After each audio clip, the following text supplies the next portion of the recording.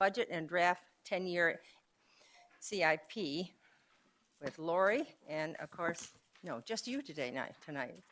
Lori, you have the floor. Brian, are you? Well, if I may, Mayor and Council, to start out, there's been I want to congratulate our finance department and our directors for working hard on this over the last really several months. And what you said, Mayor, is exactly correct. We'll be looking at the draft annual budget tonight, the 10-year draft CIP. And the approach on this is really balance out the interests of the citizens and certainly the mayor and council, but to balance in the projected revenues, what the organizational needs are, what the departmental requests are, and council does have that in the way of supplementals tonight as well. And tonight it's very important what the outcome, desired outcome, is to have consensus on this draft budget, and if there are areas where we need to do some amendments, bring back, we certainly have an opportunity next Monday as well if needed. And that's a tentative date we've set on April 25th. So, but tonight is really about getting council input and getting us to a consensus on the budget. And if there are any remaining questions or things to bring back, we would like to do that. So this is a roll up your sleeves evening. And I know that our budget manager is absolutely prepared to step us through this. We will call upon Mayor, with your agreement, we would call upon our directors as needed if there are technical issues that come up as well. So tonight's all about making sure you have the information you need. If we do not have it, we'll get it for you. So thank you. And I think it's really, you could see the breaks where you need to be asking question where you saw the purple screen. So that's the way we'll handle it tonight. So if there's any question about that, just let us know, okay? So you have the floor. Alrighty, thank you. And again, I just want to reiterate Brian's statement that, we're here. I might say words that make it sound like this is the finished budget. I might forget to say the word draft or proposed along the way, but this is something for you to react to and something to respond to. It's not a finished document at all. It's something that we really need feedback for. So what I wanted to do, we're going to kind of slowly and methodically walk through the draft general fund budget. It's certainly the part of the budget where we spend the most time throughout the year.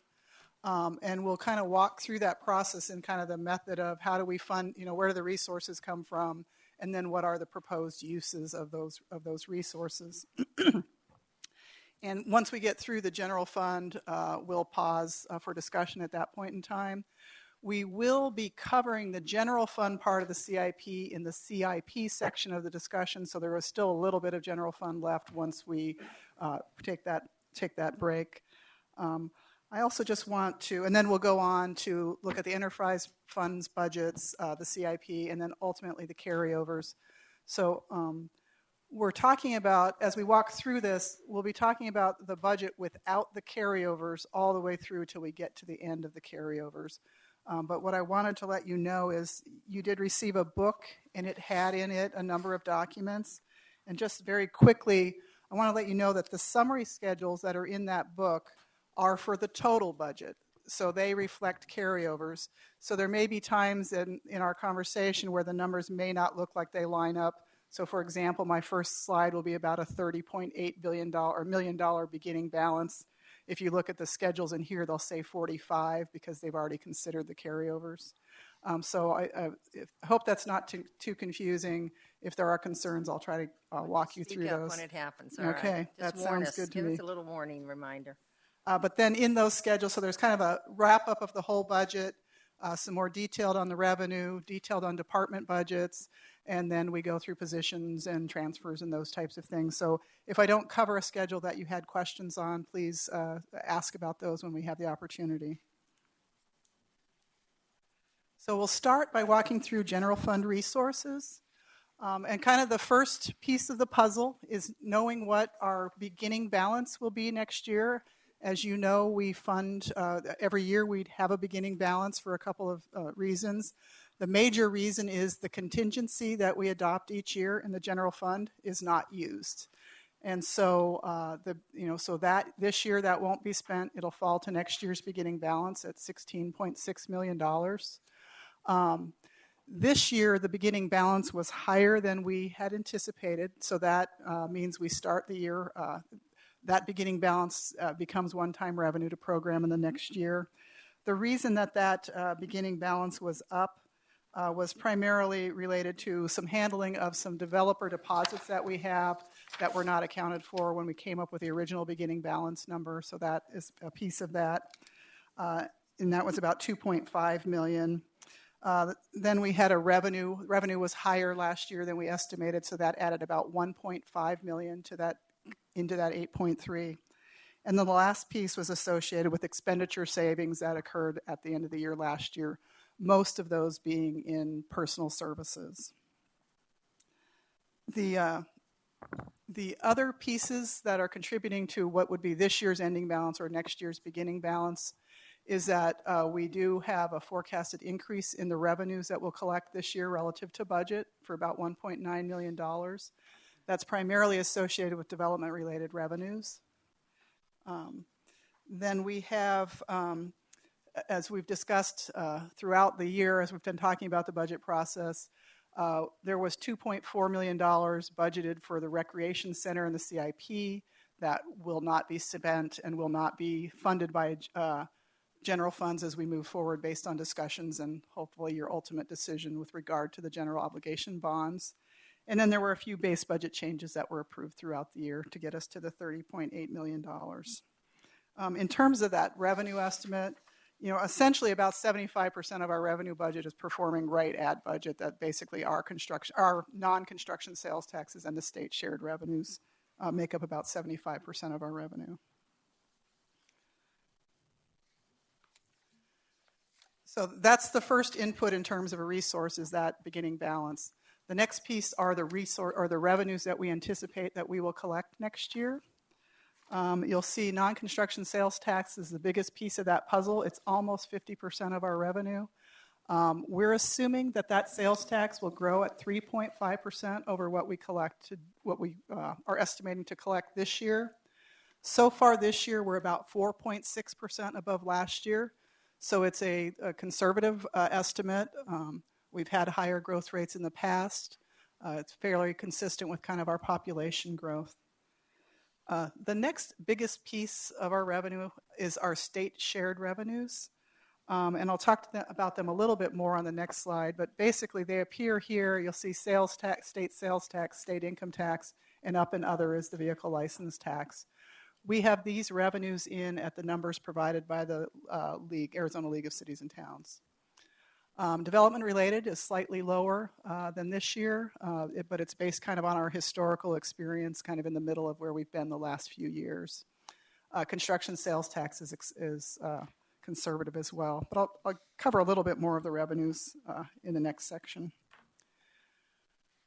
So as you recall, this year when we did the forecast for the general fund and in response to a lot of conversations we had in the prior year, we started presenting the budget throughout in terms of its ongoing and one-time pieces so that we can see that we're using ongoing revenues to support ongoing costs.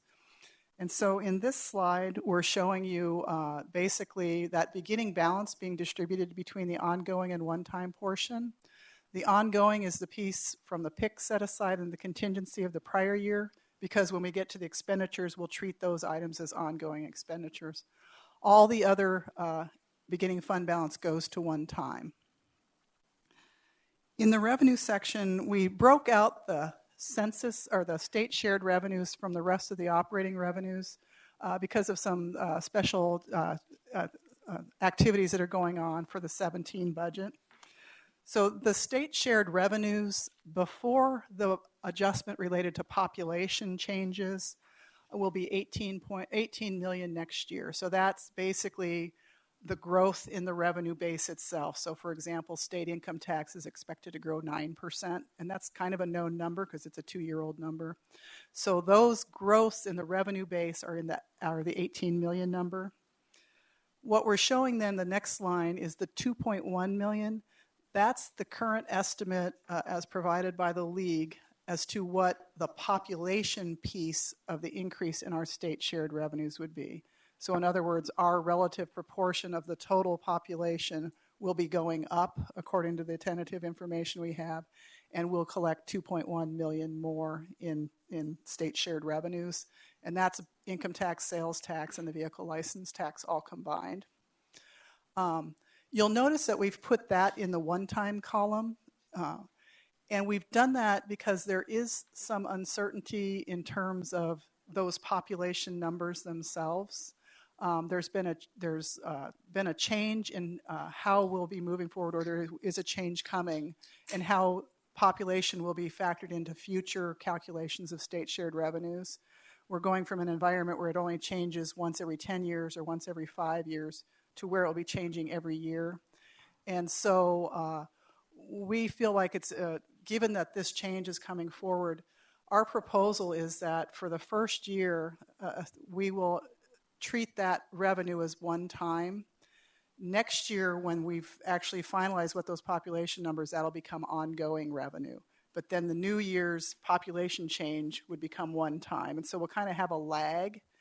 And that's primarily because under the new structure, we will not be receiving the population information until after we have not, in essence, we have not officially received the population information this year.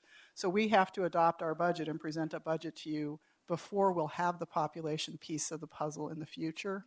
So that's why we're proposing that kind of a change, to kind of have that lag going on. The next piece of the revenue are revenues that are coming because of some of the supplementals that we're recommending.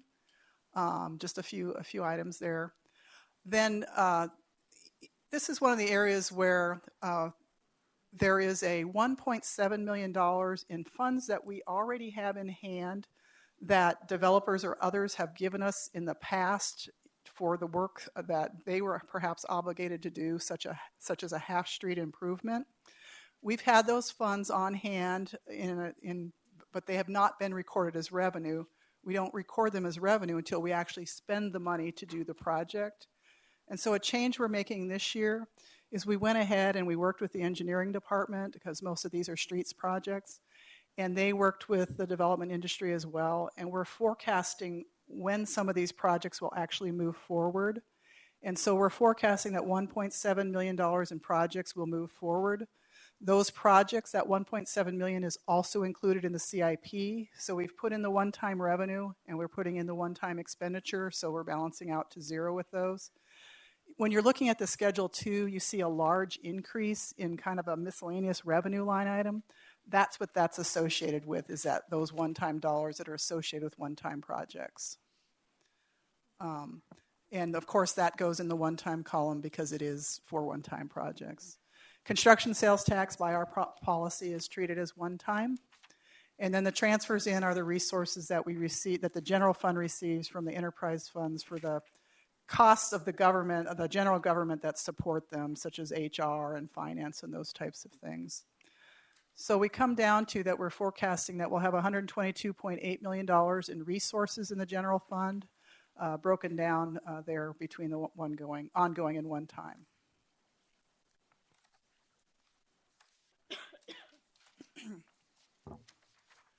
Just to provide information on the property tax.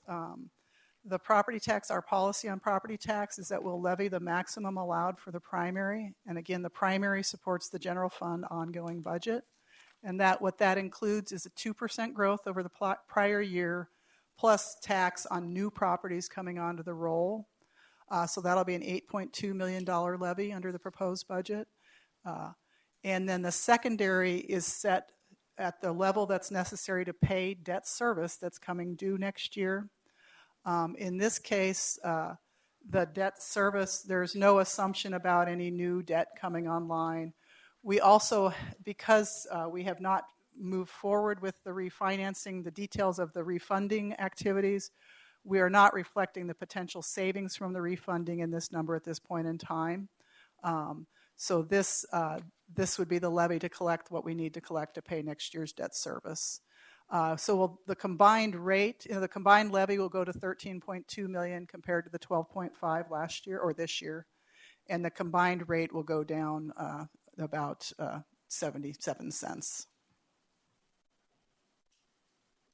And I want to let you know that one of the things we'll do that We will be posting a notice on the website, though we're not increasing the tax rates, which if we were increasing the tax rates, we'd be required to post a notice that our property tax rates are increasing. Because the levy's going up, we're going to go ahead and post that notice and just say that we're changing our rates and we're changing our levy as a result of that. And just wanted to give you some information on the combined property tax in terms of that total levy. The new levy for 17, the combined levy will be $13.2 million. We had the peak year in 10, which was $14.9 million. And the lowest levy years we had were 12 and 13, where the combined levy was 10.7.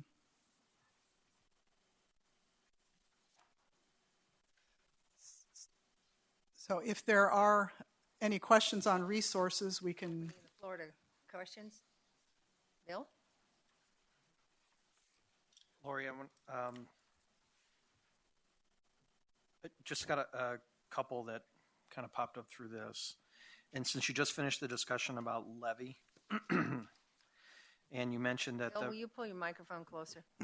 You mentioned that the refinanced debt that is not reflected in these numbers. When will we reflect that? Is that something that will actually happen next year? It will depend on the timing of when the actual transaction happens, because we won't know what the real savings is until that happens. So it's possible it will not occur before tentative, or it could occur at final. What will happen is if we do end up collecting that levy, that it's not a significant savings, that would then be available to reduce the subsequent year's levy if we ended up collecting $40,000 more. In general, we under collect our levy, so there will typically we move forward with not collecting quite as much revenue as we budget as well. Okay, and then the second question gets back to the state shared revenues, et cetera. What's our backup plan, or how do we intend to respond to an unexpected decrease in state shared revenues because of an action taken by the legislature or the governor before they get done? We're holding back our population into one time because of our population increase, which seems to be a pretty sound strategy, but we don't have any idea what they're going to do.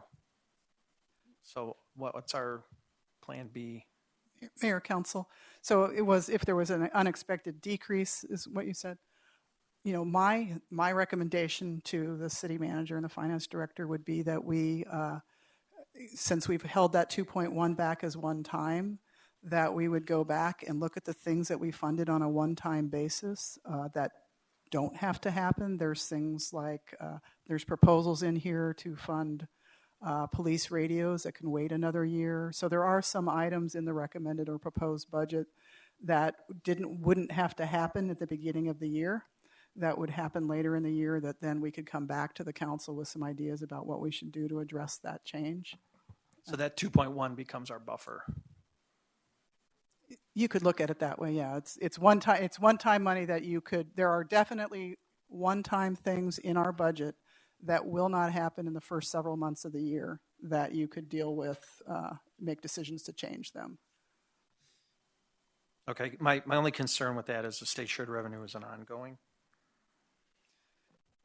The portion of the state shared revenue that's associated with the base growth in the revenue stream, so the 9% increase in income tax or the 7% increase in sales tax, that is treated as ongoing because that base, we know what those are going to be.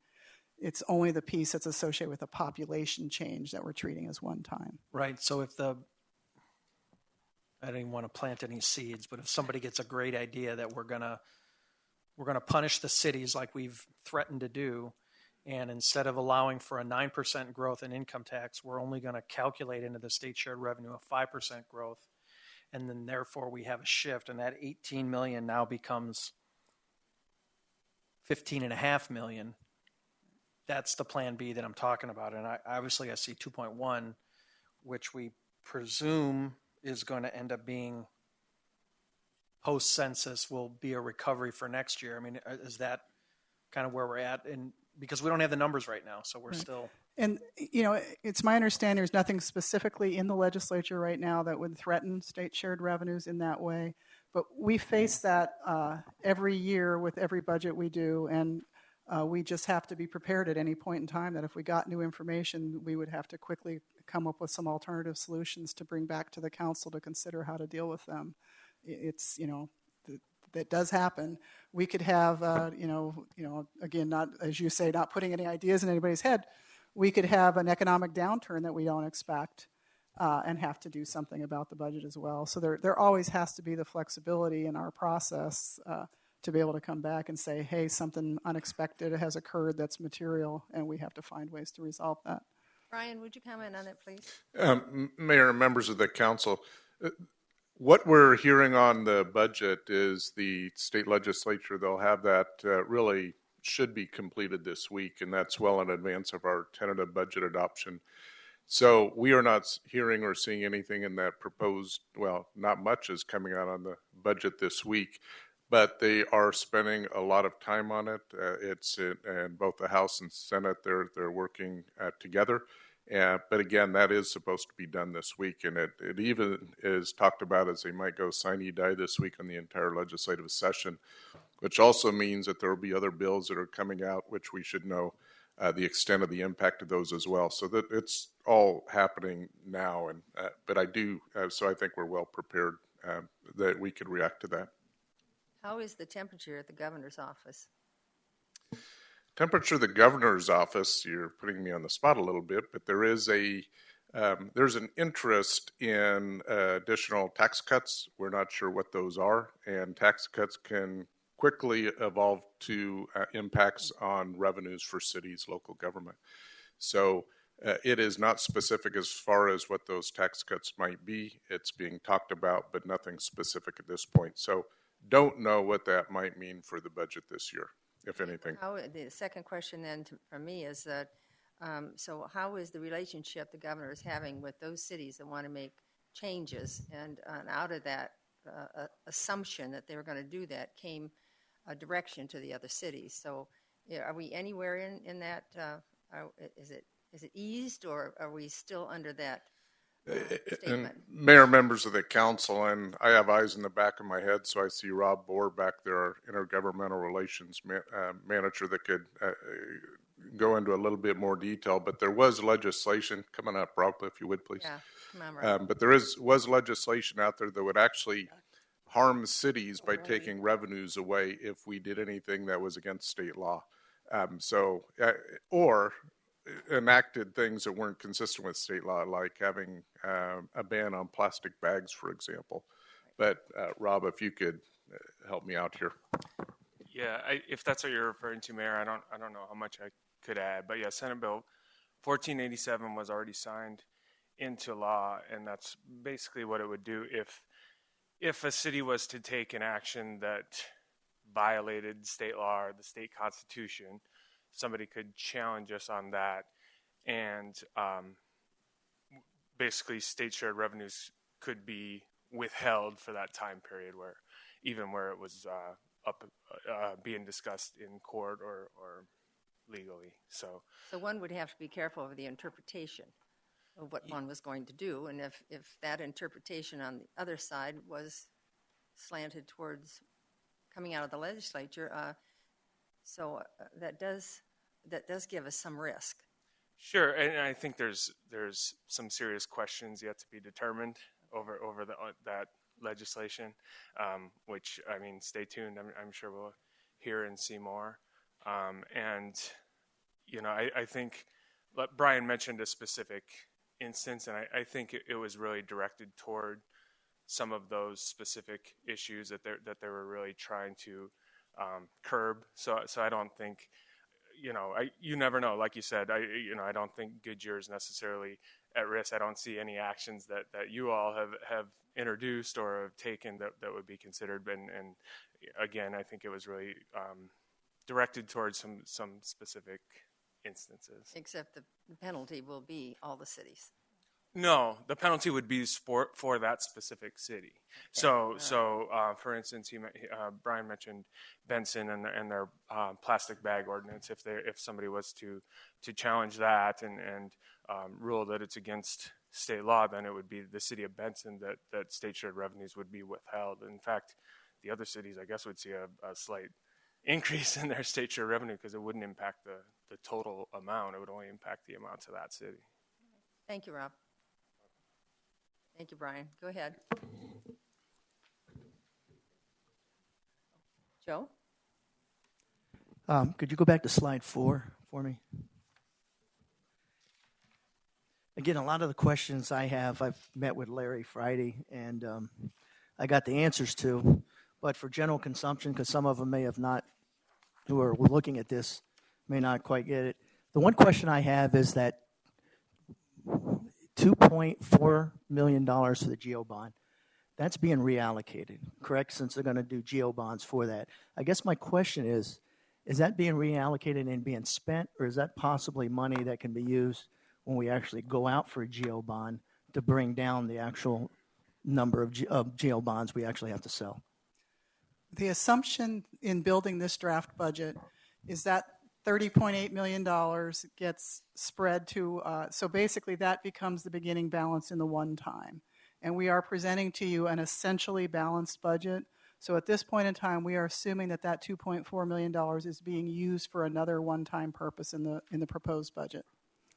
My only hope is, and again, I'm probably going to maybe be in the minority of that, but since we already set that 2.4 to the side, and I realize that we're going to be GEO bonds, I personally would prefer that to be used to bring down the actual number of bonds that we sell, because we already anticipated it. So instead of reallocating it for something else, this is my opinion, I would prefer it being used to bring down the total cost when we actually do it. That's just me, all right? That's the question I really have on this slide here. Can you go to 5? On slide 5, we have general fund revenue about $89.1 million, if I read this correctly, less about $4 million for construction sales tax, which leads us to about $85 million of operating ongoing revenue. When you go to the sources and uses, it lists about $71 million, and we had this discussion before we actually met today. For the general public and those at large, can you kind of highlight why we collect roughly $85 million in general fund operating revenue, because our policy is we match up operating revenue with operating expenses, and what's actually being used in operations is 71.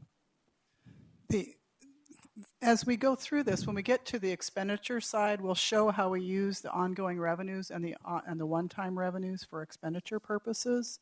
And so at this point in time, I think it would be easier to handle that through that discussion, if that would work for you. That's fine. We are aligning, essentially the budget that we're proposing uses $103 million in ongoing expenses, and it uses about $20 million in one-time expenses. So we are using those revenues for ongoing. And I know the point I'm trying to drive home is that a lot of that money is transfers out. The reason why it's 71 versus 85, because it's going to either cover the debt service for the ballpark, shortfall in the ballpark, or the money we're setting aside for future. I just want to make sure people realize that that's part of the operations itself. That difference. Well, I will make a point to cover that thoroughly when we get to we have a similar slide like this on the expenditure side, and it shows using resources for transfer purposes. As long as we cover it, that's fine. Slide 7. Is it possible, by my calculation, that's about a 5% increase in the overall levy? Is it possible to determine out of that total 5% what percentage is for current and what percentage is for growth? I know we had this discussion last, and I know sometimes it's a little more difficult, but I know it's not 5 for current. A significant, probably part of that is new assessed value coming on board. So anybody watching this, I don't want them to think that their property tax is going up overall levy. And I'm not just talking about primary, I'm talking the total, 5%, because there's 2 pieces to their property tax. So if there's a way we can actually break that down, I think it has some value, especially explaining that, at least from my perspective, to the public when they ask that question. Okay, we will. I don't have that answer That's with fine. me. That's I fine. can certainly make sure we address that in the next presentation and the public budget forum presentation. I'd appreciate that. Thanks. I will note that if, obviously individual properties can go up to Right. 5% in value. Our rate is dropping. So if you're, in a world, if your property retained the same value, your Goodyear taxes would be going down. But we all know that they could be going up as much as 5%. Yeah, and I appreciate it on an average because a significant, and my guess is a significant portion of that is for new assessed valuation that's coming on the books. So anybody just looking at it, I don't want to think their total levy. And again, you have primary and secondary is growing 5%. So if you can get that, I would appreciate it. I think that is for conversation now with the public.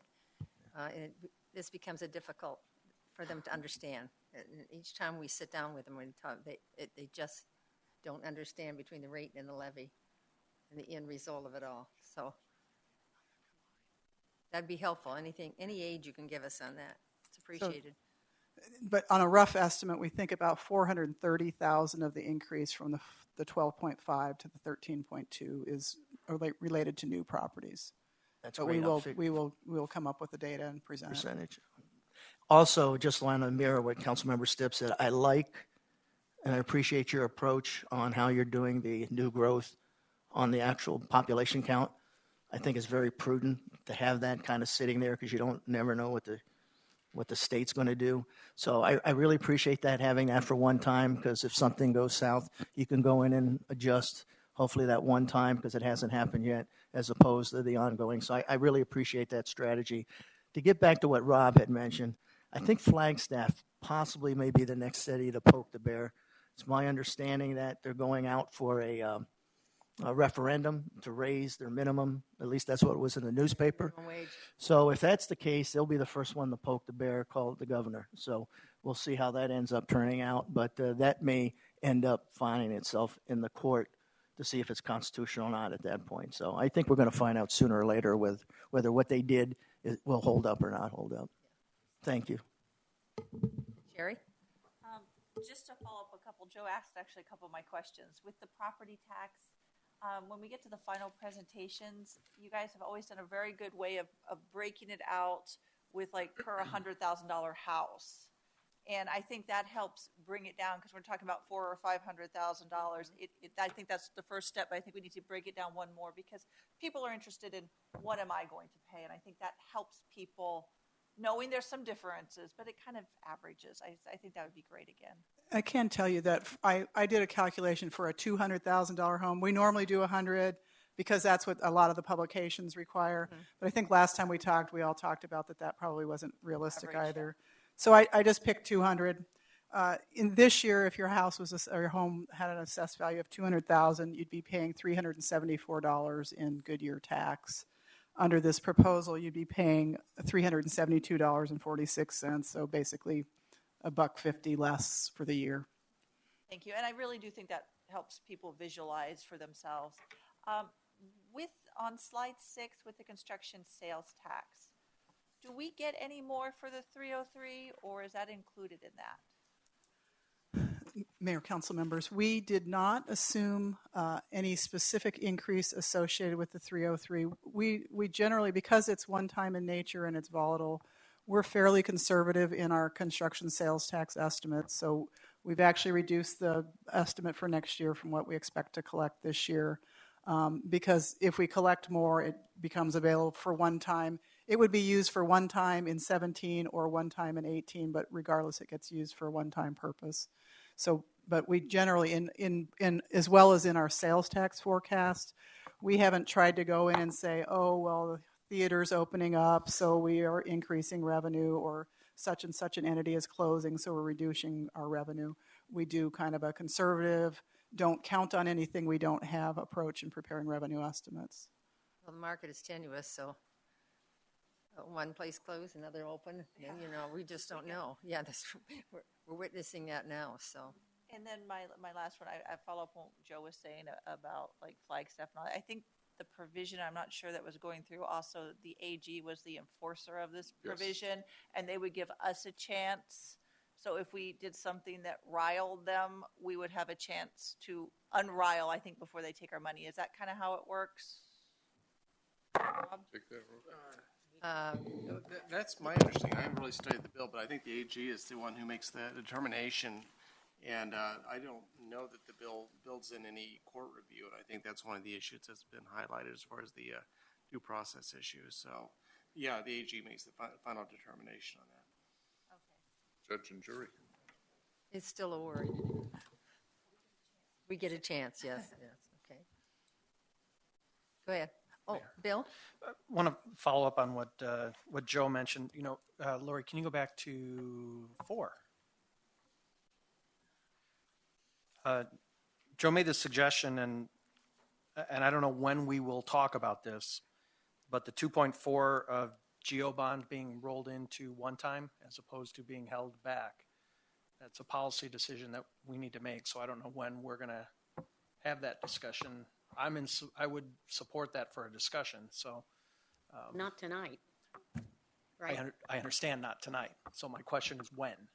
Well, Tentative budget is in a few short weeks. So Brian, how about, Do you want to take? Yeah, I would encourage you that if you want to not use the $2.4 million, so what we've freed up is general funds that were funded for the recreation center under the assumption that the GO bonds will pay for that project. So there are $2.4 million assumed in this budget that we're presenting that's being spent for another purpose. And the reason we're here is to get your guidance on if you agree with how we're proposing spending the resources. So I would suggest that if is there a desire not to use the $2.4 million to pay for the one-time items that have been recommended or proposed in this budget, that after we get through the conversation on expenditure side, that would be part of what we're trying to have you provide us feedback on is, have we missed the mark in how we've suggested using these resources that we've identified that are available for the general fund? Brian? Yeah, Mayor and Council, I'd absolutely agree with that. When we get to the supplementals, we'll be going through those in some detail. Council's received all the supplemental requests and those that management is recommending to go forward. But back to Councilmember Campbell's point, this would be the night where we would be looking for inputs on the supplemental request where we're planning to put the one-time expenses. And if that does differ, tonight would be very beneficial in hearing that to move them to other uses perhaps. Joanne? Oh, no, I appreciate that. I mean, I have 3 pages worth of questions, so I appreciate all of the input I've had so far. But to the question, I think that I would like to have that discussion, but I don't think we're ready to say right now on just this one item. I think there's a few items that we need to hash out. So further on in the evening, I would think. I'm in agreement with that. Should we go on? I just want to put it on the table. Yeah. And you did. Thank you.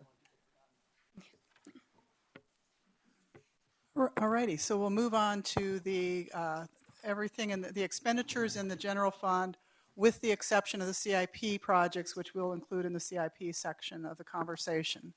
What we thought we'd do is first is kind of talk about the guiding principles that we use to help develop this recommended budget. Can I just stop you there? And we shouldn't, but did everybody read these? And those were the ones before we go on. I just want to make sure before you go on here. Okay, yeah, and so what we heard clearly and had consensus on, certainly in the CIP discussions, were take care of what we have.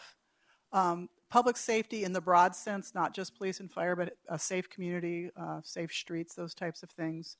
The gathering place, the 100-acre site, the whatever we want to call that project. The things that we didn't necessarily talk about in that CIP discussion and talk about consensus on, but that we heard in other conversations with you, is that you want us to plan for anticipated operating costs of things such as these CIP projects that we might be recommending or that you might be moving forward with, that you wanted to know what the impact was of the projects you're recommending. And then based on the conversation, we had a discussion on compensation and benefits, and the message is attract, develop, and retain a skilled workforce. So this is that other side of that equation. This is showing how the proposed uses of those ongoing and one-time resources. And what I'll do is I'll hit a few highlights in this particular slide, because a lot of these other items are covered in more detail in other slides, so I'll cover those at those points in time. So the things that I wanted to point out here are that the contingency, it will be at $17.8 million based on the current proposed budget, and that is essentially 25% of the ongoing operating budget. And so that changes if we change how the costs are distributed. The other thing I wanted to go over, and I think is one of the things that Council Member Pizzillo is wanting us to highlight, is you'll see we're showing $9.7 million in transfers out. Oops, I'm sorry. In transfers out of the general fund to other funds. What that is those are items such as paying for the debt service in the ballpark that actually is funded by a transfer from the general fund to the stadium fund. It is associated with a little bit of the HERF fund that for the streets doesn't quite cover the cost of operating streets. And then there's also the stadium operating cost subsidy. There's about another $2.2 million of that that is covered by a transfer out of the general fund.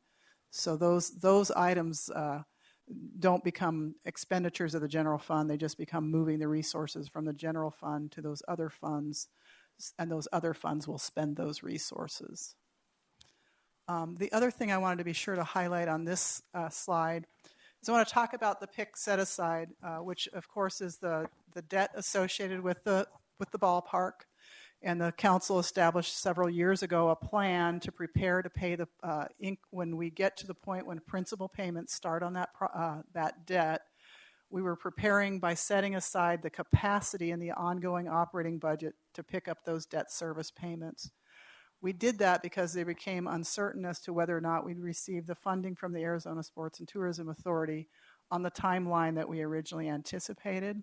So the council has wisely begun to prepare for that. Preparing for that does not mean that the city is not absolutely counting on receiving those resources, but we need to be able to pay our budget and not have to cut a large amount of money out. We don't want to have to reduce our operating, be unprepared and have to reduce our ongoing budget. So, but what we did this year, a few weeks ago, we came and presented to you information on some refundings that we're planning to do with existing debt. And one of those was refunding the PIC debt associated with the ballpark. And we talked about that as part of that, we're going to advance to start paying some of the principal now. And we said we would use the PIC set-aside, which it is intended to be used for, as paying for principal on the debt service. So what would happen in 2017, fiscal 2017, under our original PIC set-aside program would have been that we would have taken $3.4 million out of the ongoing funding source and put it into the one-time funding source. What we will be doing based on this proposal is with only $2.4 million will go from the ongoing funding sources to a one-time, and $1 million will go to paying that increased debt service on the principal. So we're still tracking and retaining the PIC reserve or the PIC set aside. We're just allocating pieces of it to paying principal versus the capacity to build the future ability to handle that. So next year we'll go through a similar analysis. We would add the increase. We'll identify the PIC set aside at 4.1 or whatever. And if we have additional principal that we're covering, that $1 million, we'll show that again that way. So we continue to identify that there. The last piece that I wanted to cover here is just to show I think the rest of these items we'll cover in the future slides. So we'll go from there. In terms of the base budget, I just wanted to give you some information on the base budget changes. And this is another one of those areas when you look at Schedule 3 in the materials we provided you, which shows the department's budgets. It's another one of these areas where there's a little bit of a presentation difference that might make it a little bit more difficult to follow what's happening there. We prepared those schedules the way they would be published in the final budget. So when you look at the FY17 base budget for each department, it includes its base budget that we developed in working with the department. But it also includes the ongoing supplemental. So if you see increases that don't make sense, it may be that there's an ongoing supplemental. We'll be able to explain those. But what I wanted to do is to talk about the base budget process that we follow, just as to quickly remind everybody. We do work with the departments. They submit a request for, they cannot request a base budget larger than their current budget. We ensure that any one-time items are removed before we establish the target for the department in terms of the maximum they're allowed to propose for their base budget. And then we go through a technical review process where the finance department reviews the base budget request, looks at historical actual experience, kind of asks the questions about, historically, an example we can give is you'll see there's $200,000 in savings in the base budget. That was because we looked closely at water in the Parks Department and determined that we could reduce the water budget in that department by $200,000. So that happened in that base budget process. There's a few other departments that reduced their budgets below the base, what they could have planned to use. And then later on, we'll talk about some of the things departments did in their base budget to help absorb supplementals. But basically, the base budget's up $2.9 million from the fiscal year 16's base budget. Most of that is associated with the labor cost increases, the salary and benefits, with the negotiated MOUs, and with the 3.5% increase in non-sworn salaries. And there was a little bit where there were some changes made this year that increased the base budget of a couple departments. I thought we'd just go through and highlight a couple of the other things that departments did within their base budgets. There's a lot of examples. One of the things fire did was they reduced the amount of time that the engine's out of service to have the hose check done from 72 hours to 12 hours through process improvements. Information technology saved about $40,000 by negotiating in the office with Office 365 for the implementation. They got that for us at no cost to the city. Engineering, development services, and economic development have been very busy departments in the last year. There's a whole slew of examples from them. I pulled two out here to highlight. They've reduced cycle times for single-family permit review from 10 to 4 days. Permits by mail from 2 to 4 days, or reduced by 2 to 4 days. They're recording final plats in 3 days instead of 3 weeks. They also made some improvements associated with holding project closeout meetings with developers. That has meant that they could get projects to finalization by about 20 days earlier. So they did that. These kinds of things are happening out there in the departments regularly, where they're looking for ways to improve what they're doing so that they can keep absorbing other things, growth in development activity by saving time in some areas.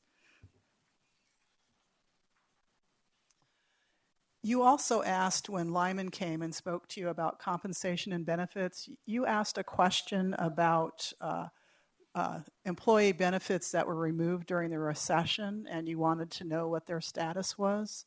I think we talked about it verbally then, but we thought we'd give you a little bit more information here. So there's a group of items that have been restored. There was a longevity program before. It has been restored. Tuition reimbursement was what was being discussed that kind of kicked the conversation off on this topic. The recommended budget includes an increase to $4,500 from $2,000 for the amount that an individual can use. And then the uniform allowances were restored and addressed through the MOU negotiations. There's a couple items that are not recommended to be restored just based on how the world has changed over time. One of those was criteria-based promotion. It doesn't impact a lot of potential employees. We last estimated the cost in about 3 years ago, and it was about $90,000 but it impacts a very small number of employees. And there's other things that we're doing now to kind of get to what that program was getting to. We're also not recommending vacation buyout as something that would come back. And then there was one other item that was discussed at that session that is not yet addressed. It hasn't been restored either in a prior budget or in this proposed budget, and that was the retirement health savings account that was basically funded through based on your level of sick leave, and it converted sick leave into a contribution to a health savings account. It's estimated that would cost about $125,000 if there was a desire to restore that particular item. So we'll kind of move then into the supplemental piece of the budget, or the changes piece of the budget. Just to let you know, there were about $4.7 million and 31 positions requested on an ongoing basis for the general fund. And we've included stadium and HERF in these numbers because ultimately they would be funded by the general fund since they already require general fund support. And then there was $66.6 million in one-time items requested.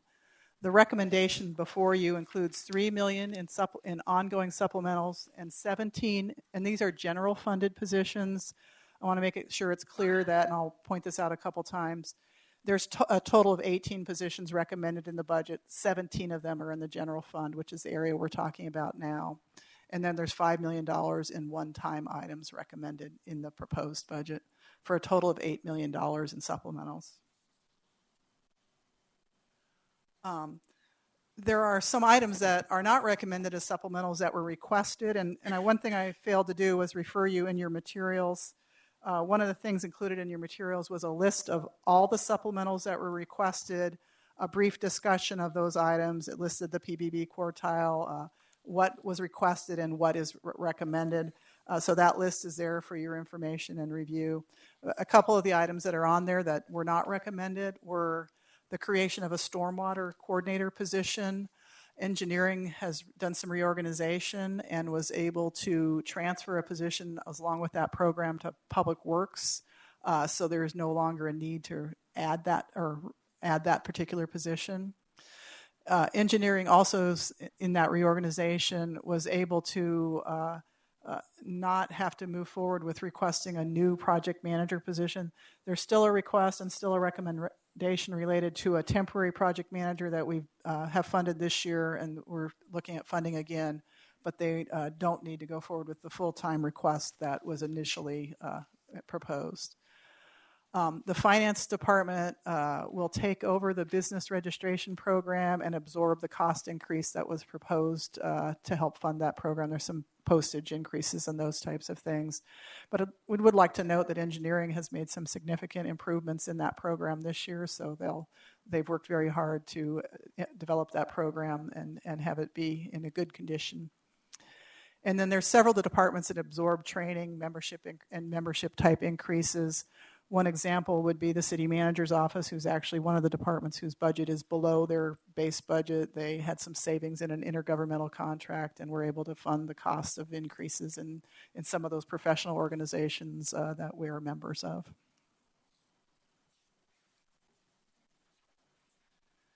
And so this is a list of the 17 general funded positions. Again, there is an 18th position recommended when we get to the enterprise funds.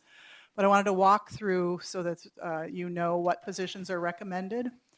We're recommending 2 customer service representative positions for the finance department. Currently, APS provides about 20,000, handles about 20,000 of the city's transactions at their window, including all the cash transactions. They will be leaving the building, and we will have to take over those responsibilities for ourselves. The current proposal there is that we would create 2 positions. The finance department's plan is to fill the first one, monitor the need for the first several months to see if the second one is required or not. In addition, the finance department has recommended to add a full-time procurement specialist. They've had some part-time or temporary assistants up to this point in time.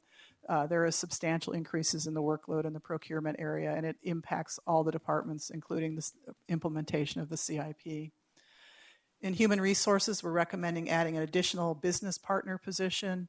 The business partners support departments. They've also had increases in the number of positions and the types of activities that the city is undertaking that support that workload increase. In parks, We're recommending converting a part-time to a full-time customer service representative. That particular position is a direct customer service position, and it is a cash handling position, so we think it's a good recommendation to move that to full-time. There's also a Parks Worker 1 position recommended. Parks has a program where they've established a system of kind of a audit scoring system for the maintenance of parks, and they're not meeting their standard or their target for that maintenance area. In addition, there are some industry standards that would support a higher level of Parks Maintenance Act workers relative to the size of our system. In addition, when you look at your list, you'll see that they requested 2 positions. We're only recommending 1 at this point in time. But there's also an item in the facilities, Public Works facilities recommendation that would use a contractor to do landscape maintenance on some city facilities. That Parks currently performs that work. So it would also, by funding that item in facilities, we'd free up some additional Parks worker capacity to help in the Parks Department. The next item is, there's 10 positions recommended in the full police department. Those are not 10 police officer positions. There are different types of positions in the police department. What we're recommending is 1 squad of 5 officers and 1 sergeant. The police department did ask for 2 squads. This is the current recommendation. There's also a recommendation to add an SRO, or a school resource officer program sergeant, to supervise or manage that program. An investigator position is recommended, and a telecommunication operator, both of those based on workloads in those areas. And then a management assistant also to help support that department. Its internal research and analysis needs. It's a growing department and has some needs in those areas. And then the last recommended general funded position is a facilities maintenance worker 3 position. And again, facilities is an area where we've had substantial increase in the number of facilities and the square footage of facilities that are maintained. Yep, I read it down. What? It's not question time yet, right? You're not ready for question We time. were going to go through all of the general fund Okay, so just write the operating question budget recommendations. Oh, I have my questions. Okay. All right. Can I just ask one question? No, keep your questions down, and you can get it to. About them back here? Or Yeah, are we going to talk about whatever them twice? she's talking about on this. We'll go through this, and when it comes up, you talk about it. If you have a question that reversed back to another one, we could take it at the question hour.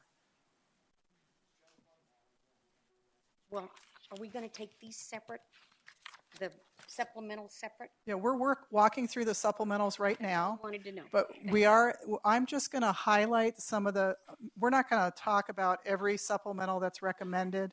That's why we provided you with this detailed list, so that when we get through when we start talking about expenditures, when we get through the expenditure piece of the presentation, we'll take your questions and respond to your items about the supplementals.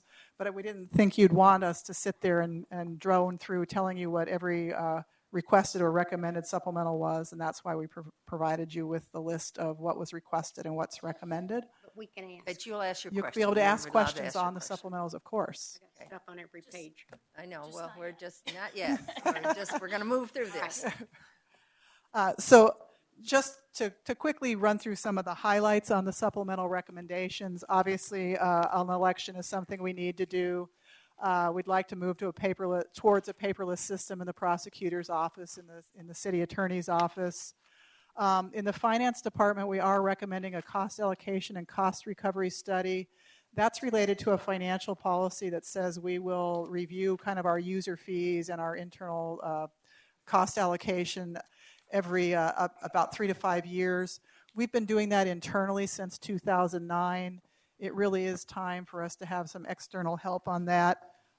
And so that's why that item is recommended. It impacts both those transfers. We also have transfers into the general fund from the enterprise funds for their support of the operations that support them. So that would address both those internal transfers between funds as well as user fees we charge outside the city. Information technology has got some improvements in network security and compliance to keep us safe and in compliance with our licensing agreements. In human resources, there's a compensation study recommended. I'd like to point out that that was originally requested as $100,000, and it's been reduced to $35,000 based on the Human Resources Department taking some time to really look at what really needs to be done and what we can do internally versus what we need consultant help to do. In human resources, there's also 2 budget practice changes that may not make sense on the surface. One is related to wellness funding we receive from Cigna. Sometimes Cigna spends that money for us, sometimes we spend that money. It hasn't been budgeted as a revenue and an expenditure for us, so that means the times when we have to spend that money, we have to come to you with a budget transfer saying Cigna will give us $5,000 to do this, and we'll spend that $5,000. The agreement calls for up to $50,000, so we're going to just change to where we budget to expend the whole $50,000 in our budget, so we'll have the revenues and the expenditures all in our budget. We are, though, just recommending that as one time, given the conversation about potentially changing how we have our the potential for self-insurance or other means health benefits for our employees. The other kind of budget practice change is similar. Our property losses, if somebody hits one of our trees or damages one of our buildings, all of those transactions go through risk management and HR. And right now, we've kind of spent a couple years looking at our experience of what's our costs, what are our returns from the insurance provider, because we do have a deductible that we don't recover. And this particular transaction will get us better aligned with our historical experience of expenditures and those reimbursements. And again, that's another area where we've been having to come forward with lots of budget transfers. You'll probably see one in May associated with this particular line item. Police, and I'm not covering the position changes that we've already covered. Police has lots of contract increases to their base budget, things like the jail contract, also their utility bills for their facilities. Fire, we are including the third year of the 3-year funding plan we had to replace their SCBAs. So next year will be the year that they will actually replace those SCBAs, and we will have gathered enough funding to do that. The rest of the funding is coming through as a carryover. There's also some one-time increase in overtime and the station location study included in fire. Municipal court is having some increase in demand for juries and defendant services that we're recommending be funded. In the Economic Development Department, we're recommending $100,000 for the Economic Opportunity Fund that's been previously discussed at a retreat. In development services, there's contract services and overtime to support ongoing development-related needs. Engineering, some storm drainage-related items, and then also they have development-related and CIP-related support recommended on a temporary basis.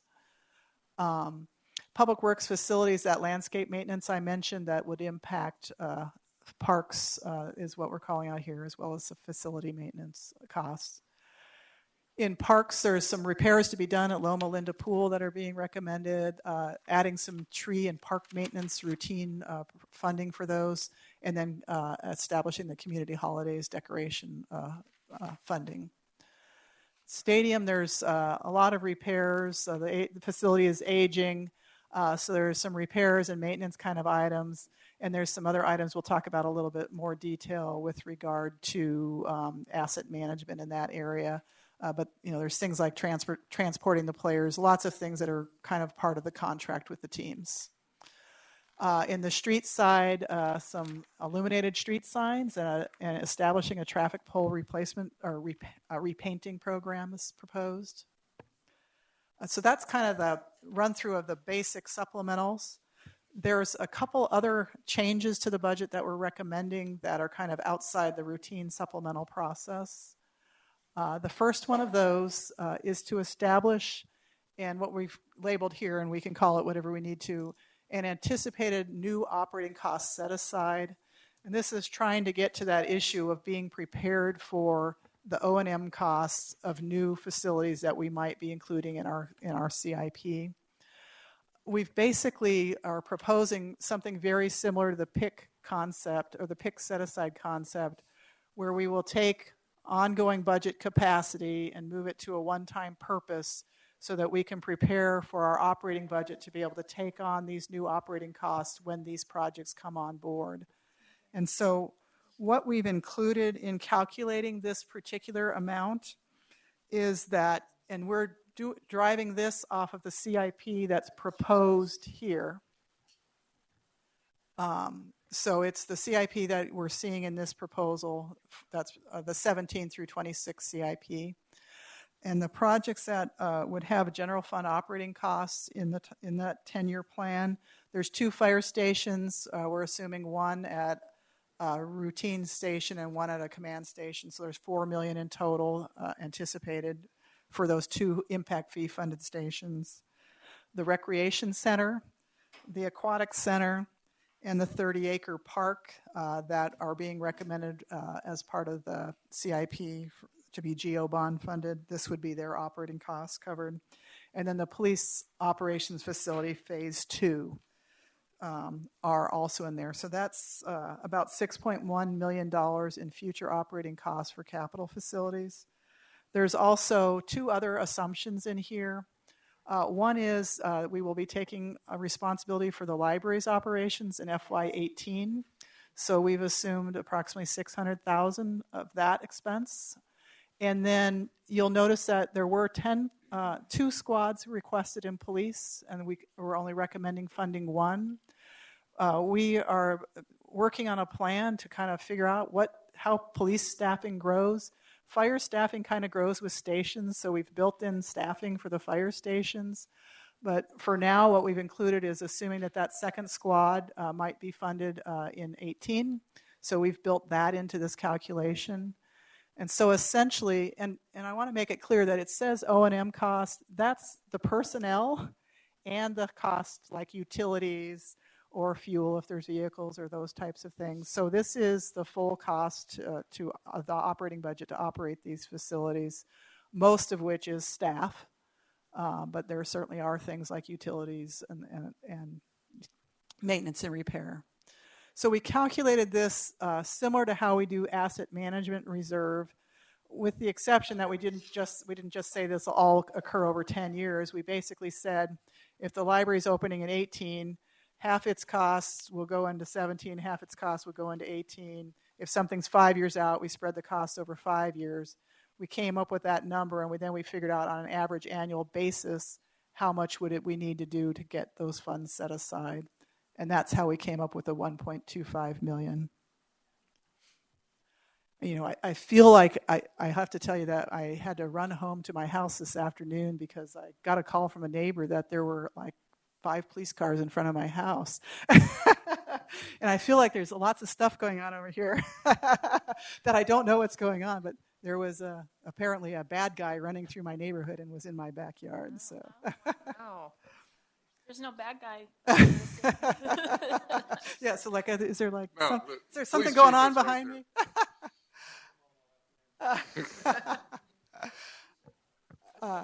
No, I wasn't trying to say you guys are bad guys, but it was like there's something else going on in the background.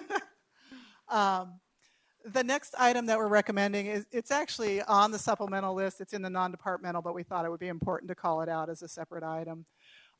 We are recommending that we start to have an ongoing funding of $100,000 a year to address retirement payouts. We've had departments, fire department last year had a number of retirements. Basically, the fire department, we kind of assume departments will have some savings. Like this year, we're assuming we'll save about 1.5%. Well, last year, the fire department came on essentially at budget. We were fortunate they were able to absorb some big payouts last year. This year, it's the finance department that's going through that. They've had several large payouts through retirements. This is when people leave. They get paid their sick leave and their vacation sick leave if they've been here more than 10 years. So what we don't want to have happen is have departments have to say, I can't do something because I wasn't budgeted to cover a retirement. So what we're proposing is a system where there'd be $100,000 available. There'd be an approval process. A department would have to demonstrate that it couldn't absorb it, because certainly some department budgets can absorb some degree of vacancies. not all the payouts are high. Some people leave and they might only have $500 to be paid. Other people leave and they might have $60,000 to be paid. So we would assure that it's only used where it's needed. Another item is related to the ballpark, and we have a couple items related to the ballpark and their asset management like expenses. This is there is in the agreement with the teams what we call CapEx, which are the things that we need to repair, maintain, replace according to the contract with the teams or the agreement with the teams. Currently, that plan is funded per that agreement at $250,000 a year. The agreement, the assets in the agreement, and the cost of those replacements or repairs cannot be funded over the 20-year agreement at $250,000 a year. So we went through a calculation as to what that plan calls for, and it will require additional resources. So what we're recommending is essentially that we'd have to put an additional $650,000 a year into that plan for the next 4 years, and then after that, $450,000 a year to fund what's coming up in the next 10 years. And that would be a fund transfer. Currently, we transfer the $250,000 from the general fund to the CapEx fund. So this would increase that transfer to $900,000 from the general fund to the CapEx fund. And then the next item is there was discussion at the compensation and benefit item earlier in the year about pursuing a study and an evaluation of self-insurance. And there was a lot of talk about the need for a reserve balance or a balance to start off with in that program. So we're recommending that we put up $500,000 of an initial funds to kind of create that reserve.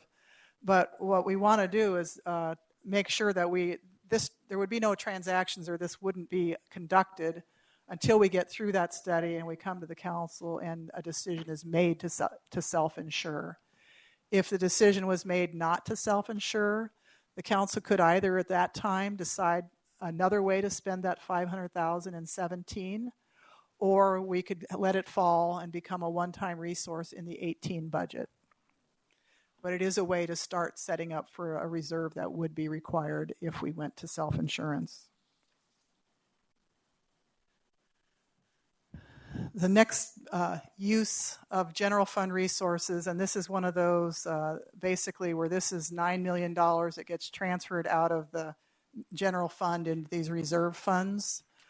So I'll just kind of walk through this and give you an idea of what's changed. In Fleet, we established we needed $2 million a year for a couple years. You'll see next year's proposed expenses. They have a beginning balance of $2.4 million. Next year, we need to spend $3.3 million in that fund, and that is because there's 3 fire pumpers at $2.1 million in next year's replacement plan. And so that's why we were funding it as a higher level the first couple of years. Funding for that out of the general fund will go down in the future because we'll get past those 3 pumpers. There is another expensive fire apparatus in another couple of years, but we're able to fund that. So that particular fund is going to have a large increase in terms of what it's expending next year at 3.6. So that's why its ending balance is going to drop as well. In the IT hardware area, we reviewed the plan again, and they did a thorough analysis of their assets, and we did identify some additional assets that should be included in the asset management plan. So that increases by $150,000 a year what should go into that fund to fund it over the 10 years. In addition, we more carefully isolated the deferred part of the assets in IT that haven't been addressed yet. We kind of put that on hold last year as the ERP project was moving forward, and we really took some time to scrutinize it this time. So we're putting an extra $600,000 into that fund to deal with that deferred workload. And now the department will program that out over a couple of years to where they can actually implement that. In parks, it's the same reserves that we had before in terms of the parks facilities, the right-of-way, and the parks and ballpark rolling stock. The new item we're adding there is that item that's in caps and bold, which is the ballpark assets.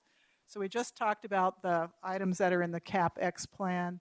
There are other things that need to be maintained and repaired and kept up to snuff at the ballparks that are not part of that capital X plan with the team. An example would be fences may not be in that plan. So we've identified those assets that are outside CapEx, come up with an asset management plan for those as well. And that is adding about, I think it was about $60,000 a year to what we should be putting aside in parks. In addition, if you'll recall, when we made the recommendations for asset management last year, there was a lot of catch-up in parks and in right-of-way. It was several $1 million of catch-up, I think like $3.6 million in catch-up. So what we did not address last year when we came forward was there's also a peak in parks in the right-of-way area in about 3 years. So we didn't start funding ahead for that peak. So we're recommending that we start funding ahead for that peak now. So we've increased the Parks General Fund contribution to $2.15 million. And that will go for a couple years until we get past that peak. And then we had advised you that we've been working on police and fire new asset management plans for those two areas. Police is primarily things that there's not a lot of them. There's about $80,000, $75,000 a year in ongoing kinds of things like replacing weapons, replacing equipment for the K-9 program. But then there's these very large items associated with radios that come up every once in a while. So rather than recommend that we set aside money year after year after year to get to those big radios when the rest of the program is very small, what we're recommending is we go ahead and put in the funding for the radios now, and they would be replaced in 2018 under the current plan. And then we also then put in 160, or that we put in a little additional 160 this year and next year, because asset management is new to police and fire, they also have a little bit of catch up, or they have unusual items in the first couple of years. So they'll spend a little bit more than the kind of $75,000 a year. But that's why police has a large ending balance. Is basically there's $2.1 million in radios coming up. That button, fire, their average ongoing cost is about $515,000 a year. But to go hand in hand with those three pumpers next year, fire is responsible for some of the equipment that goes on to new apparatus. So they need more than their $515,000 next year so that they can fund those additional pieces of equipment that need to go on those new vehicles. So they will also have a couple years where the contribution in is a little bit higher than the average of $500,000 a year, and then we'll even it out in the years after that and reduce that below the $500,000 a year.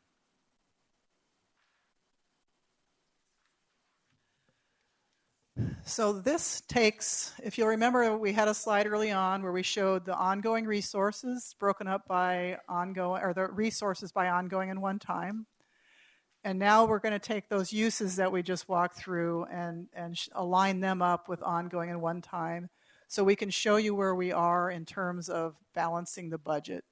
So what you have before you is a recommended budget that's essentially balanced. It's a couple $100,000 short of being balanced. So we're using nearly all of the ongoing resources for ongoing needs. And then there's a little bit of one-time resources available as well. It's less than $100,000. But we just wanted to give you a picture of, we have presented to you an essentially balanced budget. There was also a request previously that we would compare the recommended budget to the forecast that we presented you earlier in the year. So I'll go through 2 slides to compare the forecast, compared to the forecast. For the ongoing piece, you'll see that our revenue is slightly below what we forecasted, or it's in the lower end of the forecast. That's primarily due to shifting that census-related revenue over to the population piece over to the one-time category. And then O&M is a little higher than we projected. We were using about 3% as the high end, and 3 or 4%. The labor increases were higher than that. We had 3.5 plus the MOU agreements were higher than that. So that's the primary reason for that. Contingencies up, consistent with what's happening with the operating costs. And then the other items leave us with about $4 million that was available in ongoing resources. And we used that with $3 million in supplementals and $1 million towards that operating cost set aside. Obviously, these numbers are very rounded, but it's just to give you a sense. So that's how the draft budget proposes using those available resources.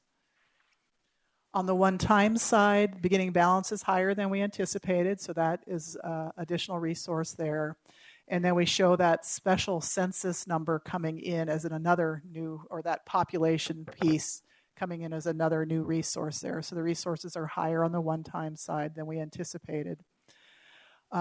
The existing CIP projects were worth $3 million, and the existing asset management program was $6 million, so that's not excluding the police and fire new items. So after that, it's still left an available balance of $12 million in in one-time resources. And the draft budget uses those as $4 million in supplementals, $3 million in new asset management items, $5 million in new CIP projects that were not in the plan before. $1 million of that we sent to the PIC. We used the debt service to pay for the PIC debt service. And then this is showing that resource of that coming in from the operating costs set aside. So that's how the one-time resources were used at a very high level. And that gets us to where we get to talk about the supplemental operating budget I'm going kind to of let Wally items. start first this time. Oh, Since you had some. okay. Sorry, what? Sorry. It's been suggested we start at the top of the list, so because it's more than one of you have questions in that. Top of the list. List of the At the very supplementals. beginning. I was looking at this one when you were talking about it, Wally. Sorry. I Oh, thought yeah, it yeah, was yeah. easier. Well, Are you talking about that? well, yeah, but I have a couple of questions from here. Okay, can I ask about this stuff Yes, first? go ahead, go ahead. Okay, moving right along. Sorry. Okay, on page 10, where you say that we are setting aside $600,000 for the library operation, Yes. what does that entail? What's going to cost us $600,000 to have a library? Well, the library is currently funded by Maricopa County. And that's how much they pay? That's an estimate of what, that's based on, we inflated their current costs, but that's essentially cost the county to operate the facility. Okay, I know it will be for salaries. Salaries, utilities, Do we get to replacing keep the books. that we now have, and we just have to buy new ones? We would just, I don't think we have to buy new books. We got someone, I'm Yeah. going to call and somebody that can Yeah, help me answer. Mayor, we have Nathan Torres that can address the Rather questions. than go I through. don't know if this is enough. Well, let's let Nathan talk about it, and then you can ask another question on that. Mayor, Councilmember Campbell, the library currently has been operating at about $600,000 per year, their cost. Staffing, other miscellaneous supplies, materials, replacement of circulation materials. So that's what we're looking to cover here starting fiscal year 18. So it's things we would have to cover. This isn't any additional. That's the cost of doing business to keeping the status quo as is with the current library hours and the with current staffing levels. And yeah, the current staffing levels. Correct. And so if we wanted to increase the hours, we would have to have more money. Correct. There are two things that we're looking at right now. One is we haven't made a decision. We'll be bringing that information back here at a future date where we'll have an option, and that is either to continue with the library at that cost, or we'll do some cost comparisons to take that library operation in-house. With one library, it's a little difficult to operate a library because you would lose you'd lose the resource that the county brings to the table in terms of circulation. Okay. All right. That's all for that one. So on slide 11, when you were talking about the $100,000 retirement payouts. Now, when these folks retire, we're not paying excess vacation pay, right? We're paying sick leave that they have stored up and not used. When you leave the city's employment, you are paid your vacation that you have on the books. But we, as a council, voted or said we wanted everybody to not store up a lot of vacation for them to take it. So, Brian, Mr. will you City address Manager, that, please? Yes, Mayor and Councilmember Campbell, by policy, there's a restriction on up to 320 vacation hours for non-sworn, and what is it? How much for sick?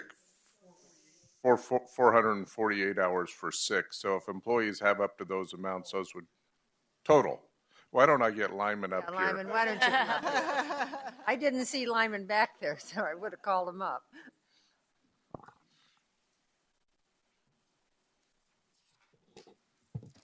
Councilmember Campbell, Mayor. The current policy entails that for sick leave payouts, you can bank up to 320 hours for non-sworn, and for sworn 448. So that would be the amount that could potentially be paid out in the way of vacation. With regard to sick leave, there's also a threshold that's connected to your service in either ASRS or PSPRS. For those employees who have 10 years of service in either of those programs, they're eligible for a sick leave payout. For our non-sworn, 448, and for sworn firefighters, 672. So what did we do as a council? Anything? And the slide that reflected earlier eliminated the vacation payout, which would happen throughout the year. So it's a different element of policy, right? Different element of policy that put a restriction on people getting vacation payouts at intervals throughout the year, based upon what accruals they had. All right. Do we have a projected of how many people are going to retire next year so that we can be ahead of the curve and we don't have this conversation all the time? Because apparently, I don't recall us talking about this last year. So. And we can certainly project. It's difficult. Okay.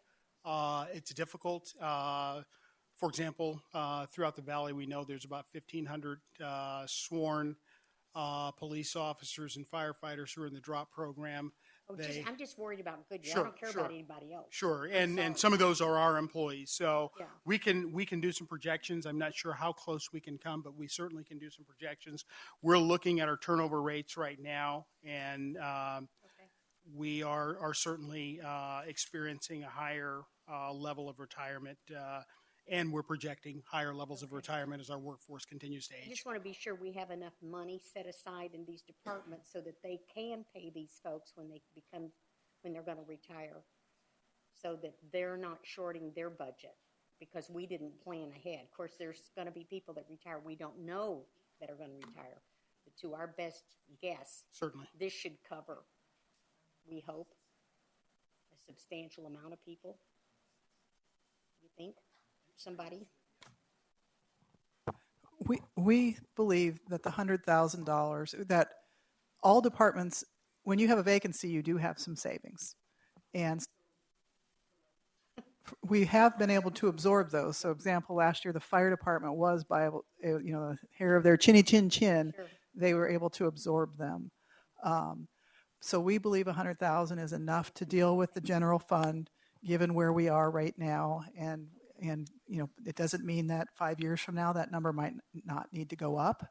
But right now, based on the department's ability to absorb, this $100,000 is just to deal with the unusual items. If you had a very small department have a retirement, they might not be able to absorb it. If they've only got 3 people, Right. they may not be able to absorb it at all. Mm-hmm. But if you have a department with 20 people, they may be able to absorb it. Okay, so you think we're fine with this amount, with this? Yes. Okay. All right, and then Hey, Wally. Yes. I have a question on that subject. Okay, Yeah. go So- right ahead. Unless we want to bounce back. No. Jump right in. So, and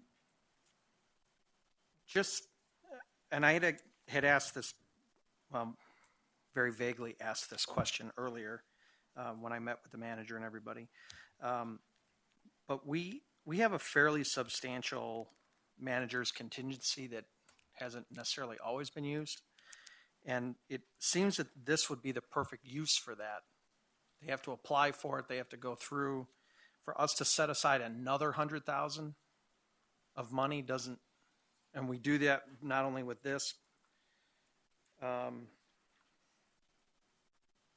the Economic Development Fund, and not to mention the council has a contingency fund as well. So we're, between the manager's contingency, the council contingency, and these two things, we're almost $1 million of just in case money, which seems to be fairly high. Is there a reason that we couldn't, since we're just getting started, start with that before we tie up additional funds? Yeah, I have to speak up on that. I'm not sure that I agree with what you're saying. The money is there, but it is programmed, so the money is there. Haven't we looked over that before? We've looked at the city manager amount, what the council has needed, and I thought that we had gone through that before. But Brian, can you speak to that? Mayor and council, I'll certainly get it started and then ask Lori to finish up. So the manager's contingency each year is set at $500,000, and that is used for a variety of sources. We've used it for flood damage. Paul, we doing okay? Okay, thank you. So the building's not on fire. No. But anyway, so that is used for unknown events that come up. For example, this year we used $100,000 that was allocated for moving the 230 kV pole. We have used it for, like I said, flood damage, acts of God, if you will. Lori, what are some of the other generally types of uses over the last several years? We've used it for retirement payouts and severances, so along that line. We've used it for development industry activity where we had to add more resource or more expenditures to support the development industry, various studies and analyses. So in the past, since 2012, we've used as much as there was a year when we had less than $200,000 remaining to be spent. This year so far, we've only used $100,000. I think my experience as Brian is very aggressive about pushing the departments to absorb their cost increases. And and some of that is we guard it carefully, and if it ever is used, we bring that back to council for fund transfers, so it's always known as far as what those uses are for. I do want to reflect on when we had a rapid growth year, we ended up hiring a significant amount of contract employees for inspections, plan review, those types of things. And then the one reference to the payout was for an executive level position. So it's not used on a regular basis for payouts, but it was used one time for that. And the council also has discretionary. I believe you're just shy of $200,000 now, $190,000. There is, my understanding is each council budget has $750 to spend, and the mayor has $1,000, and then there is the community funding. We're talking about the discretionary that council has as it relates to that start off at about $230,000. We used part of it for the cushioning of the roadway in North Subdivision. Right. So there's still an amount that's in there as well. Of 200,000. It's just shy of 200,000. I want to say 190. But in addition to what the budget manager said, council has their own discretionary amount too, but it's fairly nominal. I was going to say, I don't remember it being that high. Yeah, go ahead, Bill. So the question that I asked specifically was, in the last 5 years, what are the amounts that we've used? And the numbers that I was given was 100,000, 123, 5,000, 300,000, 275 in the last 5 years. So we're not using the entire 500,000. And if part of that money in 1 year was used for retirements, it seems that we've got a funding source forward already, and we don't need to add an additional 100,000 to that. That's my question and my point. And if we run into a situation where we were experiencing a building boom, we always have that additional revenue that is unexpected that we can do one-time monies with, and then the next year. So there's always a way to do it instead of pulling $100,000 out, because each one of these $100,000 that we save, that we talk about over the next hours or whatever, is going to add to 2.4 or some other number. So I'm just asking the question about perhaps we consider what we already have to fund this 100,000, especially if we can predict it. We know how many people are in the drop. We already know that. They've already dropped. And we know that the average person in the drop is 3.5 years from police and fire. That's who we're probably taking the biggest hit from. So we ought to be able to calculate that out and figure it out. The other thing, and I don't know if the manager was going to address or not, but as the pension board chair, I want to be very clear that the council and the public knows that even though we pay out for vacation and sick leave, that does not add to their pension, does not spike their pension. That is not going on in the city. So even though we pay it out, it's paid out separately, but it does not count toward their pension. And I want to make sure that that is absolutely on the record and very clear for everyone. Thank you for that. Anybody else want to weigh into this conversation? No, I see your point. And, I typically didn't have a problem with it because it could only be spent for that. And if it was spent for other than that, then I would expect something coming back to us saying that we need to transfer it. So to me, it kind of like sits there unless for some reason it goes there. So I don't have a problem with it, but I do see your point that if there's other places that we get it, for example, if there's something that comes up where you need another 100,000, I would entertain maybe moving that to that. But I don't have a problem with it sitting there as long as that's all it's getting used for. Just like when we get to the positions, and I'll carry that when Wally raises some of that, as long as that's what it's used for and nothing else.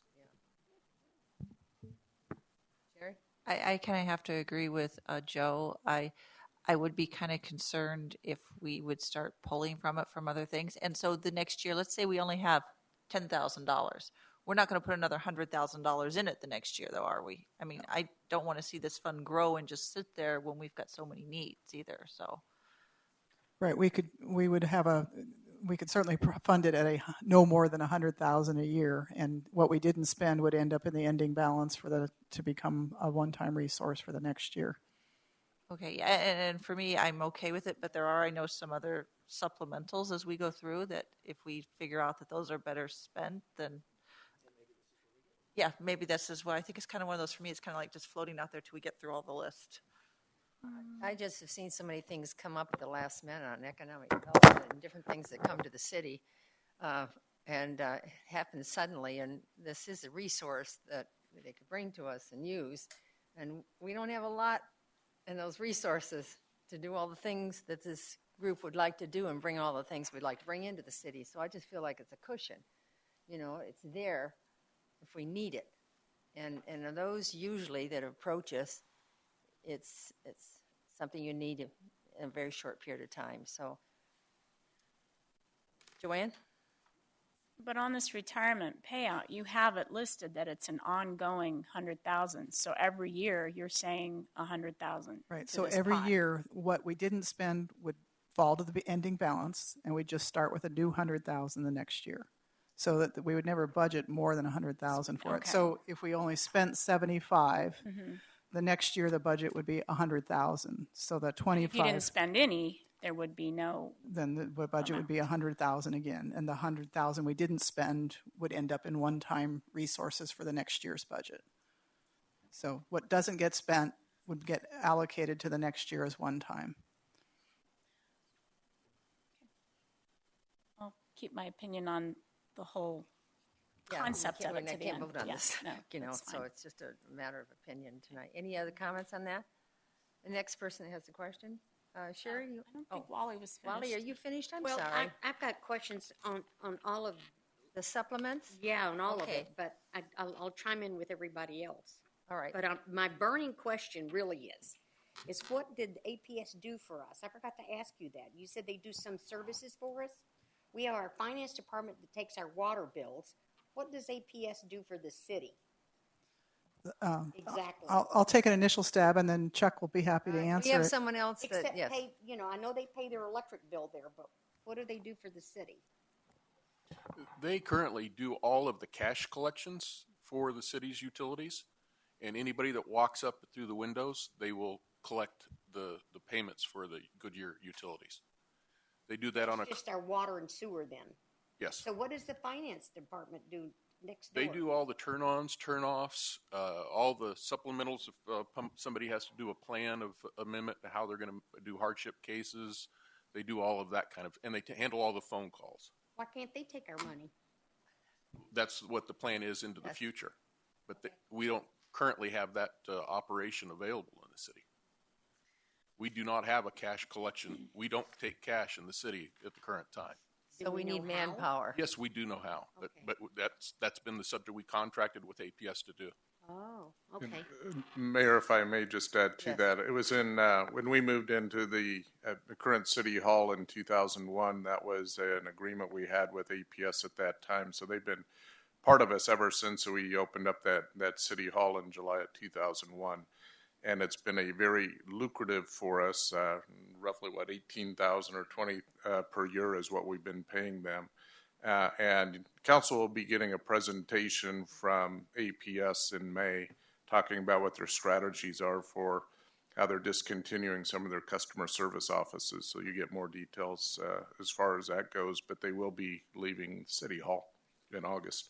So the $171,500 in the draft budget is to add 2 positions to take money, cash? What we currently have on volume is about 20,000 contacts from Goodyear utility customers at the APS windows currently. Okay. On their averages, that justifies 2 people. Okay. What our proposal is to hire 1 initially, monitor what our call waiting and line queue times are, and then determine whether that second person is needed. Using our existing facility, our window, rather than their windows? Well, it's all our windows, but there will no longer be an APS sign in the city hall. It'll be a Goodyear Utilities windows. So we don't need to remodel anything then? We can just move over to their facility and use it just across the hall? There'll be some small items. We needed new cabling. We've got to have security cameras, some items like that. So there are some costs associated with this. Is that in the 171? Yes, there are. Yes.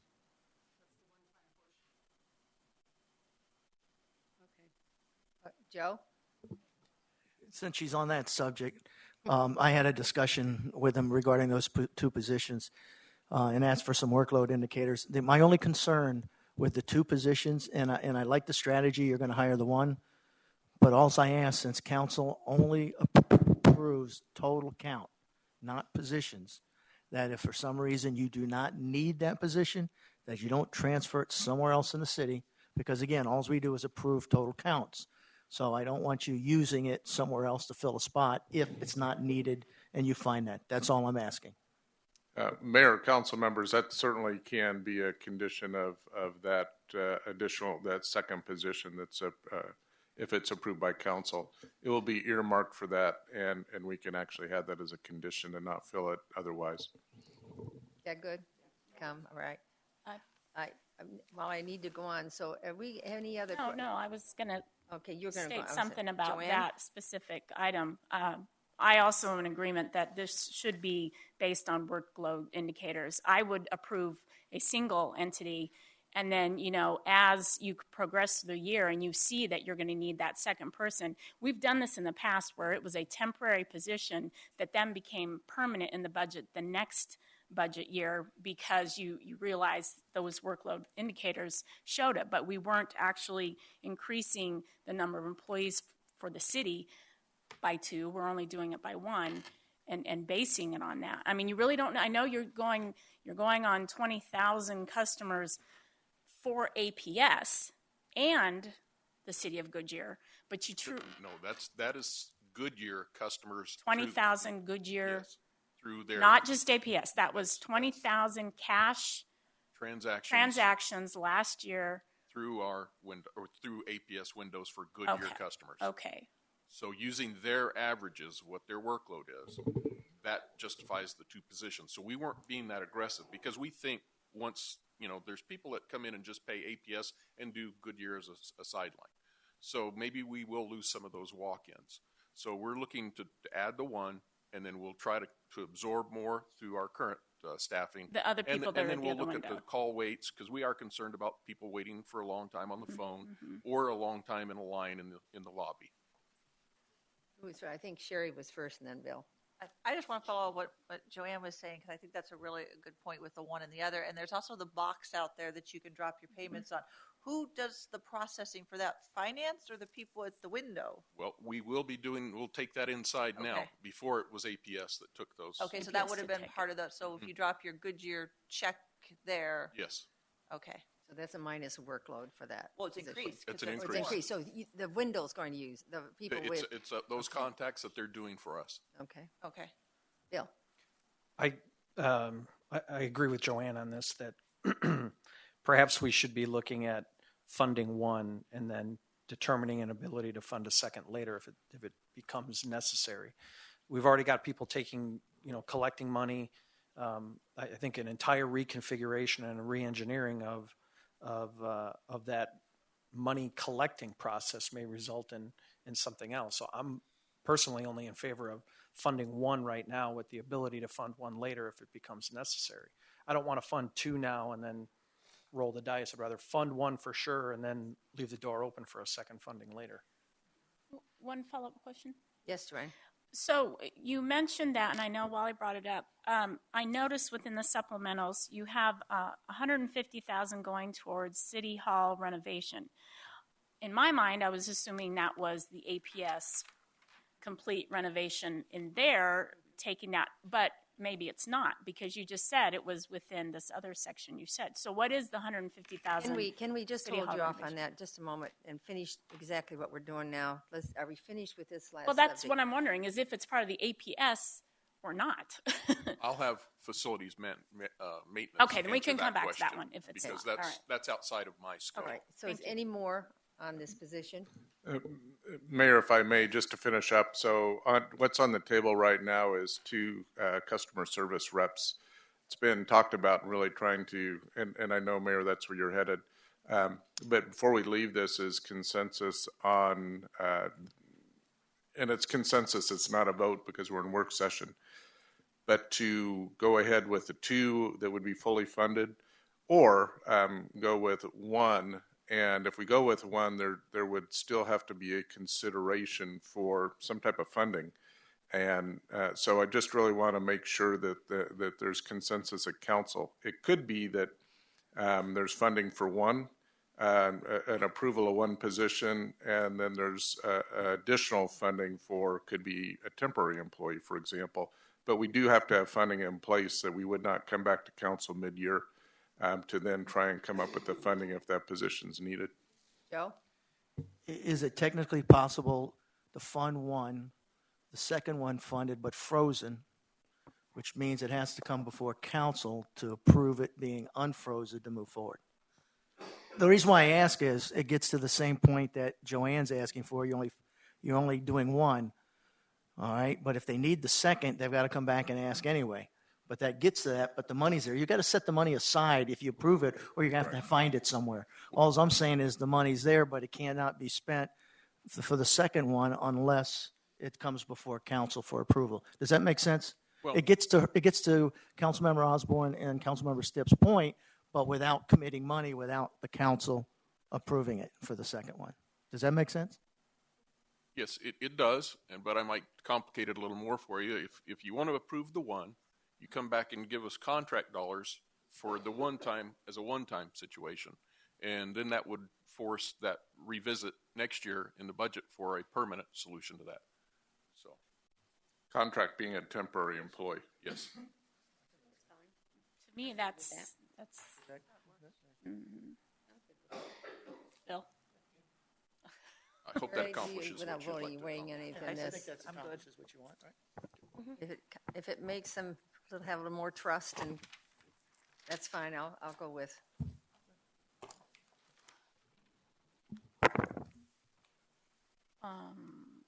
Okay, so any questions outside of this list here on the supplements? I have another question. Okay, for but I'm finance. going to let you, what, another question on what? Supplements? Finance. On supplements. Well, then hold off, because I want to go to somebody else here. Who has got something just on the supplements? Oh, jeez. Okay. Tons. That's all right. I'm going to go to Sherry right now. Yeah. I don't know how you want to do it. Do you want to do page by page or? Yeah. That's I what I want was to be asking. skipping All right. around otherwise. I'm going to ask you page by page. Is that what you're all comfortable with? Let's do it. Page section by by page, section. section by section. So if you'll call them out, let them know Hey, where City you're at. Clerk. So you're on city clerk to start with. I don't have anything Anybody on on city clerk? Mayor, may I make a suggestion? If we're only going to talk about the supplementals, perhaps there's other questions regarding each one of those. Maybe we just do this department by department. Yeah, that's what she's. Yeah, so not just on the supplementals, because if there's a question that comes up about In an the operational department. thing, I'm that's for the that. time. That's Is that fine okay? with me. That's fine with me. I just want to get us focused on something here instead of So back and forth. So, City Clerk, okay. any questions on their budget? Yeah. All right. Tell us what the electronic signature stuff is.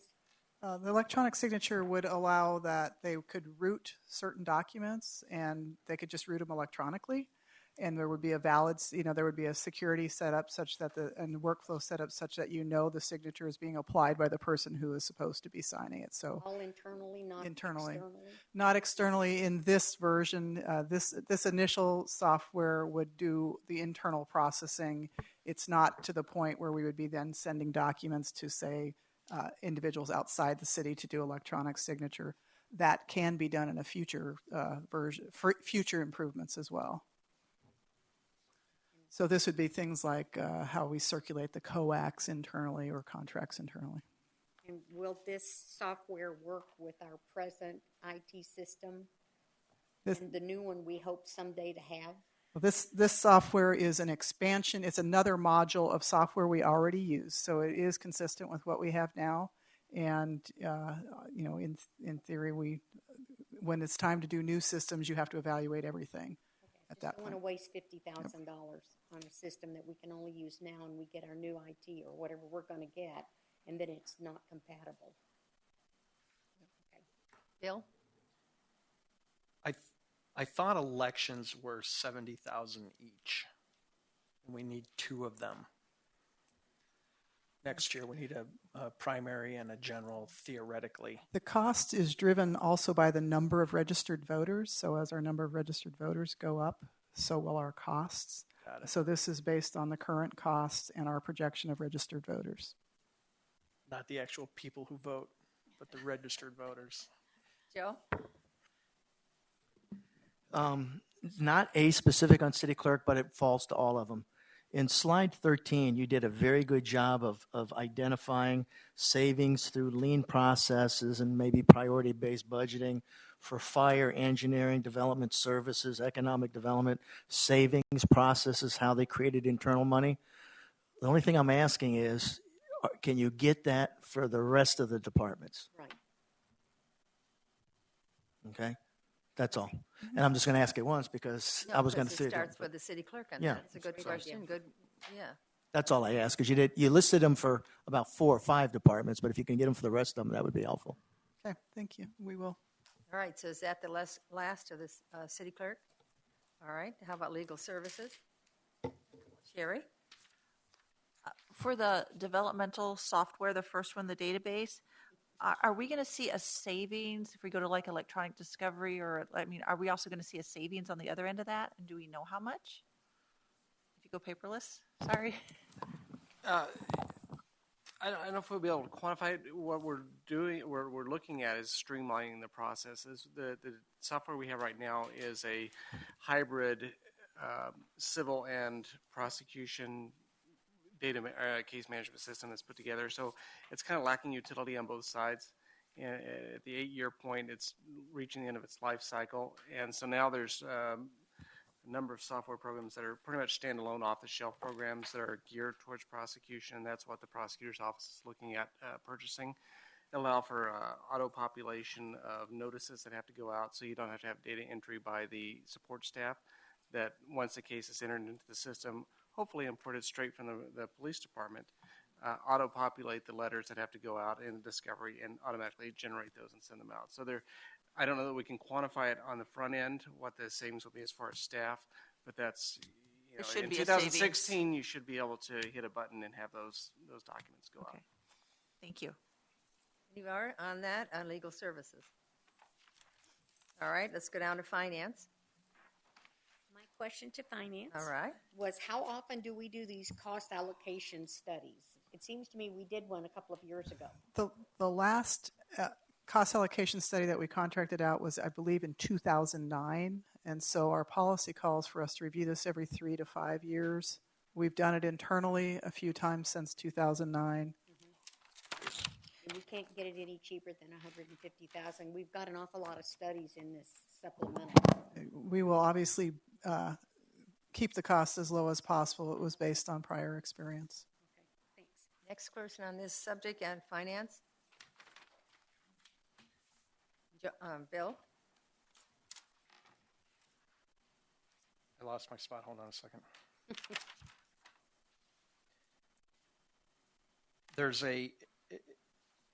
My question isn't so much about the dollar amount because it's $2,300, but provide funding for the CFD division to attend conferences. I, for some reason, thought we don't have a CFD division anymore.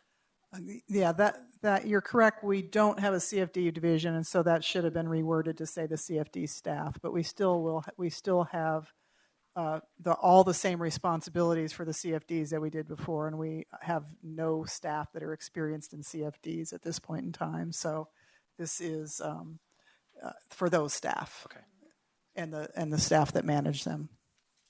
Thank you. Next, Joe.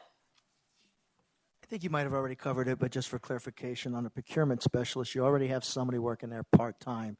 So is that correct? Correct. There's been temporary funding in this year's budget so for that assistance. In essence, even though this show's ongoing, the true impact's probably half of that?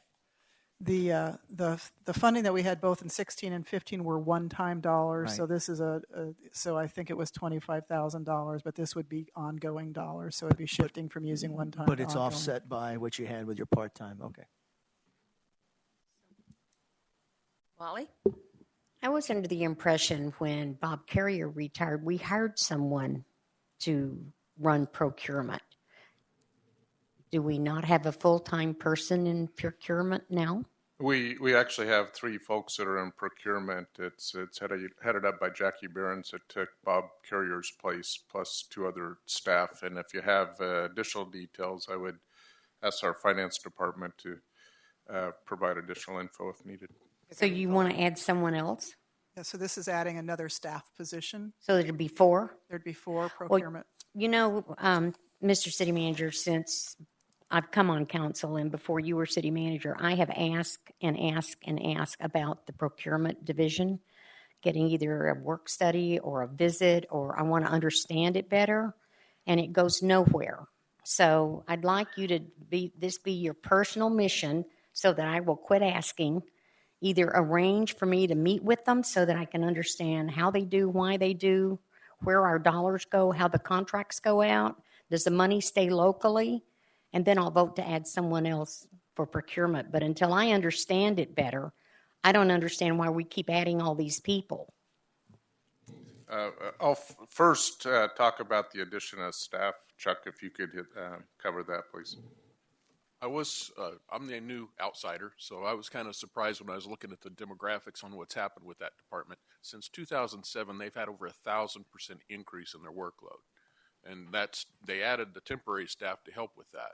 So you're getting your bang for your buck by improved adherence to the laws, best cutting of pricing when we get our quotes and so forth. The workload is just now getting to the point where they've got to have another person in order to maintain the level of service that is currently being provided. I'll believe it when I see it. So after I have a little visit, I'll understand it better. But what did we do prior to 2007? Nothing? Well, a lot of it was distributed all over the city, as I understand it. Somebody else could probably give more history. So that resulted in changes they thought were necessary to centralize that function. Because we kind of went in a recession where we weren't doing a lot of stuff, I thought. Well, if the workload is any indicator, they've had a large increase based on their bidding more than they did before, and they're doing more requests for information. Oh, trying to bids. find lower prices, Yes, probably. Sure. absolutely. Sure. Makes sense. Okay, thanks. Brian, did you want to add to that? Not at this time. All right. Is any more on the supplementals that we were talking about? Because we're going to take a break here at 7 o'clock, and they have pizza ready. And I think half that gas smell we had to do something with the pizza. Mayor, for the record, we and so the audience doesn't panic. We have a clear building, so there are no issues Thank at you, all. because it was very strong here. Yeah. So thank you. So any other questions under this finance section? All right, we're going to take a break. So 15 minutes? Oh. What? All right, we're not. Pizza's not here yet. Would you just give me the pizza wave, whatever it is. All right, let's go to information technology services. Anybody have any questions on that? I have a question, just more of an Sherry? explanation. So, Sherry? I don't know if someone could explain the difference between some of these security policy server and cyber attack protection, and just could kind of give me a thumbnail on what they do, denial of service. What are we actually buying in layman's terms? And for the council, Steve Papa, who is our brand new ITS director, has been here 3 weeks. We'll be able to answer those questions. So this supplemental that was approved for the network monitoring piece. You have to speak at the We microphone. can't hear cannot you. hear I'm sorry. The supplemental that is under consideration is for a network monitoring piece that will work with our current network Just environment. number 2 then. You're talking about number 2? Yes. Yeah, I guess my question is, what's the difference between number 2 and number 5? And is cyber attack protection included in network security? I don't know. Number 5 was not recommended to go forward, and that has to do with internet traffic and working with our internet service providers to make sure that we're not bombarded with traffic, which is called a denial of service attack. And so we currently have one internet service provider, and we're going to implement a second internet service provider, and at that time we'll be looking at putting those controls in if we can. So we can do those controls then without the supplemental that's listed here? We may be able to, yes. Okay, and then what is the difference between that and then the other one noting security on number 2? Number 2 is an internal security measure. Okay. So that will be something that will work with our current network environment to for both wired and wireless connections to make us put us in a better position to manage the security. Okay, thank you. I just didn't know the difference when security. Any other on this section? Yes, Joanne? I just want to, since you're here, I just want to clarify again. $600,000 that said that it was deferred in IT, I believe. Oh, I gotta find the page. Was that specifically for ERP or not? What? So break that down a little bit of that $600,000. Equipment replacement. So all the technology we have has a life associated with it, from cell phones to computers to copy machines, and we have thousands of pieces of equipment that we have to replace over a period of years, and it's just we haven't been able to keep up with that. So we have from year to year a lag in the amount of equipment that we have the staff to replace. Well, I guess I appreciate the statement we haven't been able to keep up with it, because I know that we had that. We funded some last year also, I thought, for quite a bit. So I appreciate that comment. That was all. Thanks. Any other under this?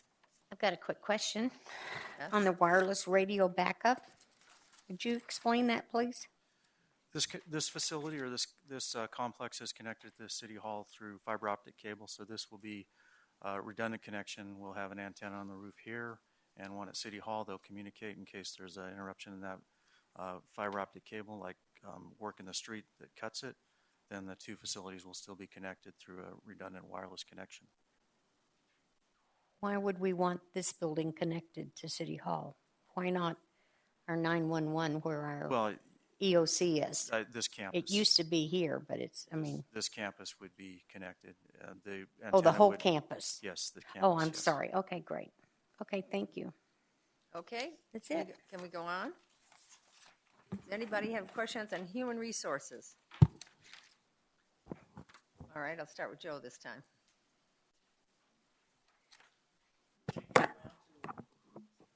I guess at some point on that $125,000 for that health savings plan is kind of my question.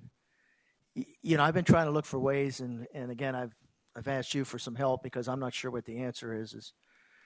Again, I remember when I was a budget manager many moons ago, Joe, sick leave. When it comes to sick leave, I'm always looking for ways to try to encourage line 14 on how we figure out a way to not encourage people to come to work sick, because that's not what I'm after.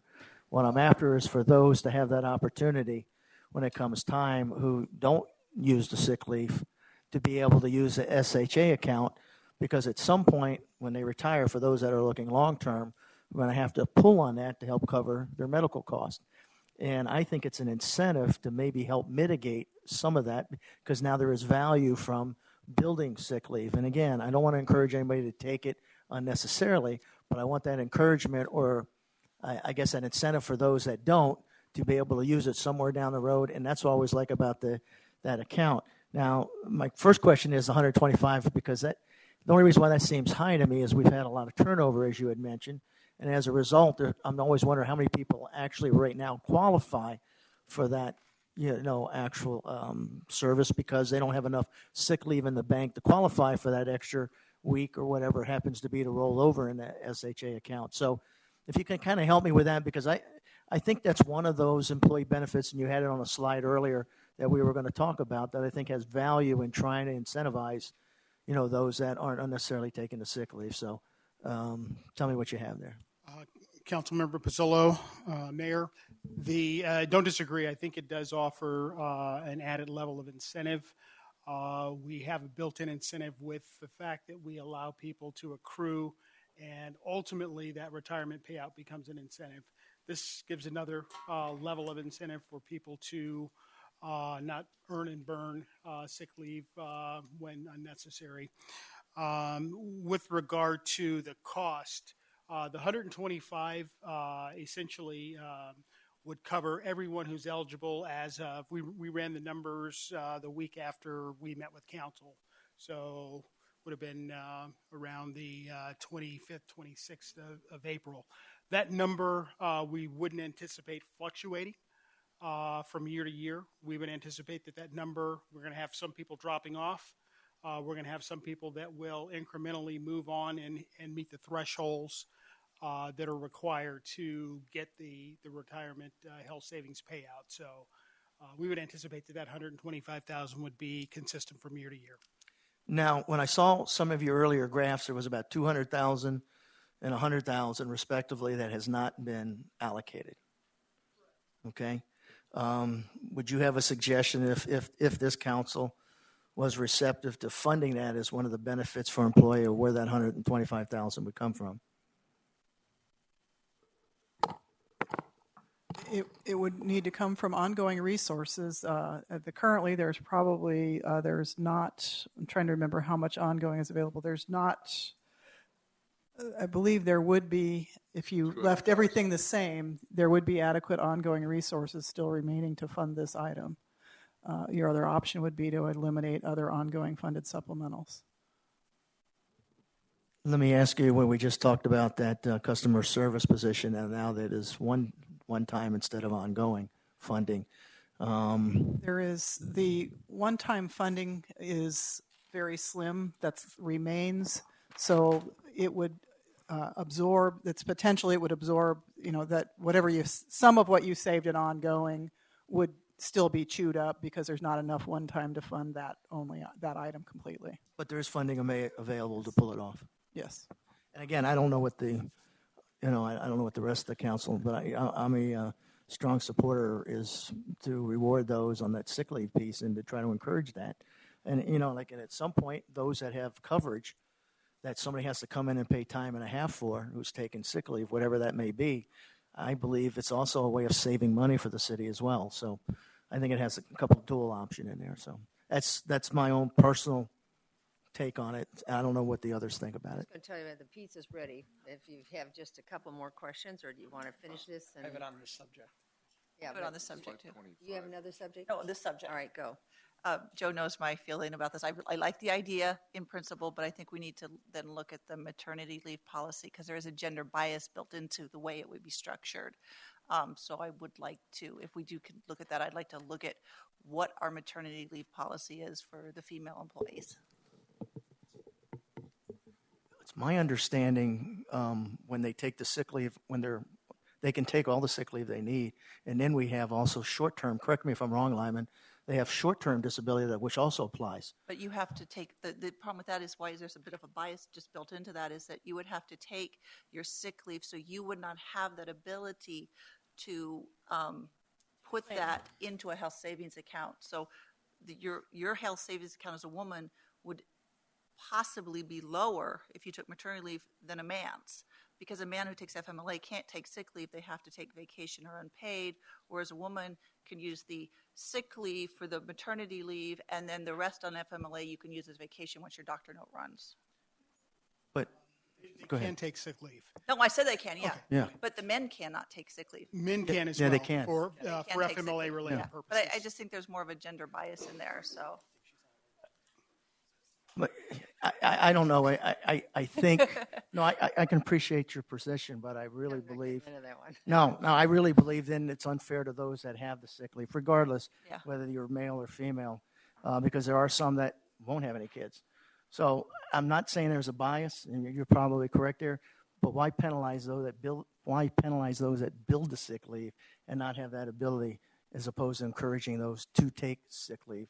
And then there are some people who take it just as mental health days.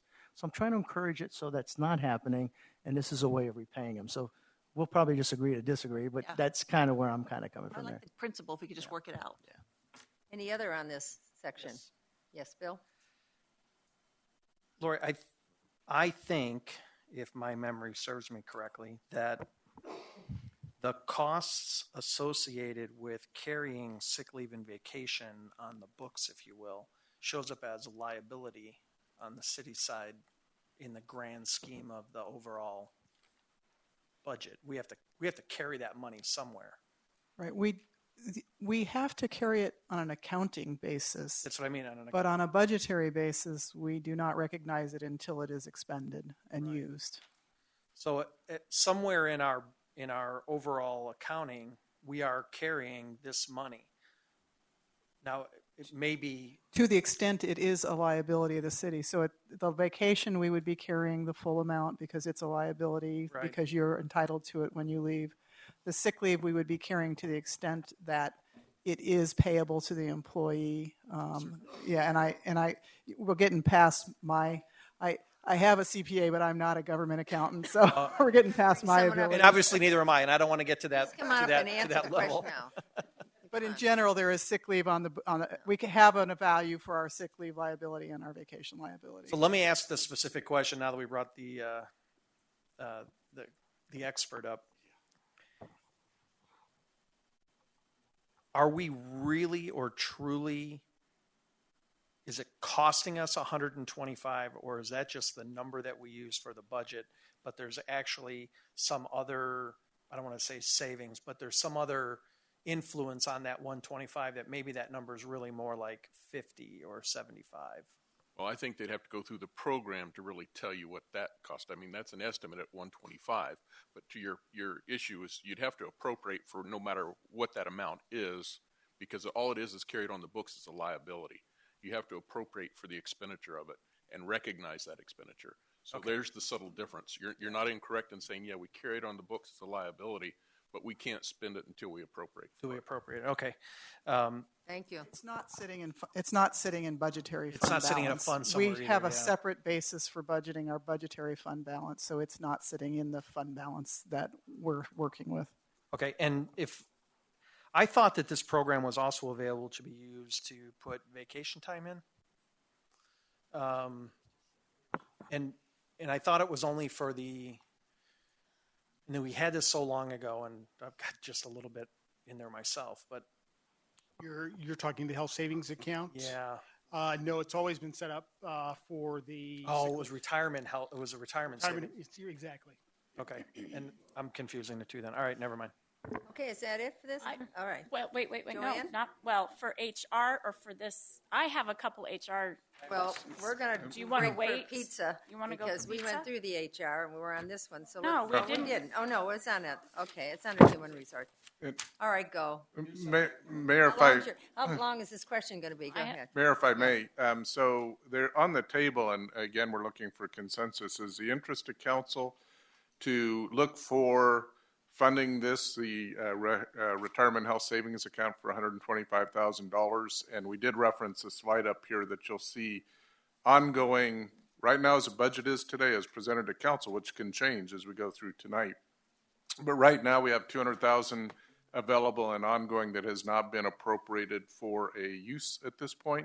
I'm sorry, how much again? Would you just $200,000, the 0.2, and then the 0.1 or $101,000 for one time. So between the two, it's a total of $300,000 has not been appropriated for a particular use at this point.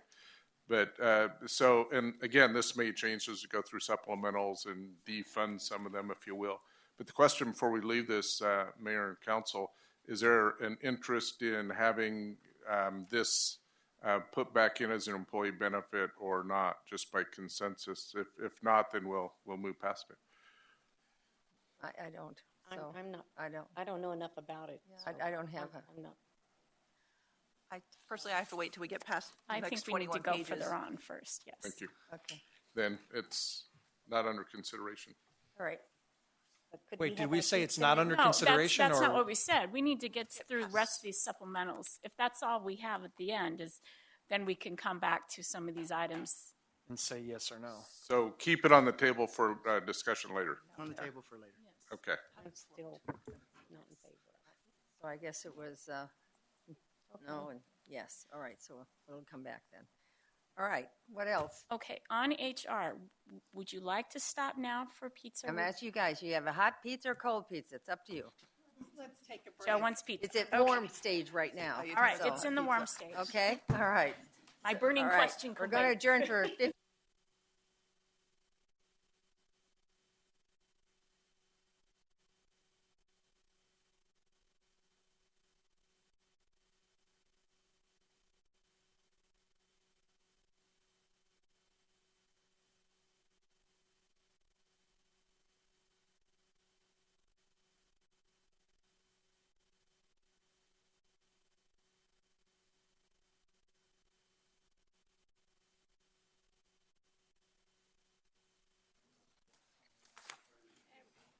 All right, Ron. We have come back from our pizza dinner, so we're ready to go again. So are we, any more discussions on the human resources supplement? Yes. Thank you. Joanne? Okay. I have two areas of concern. And one of which, first of all, I understand going forward how we're going to be looking at the possibility of self-insurance. Totally respect that and understand that. And if that's the way of the future, I'll be behind it. However, we don't know that right now. And I'm concerned over this $500,000 set aside that we are not sure of. And there are items, quite frankly, one-time items that are in my mind that our citizens could use that would be freed up if we didn't do this. So that's my real concern over this $500,000. We haven't discussed it. I kind of feel like we're putting the cart before the horse because we really don't know yet. I respect the idea, but at the same time, I have a list of things that I know could be helpful to our citizens, and so that's where I'm sitting with that area right now, and I'd love to hear. I'm in the chain chair with you. Okay. All right. I'm not at all, and we keep popping up more and more and more and more. And when I look at what we had planned for the health services for our community and our for our employees. I thought it was very good. You know, we raised the college tuition, we did this, and we can keep doing this all we want, but we have a lot of other things that we need to spend money on to move the city ahead, to keep revenue coming in and attraction coming in. And if you ask your residents, what do they want? Entertainment, restaurants, shopping. But so we have to balance what we put into our employees as well as what we give to our citizens. So I'm very uncomfortable as we keep adding things during this hour. So that's where I stand. Anybody else? I thought I'd get to speak up because I never get to speak first. So, Joe? No, my goal on the, first of all, a couple things. My goal on the health savings plan was try to cut costs to the extent of unnecessary use of sick leave, not just to add something on there. Because I do believe that there's a lot of things that we can work to cut. For example, and we talk about HR, injuries, risk management. What are we doing to try to reduce injuries? Okay? What is our efforts to try to keep those costs? Because when people are out, what happens? Somebody, depending on where they are, if they're in public safety, somebody's got to come in at time and a half. So it's costing you 50% more. And again, like with sick leave, if people that are taking sick leave as, what's the term you say, mental health days, then that's a cost to the city as well. So how do you encourage those that don't do that? I'm looking at cost savings. What's the best way to utilize our funds, not necessarily give. I want a return back. So I don't want you to make understand I'm just throwing stuff out there. For example, when it comes to risk management and what are we doing for people who are getting injured? What are we doing to mitigate that? What are we doing to try to mitigate those costs? So all of them I'm thinking about, and you know how I am. I'm a numbers guy. I'm thinking of how can I mitigate costs, period. And again, getting it to because our citizens want, from my perspective, they want places for those that have kids, young places to go and do. Greatest Place Avondale was there last week. What is it? The great main event. Gosh, it was packed. I'd love to have something like that in our city so that people with kids got a place to go. Now, we have parks, that's true. We've got trails, that's true. But when it gets 110 degrees outside, the kids like somewhere else to go where they're not in 110-degree weather. So, again, I agree. I'd love to see that. I'd like to see the amenities, things for them to do. But at the same token, how do we also manage our cost and make things more efficient? So that's. You're off, Georgia. I'm more comfortable when I see the presentation that put in with the whole health care. When we're in things like this, we pop something in here and pop something in here. And the presentation was some time ago when they actually presented all the health issues for the city and what we were going to pay and not pay and so forth and so on. That just is a little more difficult for me to do. So. Bill? I agree with everybody. Between trying to speak up and... It was hard to say you agree. Come on. No, not at all. That's why you're choked up there yet. No, not at all. I have to tease him a little bit. Oh, absolutely. I think the concept may be moving in the right direction, but I think to put money aside right now doesn't seem to make sense. And again, I was not physically here at that discussion, and I'm not sure if that was one that I called in on or not, but and the reason that I don't think I called in because the question about the self-insurance pool, the risk pool that the Arizona Metropolitan Trust, that for me has not been answered. And I think a side-by-side comparison about self-funding versus being in a risk pool that someone else is helping us manage that we're not taking those costs on, that's a real discussion that we need to have, and I don't want to tie up $500,000 on a just in case. Sherry? I think I'm in agreement with everyone else. I think it might be a little early to do that. I think we really should at least vet it before we decide how we're going to fund it, because we also are going to have, another year. There's going to be changes to healthcare probably nationwide. There's still a lot of unknowns, and for us just to put $500,000 when there are needs out there, and every time we go out to the city and we go out to these events, we were just at the pump track a couple weeks ago, and we were up at Estrella, and I was like, and we talked about this. The one thing that park doesn't have, it's there's a lot of volunteer, but there's no playground equipment up there for little kids, so there's a lot of needs and just little places where we can do a lot of maybe little things for different areas before we just have $500,000 just sitting there. because between the 500 and the 200, we're up to $700,000, almost $1 million that we could use for other stuff. So I'm okay waiting on that, getting a little more information, and then setting a plan once we know what the plan is, how to fund the plan. All right. I had one more. Yes, Joanne? Okay, Lyman, your HR business partner position. You're going to have to help convince me why we need this, because while I understand some of the issue here, I also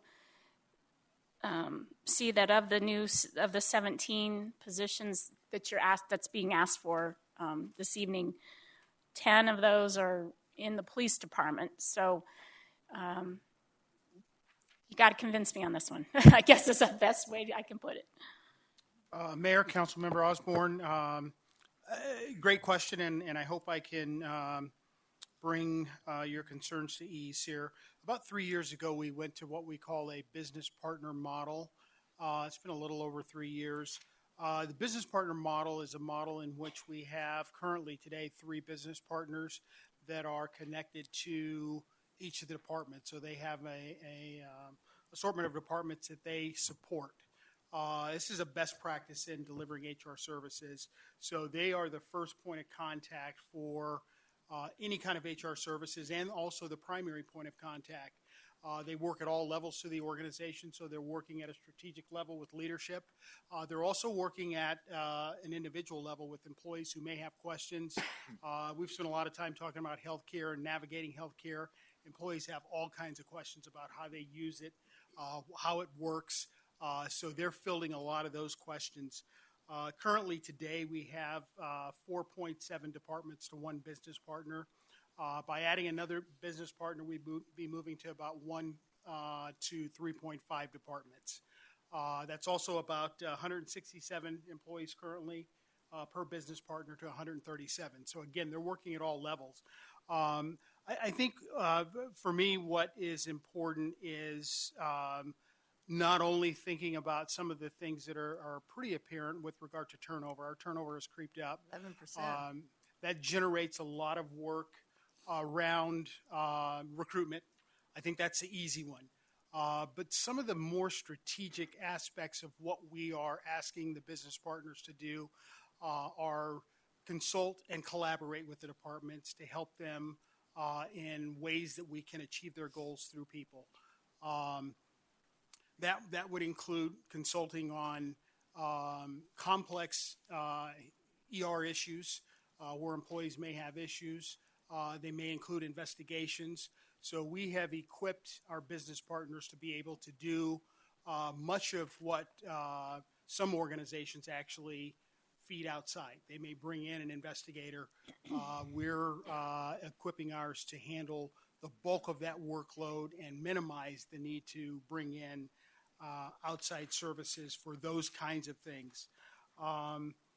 HR is getting to be more and more of a complex field when we talk about both healthcare, but both the laws. So ADA, they're consulting on ADA matters. They're consulting on a lot of things. They're also a liaison between legal and the departments, or consulting with legal on a number of matters related to HR issues to minimize liability to the city. So from my perspective, the business partner is a critical role. We have an objective on the city manager's objectives for the People Master Plan. The HR business partners will play a critical role in rolling that out. So as we talk about strategic initiatives and we're talking about change initiatives within the department, they're working on issues in terms of supporting the department on some of the lean initiatives, rolling them out, getting people up to speed. So that hopefully explains the role of the business partner and that ratio of employees to number of business partners is really the critical element of it, and what we hope to achieve in terms of maintaining a high level of standard, but also beginning to work on proactive measures that make a difference. Okay, so prevention. I guess so. Follow up to this, because I don't know that this person was replaced, but I see it as critical, especially in HR, and that was our trainer. What was her name? The redhead. Sandra. Sandra, right. Who's doing that? Because to me, that would be part of that back to proactive type of issues for your team. And that was critical. So we have replaced her. Our new organizational strategy manager is Lena Dixon. So she has replaced Sandra and is also collaborating. I think one of the challenges with HR is the complexity. So when you get into benefits administration, you get into employment law, you get into all of these facets, and the business partners are generalists. But they know when to bring issues back to our specialists. So if it's a training issue or an organizational development issue, those issues are coming back to Lena, who is an expert in those areas, and we're devising remedies and solutions for some of the things that ail the departments and or some approaches that departments may want to use. So we have replaced that position, and that position works collaboratively with the business partner. Okay. All done? Yeah, I'm done. All right. Yeah. Is that Bill? Yeah, having heard all of that, I'm still not necessarily seeing from my perspective where we need or should invest at this point in that.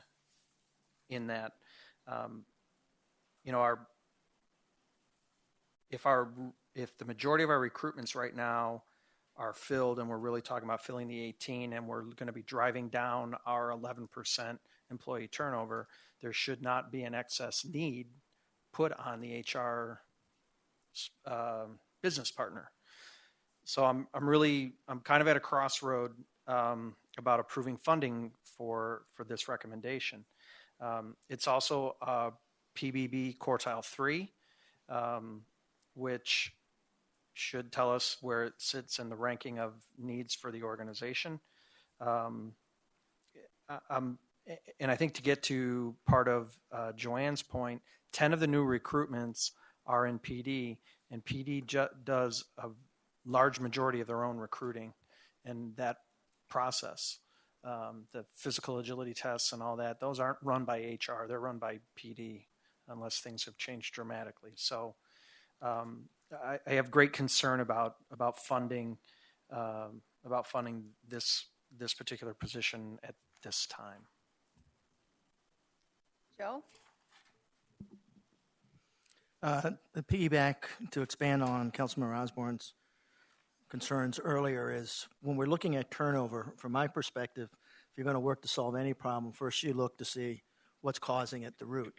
And hopefully, if we get a position that you're looking at, is you're looking at somebody who can actually maybe add some value in making sure that in the hiring process we got the right fit, there's opportunities, we got the right max, we're hiring the right supervisors, the right cultural fit, because maybe that helps mitigate some of the reasons why we're getting the turnover. Again, I don't know what all those issues are, but my point is to me, that's a responsibility of HR that can actually add value, because every time you lose a person, you got to hire somebody else. It costs you money.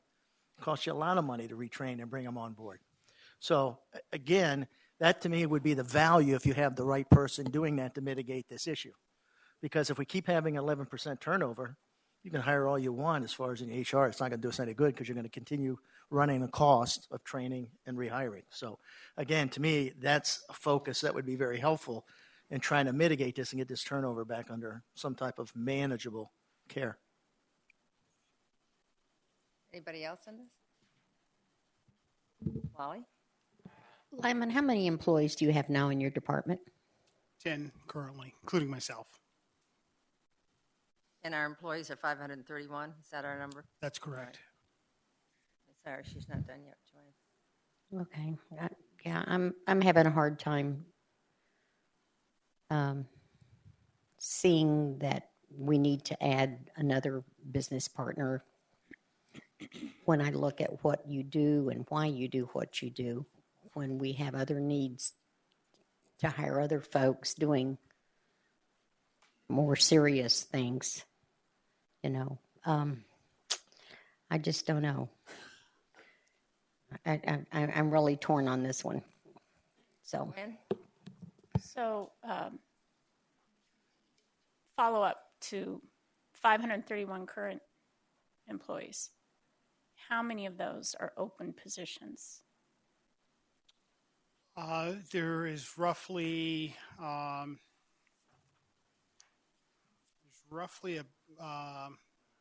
want to say 12 open right now. Okay, without we're 18, adding. So correct. so they add the employees on this. What's the total number? The net would be 30. So it'd be 530 is what you're saying? We would have 30 open positions once we add if all 18 are approved. So we only have 12 open positions currently. Today. Okay. Thank you. Okay, I'm going to tell you as the mayor, I can't tell you how to do your business. I've never worked in an HR department. I just know we have a lot of people at the city hall working, and we have a lot of unusual problems, and we have connectivity between the departments. There's just a series of things that I observe that I would think HR takes a great role in, as well as the number of health issues, and we've certainly had a great number of really tragic ones, big ones this year, and it's going to continue. So I just don't feel like you would come up and ask for this position just to add a position to your department. You've always been really proactive with your opinion on what we needed for health care in your presentations. And maybe this is something a mayor shouldn't do and a staff shouldn't do, but you know what? I trust you. And I trust your recommendation. And I know that you're going to do very well with this person, and this person is going to fill in for this city and meet some of the needs that we have. So that's my position on it. But as you can see around the table, I'm not sure what the final result will be. Okay? Yes, Sherilyn? I just wanted to comment on that, and that is HR is just not hiring people and escorting them out of the door. It's a very complex office, and the duties are very complex. The training is very important, and something has to suffer when we're stretched too thin. And one of the questions I asked as I went through this was, who prioritizes these supplementals and who vets them? So this isn't just Lyle that is sending these recommendations forward. There are very professional city administrator people that have also vetted these positions to see if there is, in their professional opinion, it's a responsible request. And I think as a city council, we have to respect what they're bringing forward, unless there's just something really glaring and blatant that doesn't make any sense. But we're on the outside looking in when it comes to some of these things, because we've not worked in these positions to see exactly what the workings are. I don't know. I thank our mayor for her comments, and I'm kind of on that same page. It wasn't as eloquent as you were, though. So thank you for your words. I They're really trying appreciate it. They're selling your job. And I'm not picking on you, Lyman, at all. Okay. All right. So any other comments before we go on? Mayor, if I may, just so we have clarity, so when we come back with the any additions or changes to the budget, there's been a lot of dialogue around here, and while we're not voting on it, it's unclear what the consensus is, whether to keep this one in there or not. I would remind council it is the department's second highest priority. And it also is a quartile 3. So quartile 3, and just as, priority-based budgeting puts things in quartiles that meets the interests of council. That's how those are characterized. But it doesn't mean it's not important to the success of the organization either. I did want to point that out. But this one is, I would just tell you, I know there have been a lot of discussion behind the scenes, and it is HR's second highest priority. It's one we can eliminate if there's not consensus. But I'm just not sure where we're at right now. Joe? Just for clarification, I don't have a problem with the position itself. My thoughts is to focus on why the high turnover. Do we need more focus on training? Do we need more focus on vetting the employees that we're hiring to make sure we're getting the right fit within the organization to reduce the turnover? Because to me, it's a cost issue, and I think there's value in HR being able to help in that area. The reason why I say that is because, again, Lyman, the cost associated with turnover. It's very, very expensive. So what's causing it? Why is the mix not there? Why is it at 11%? And again, as I mentioned before, I don't think it's a salary package. And I think maybe HR with the professionals can help to try to figure out what that is, to mitigate that, and maybe the vetting processes we hire to make sure we get the right mix in there. And again, so that's to me is value of an HR department.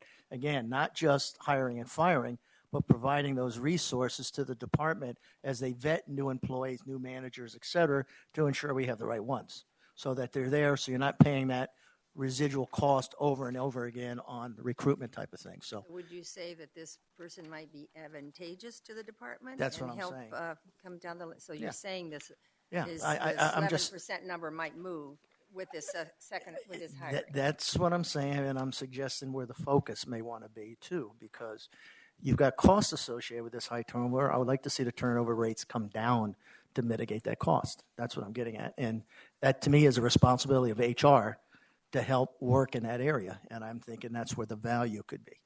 Well, and if I vote for this, can help that. That's why I'm voting for this position.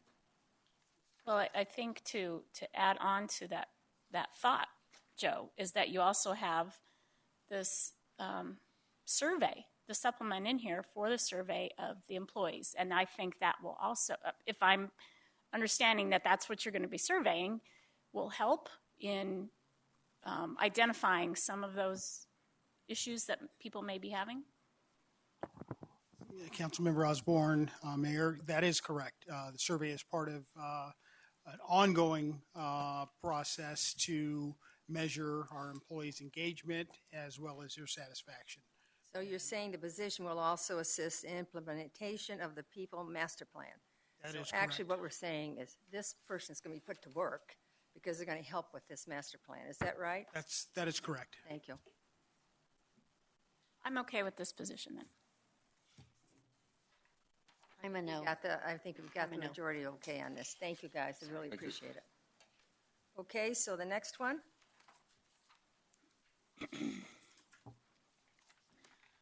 I've lost. Non-departmental. We already did that. Right? Non-departmental. So. Page 4. Page 4. We're right here.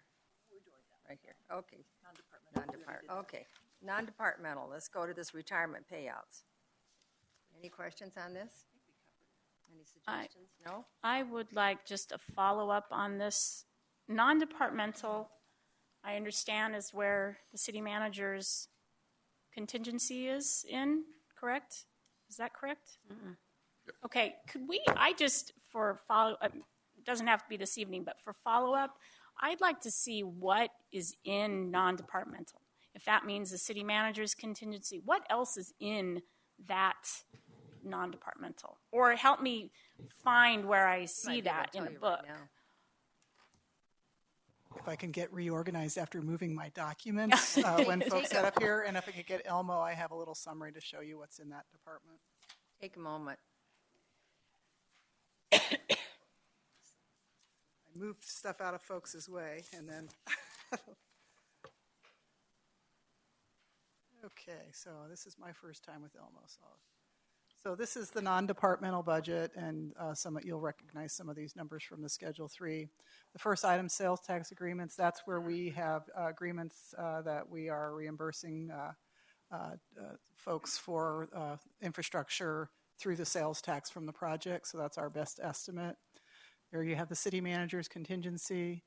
Community service funding is the funding that is allocated through an application process. FMLA is similar to the retirement item that we've been discussing about, where it's a fund that departments can apply for and use when they have unusual demands on their department because of FMLA absences. The $100,000 you're seeing there is the assumption that the retirement item would be funded because this is for the proposed budget. There's $90,000 to match grants that may come up during the year. Community relations, I believe, is things like the Tale of Two Cities parade and those kinds of activities. Meetings, awards, indemnity, that's miscellaneous things, United Way efforts, some of those types of items. And then also the funding for the program that the Avondale Community Action Program, our share of that funding. And then self-insurance is also that $500,000 that we've already discussed. And then the carryovers that are included in the current budget are there as well. Any other questions? The carryover is primarily, there's $1.2 million approximately related to job credit agreements that we have that those funds have been set aside for as they are earned. That's the bulk of what's in the carryover. Joe? The grant matching, that's only if you get revenue, so that doesn't get spent unless you get a revenue that comes in. Is that what that is? No, that is, those are, this is a budgeted, if we get a grant and it requires a match, this is a source for the match. That's the source, okay. Community relations, what was that again? Community relations is items such as the Citizens Academy, the Tale of Two Cities Parade, Okay. Estrella Lakeside Musical Festival. Okay, so a couple of things that were discussed here earlier was the self-insurance of $500 and what was it, the retirement $100, right? That's Yes. $600,000 right there of ongoing. No, it wasn't. Wait, it was ongoing, right? This is all ongoing. Okay, so there's 600. Okay, that's a nice to have, only because at the end of all of these presentations, if anybody's looking for something they want to fund, I'm not saying it's there, but that's a place you may want to take a look because it's ongoing. The 500,000. Both the 500 and the 100. 500 is one time. Oh, 500 is one time. Self-insurance Okay. funding was one time. Okay, so if you look, Well, this is the $500,000 item That's we a one talked shot. about a little while ago that I think there's potential it won't be in the budget, but it was a one-time use of funds to start a reserve related to self-insurance. So that particular item was one time. The retirement is ongoing, that item. okay. But there are two sources if for some reason after it's all said and done, somebody's looking for something. I'm not saying that's where it'll be. That's $600,000 there. Okay, can we go thank on? you. Yep. Is that okay? We're done with that one? Yep. All right, let's go to the police. He just comes up without. Anybody, you want to go down to 1, 2, 3, or just want to start? Oh, no. Sherry, I'll just, wherever you are, go ahead. I guess my overreaching question is the chief has not come to us almost never with requests. I mean, you've been very doing with what you can, and then you're asking for 10 positions, and we're giving you 5. And I just got to, and I know the public's going to see this too when we're asking for 10 officers and we're getting 5. Can you do it with 5? I mean, what's, help me out. Well, I guess the way I could answer that is, when we looked at that, we understand that, we're not the only department in this city. I understand that, there are other needs. So, and we tried to be strategic in looking at it and look out future years when we looked at 2 different years. And I will sort of show you.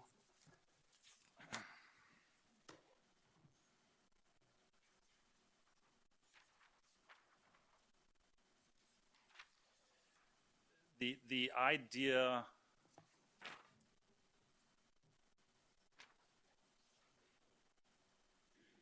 the positions we asked for were to create 2 extra squads.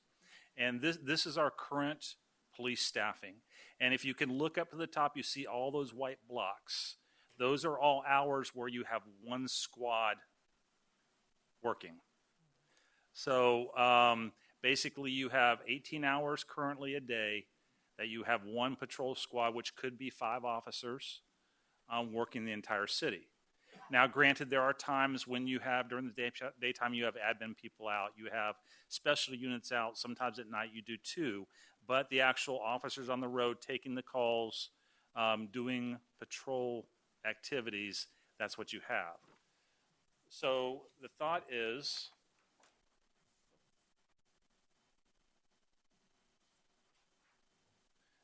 by adding the 2 squads, it takes us to this.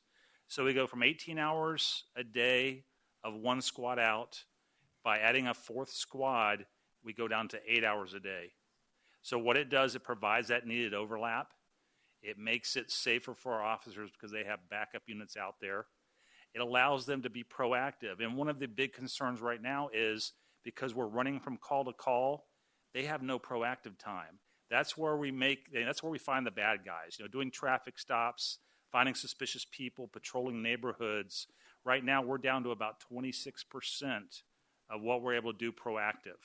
The average is above 40%.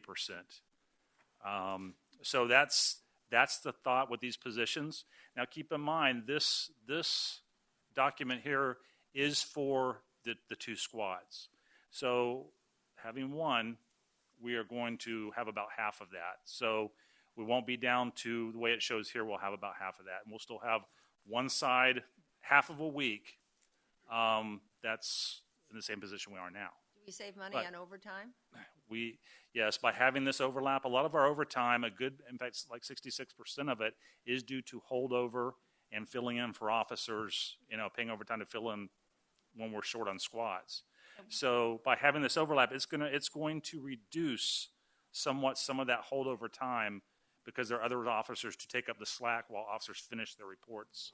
And I guess at the end of their shift. Another concern with what we have now and all those open times is we do keep, for the people who don't know, you keep a car up in a stray unless it has to get called down. So we do. There's someone up there, so that reduces, I guess, the availability below the hill if something goes or everybody's on one scene. Yeah, the problem is we have many of our calls are multiple officer responses. And when you have 5 or 6 officers on, it's difficult because we have 1 domestic violence, which may take 2 or 3 officers, and we have 1 crash, and we've got nobody else out there. So that's sort of the issue, and obviously having the extra squads would help with that. I guess that's my question to the city manager. That's a concern, and I think I talked to you before about that. That is a concern that we're a growing city, but our public safety isn't catching up to the type of, because I know we all get the text messages on what kind of calls they're responding to now. And there's some very serious stuff they're responding to now out here.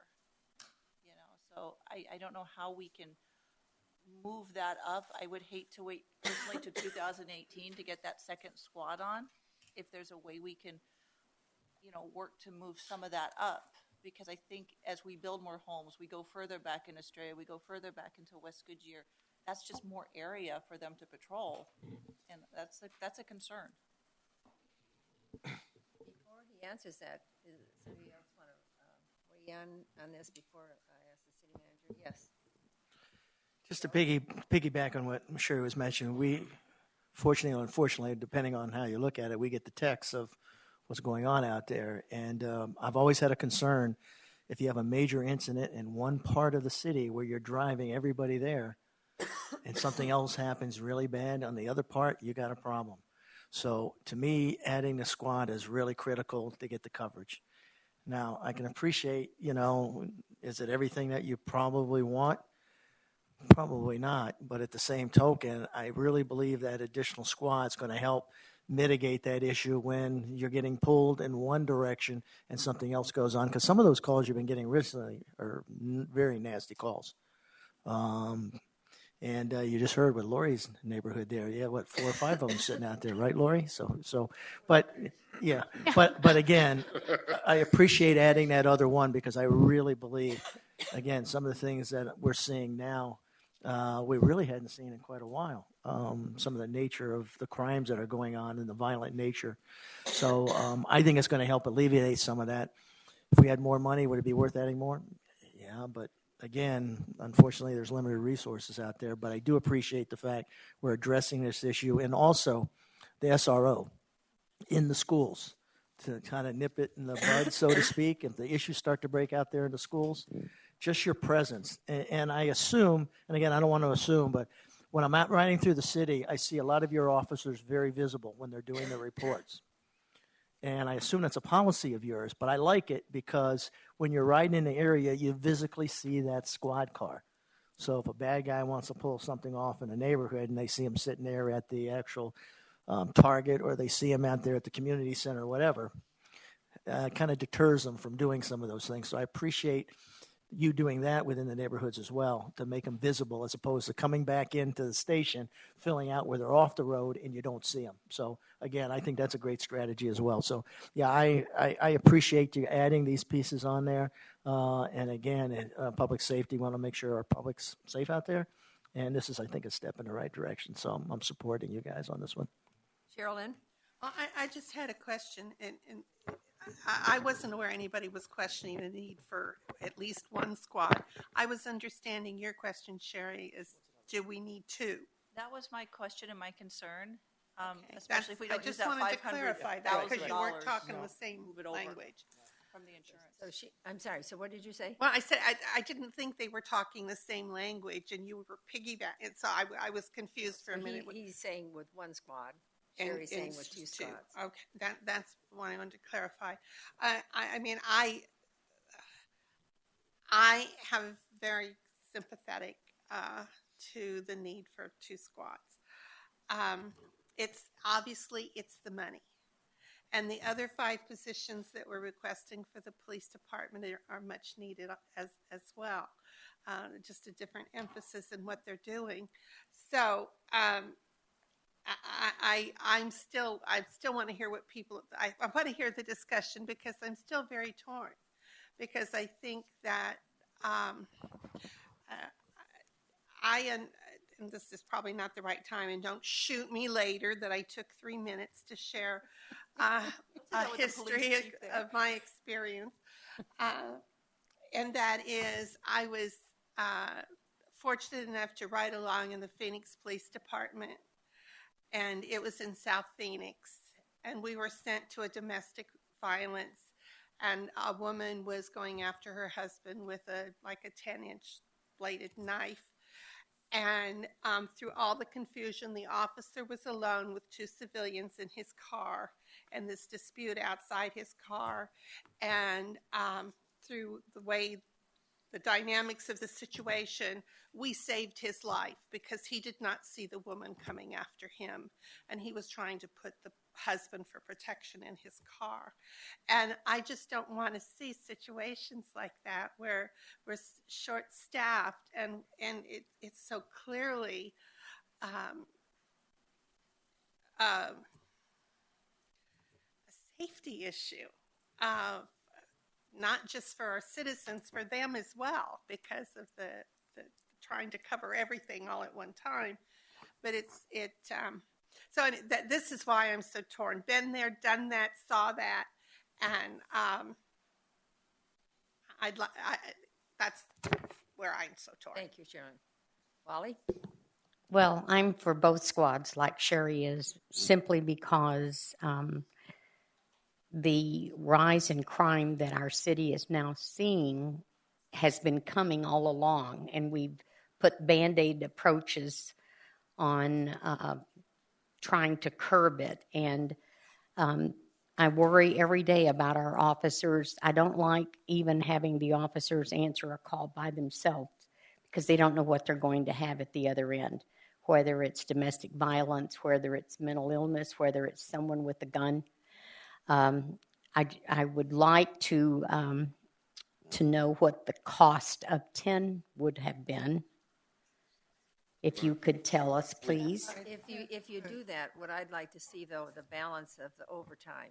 Otherwise, we're looking what it costs for a squad. Yeah. Okay, if we can put in the overtime number to see how much, that actually would pay into a second squad that Right. wouldn't be having the overtime. Right. If we could just kind of give a figure, it would be helpful.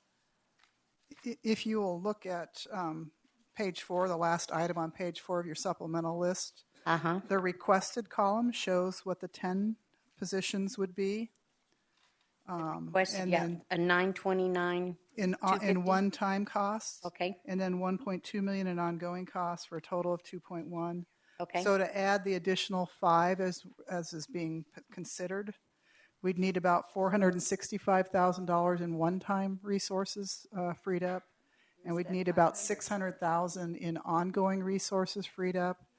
And then in addition, you would need the sergeant, which would be about $90,000 in one time and about $150,000 in ongoing.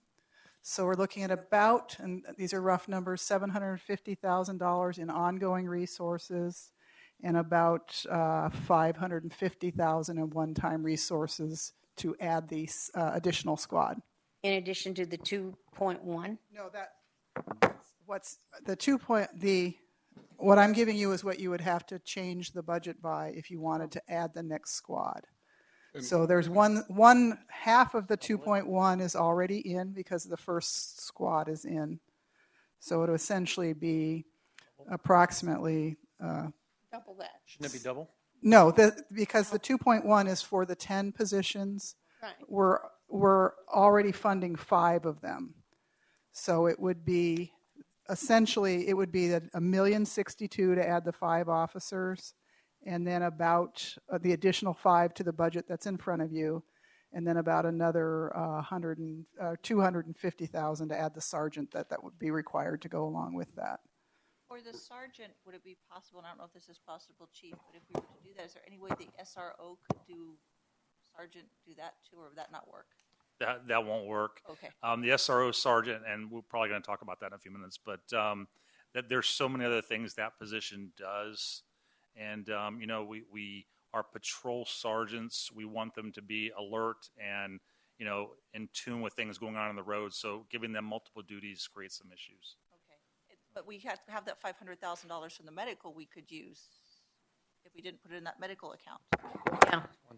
Correct. That would cover the one-time portion of these items, but not the ongoing portion.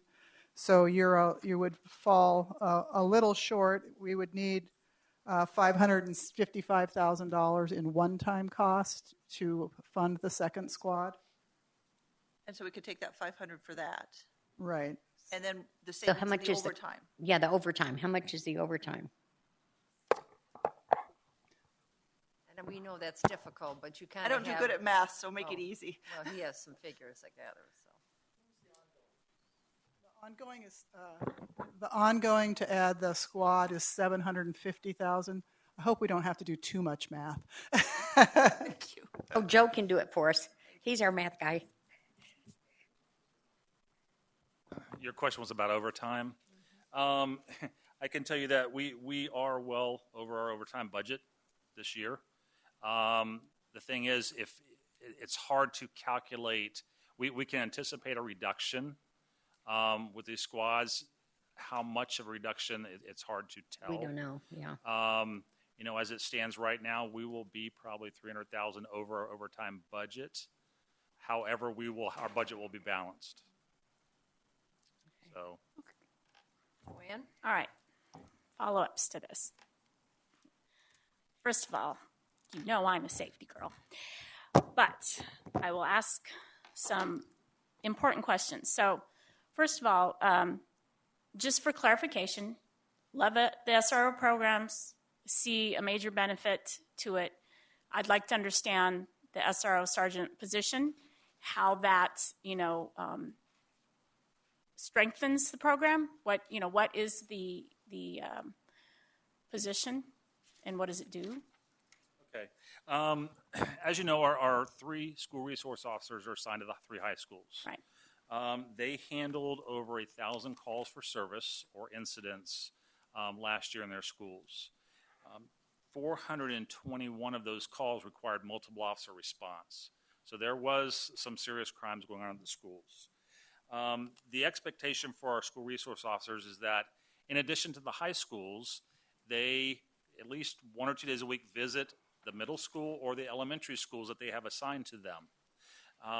Problem is now that they don't have the time to do that, so those contacts are not happening very often. So we have our middle school and our elementary schools, not to mention our charter schools that really have very little police activity. And we know that, the relationships that law enforcement builds with our children need to happen before high school. So having those police officers on those campuses is very important to our program. Our SROs, they take vacation days. They're sick. They go to training. They miss days throughout the year. When they miss those days, there's no coverage at their high school. So our high schools go uncovered for police officers there. So the sergeant would be filling some of that gap. Yes, this is expected to be a working sergeant position. Okay. Not that they're all not working, but what I mean is, in addition to the administrative duties, this one is expected to, one, cover when other officers are off at the schools. Also expected to, this gives us another person to get into those elementary schools and that middle school and those charter schools and start developing some relationships there. So that's the big benefit of the sergeant. Okay, so thank you. I just needed to hear what this person does. Joanne.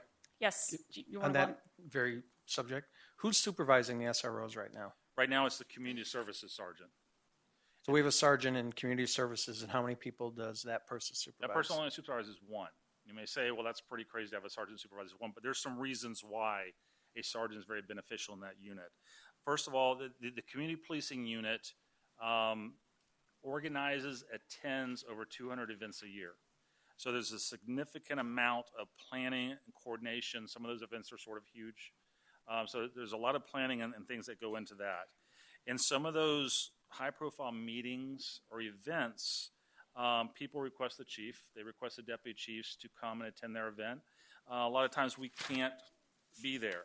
So having a supervisor stand in rather than a line-level officer is important, at least for me. The community policing sergeant is also our terrorism liaison officer. And what that means is he has another set of meetings and communication with local, state, and federal agencies, and it has to attend different additional meetings and events. That sergeant is also our agency trainer for our hazmat, our personal protection equipment, and coordinates all the police department security at the ballpark, including a 30-day stint in March for spring training. In addition, I can tell you that I give this position quite a bit of things to do. We're constantly receiving emails and information, whether it be complaints about certain areas and things. I am just always giving him tasks to do to follow up. So all of that keeps him extremely busy, and what happens is our SRO program gets neglected because he doesn't have the time to do both. So how does that person differentiate from the two other sergeants that are assigned to police administration? So I would assume you're talking about my professional standard sergeant. No, there's two sergeants assigned to the police administration, according to the Schedule 5 chart. I believe that is the two sergeants that we initially put in at. I think that's the two sergeants that are recommended in this budget. The initial paperwork we had put them in admin, and they would move. The supplemental ones would belong in other divisions other than admin. According to Schedule 5, there's already two assigned, and then there's two additional, and I think those are the two additional that we're talking about tonight. But the two that are already assigned to the administration. So professional standards, I think, is one of them. Professional standards has a sergeant and lieutenant assigned to it. So we have a lieutenant supervising a sergeant. Yes, but the professional standards is a unique operation in itself. I'm not sure what that other sergeant position is. Which one are you looking at? I'd give you a page number, but I can't. Oh. It's Schedule 5. It's in the first tab. It's, I don't know, halfway through. I don't know how to tell you. Schedule 5. Schedule 5. Schedule 5, okay. I don't want to take it too far off of the SRO discussion, but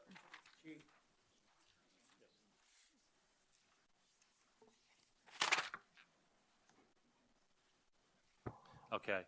The information I'm getting is that lieutenant position in professional standards was a reclass from a sergeant position previously. So that is those two positions.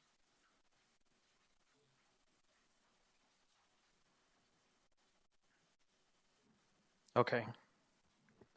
And was there a reclassification of one lieutenant to deputy chief? Because now from 15 to 16, we went from 1 to 2.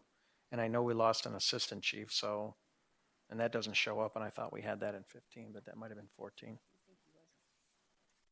Just trying to get a handle on the number of supervisors, and because there's a lieutenant in charge of community services as well. Yes. So we have a lieutenant and a sergeant in community services, and we have a lieutenant and a sergeant in professional standards.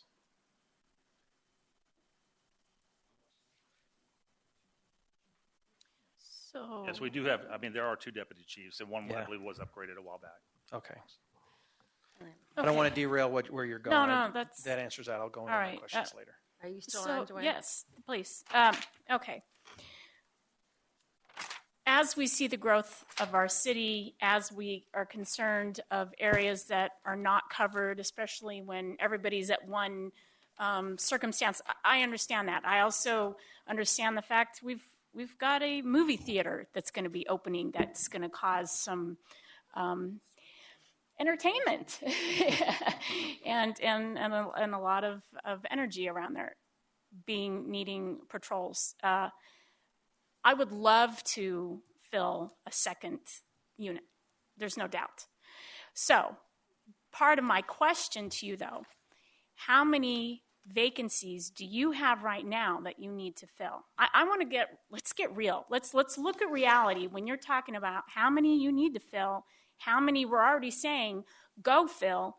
And if we found the money, said, now go find 5 or 6 more, in reality, how are you really going to do that? Do you have enough money for recruitment? Are you going outside of the state? I mean, I'm talking reality, that we could we even really fill that this year? Or is that something that we say, you get 3 extras and then we'll fund 3 more next year? Because there's just, be honest, can you fill that?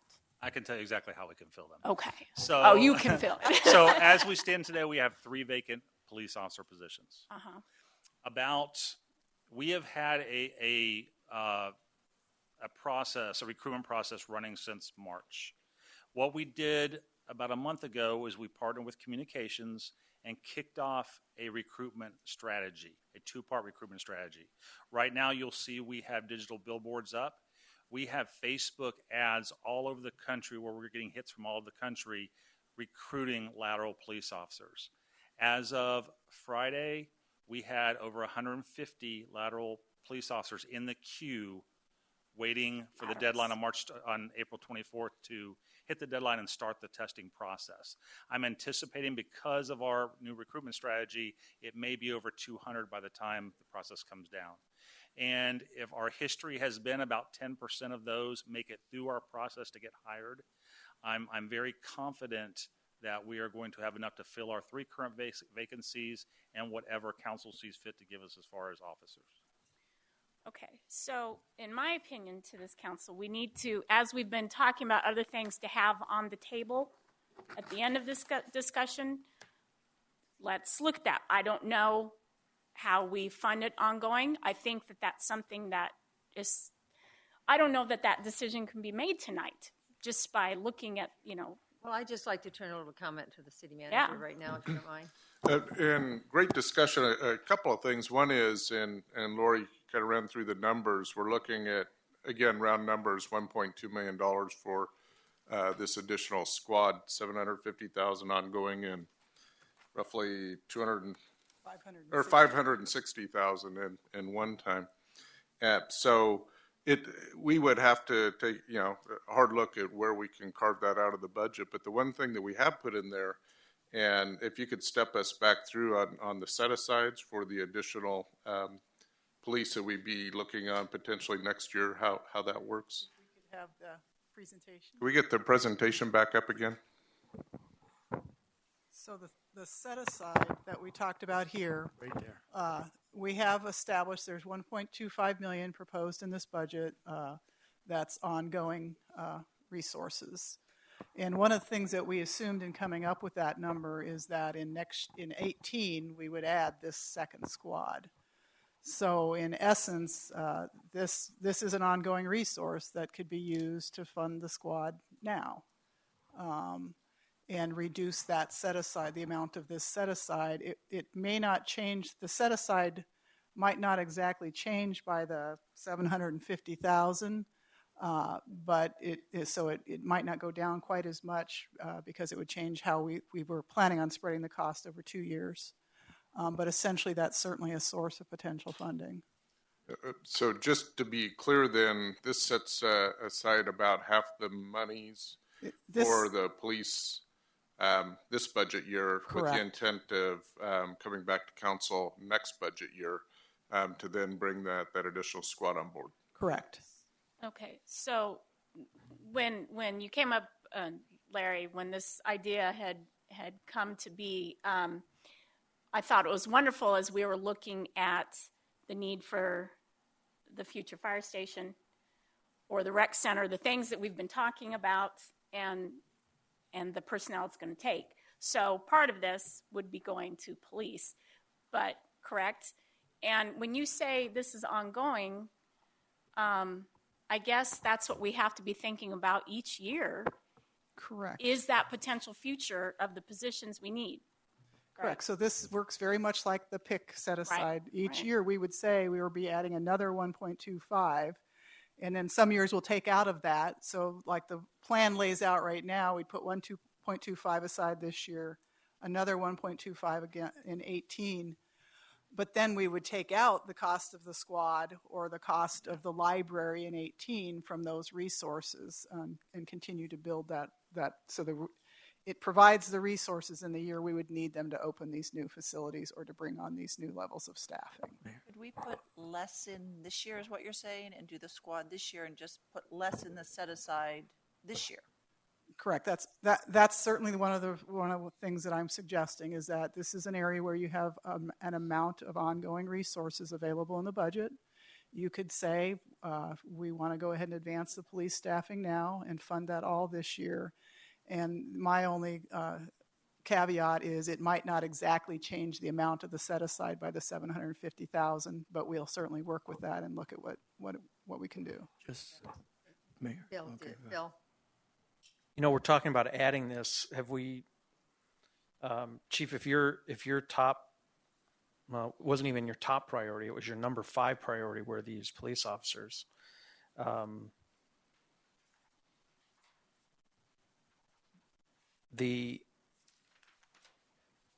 What if we didn't add the other positions? What if we just made all 10 of them these?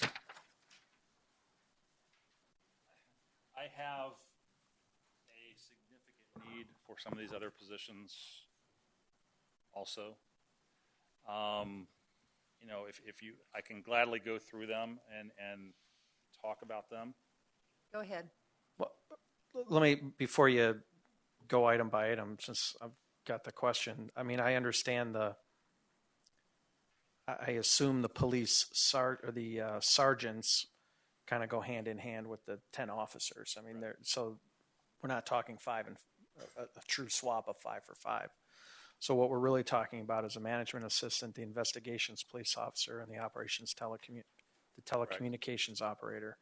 I guess my real question, because I can certainly see by looking at the organizational chart and the staffing setup, it's amazing to me that you have as many people assigned to administration and you have so few people assigned to provide them, I'm going to say support, just leave it at that, compared to a couple of the other departments of similar size. So I guess when you really look at it, the cost of the police officer to the investigations assignment is $215,000. 124 of it is ongoing.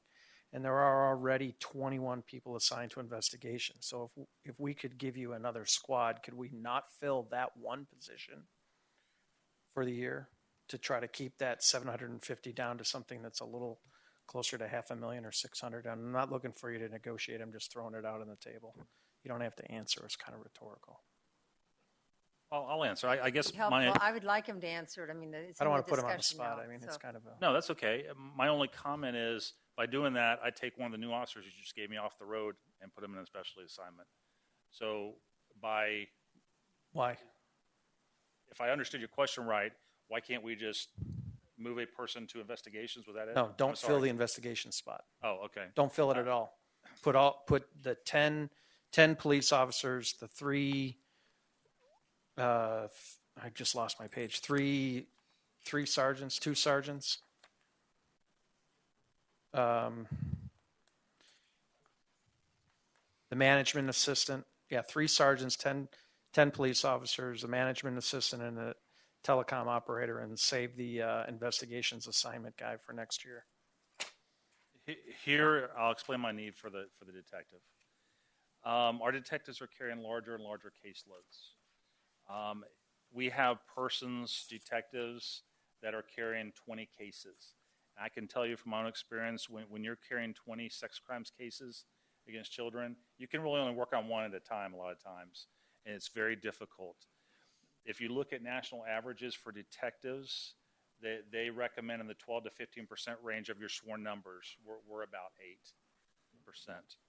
Our cases cleared by detectives have dropped from 2013 and 2014 levels because they're doing more and more mandated things. For example, we've got more sex offender registration mandates now than we do, and I have one detective who spends most of her time doing sex offender registrations, checks, going out to their houses, things like that. 2 of the detectives are assigned to the Advocacy Center handling sex crimes and child abuse cases. So that leaves 5 true detectives pretty much assigned to the caseload.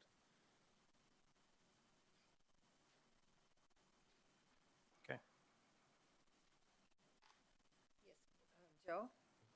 Go back to that slide on that 1250 real quick, or 1,250,000. If I recall the prior presentation, there was about 200,000 and 100,000 that wasn't allocated. Is this 1250? I know it's coming from ongoing, but was this allocated into one-time funding somewhere? Yes. I want to make sure you don't double count this stuff, because everybody's talking about we'll take 500,000 here, but that 500,000 has been allocated somewhere, and we got to figure out where, because that's got to come out. So this is, again, when I heard people saying we're going to take it from here, I'm going, wait a minute, it's already allocated somewhere, so you got to figure out where that's allocated so that doesn't happen. Just make sure everybody understands that, because it's just not sitting there. Make sure everybody understands that. You're correct. Okay. Any more discussion? What am I getting? What are you getting around the table? I think we look. What do you read there? I'm putting you on the test, Brian. My read on this, and I would toss this out because we've had with the police chief some very detailed discussions about this as well, and not to discount needs. The one approach to this, and we worked real hard to try and come up and actually get part of the strategy is we come up with some of the funding out of this that will line us up for next year so we can quickly add the next squad. It will be less of a financial impact to the city because it'll be about half funded, at least for the ongoing portion of it. So that was a strategy that we would recommend to council to continue with that, add the one squad, and then start to do the set aside to where it's a lot easier, a lot less costly to bring on the second squad next year. Now we can't commit future council actions, but that was the intent to get us partway there.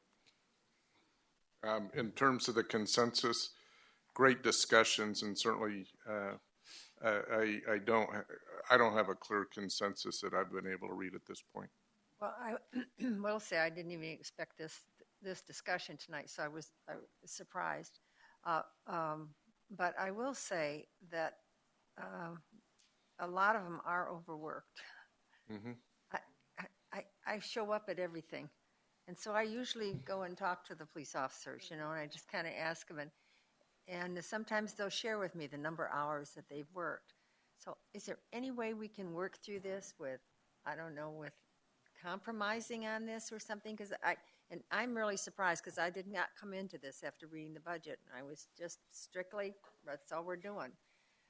So anyway, Sherry, you go first, and then Bill, and then I just want to say a lot of people don't realize I work a lot with the county attorney's office, and two of them actually live here in Goodyear, and they have nothing but good things to say about our police department, especially for a small department. They're very professional. You know, they do a great job.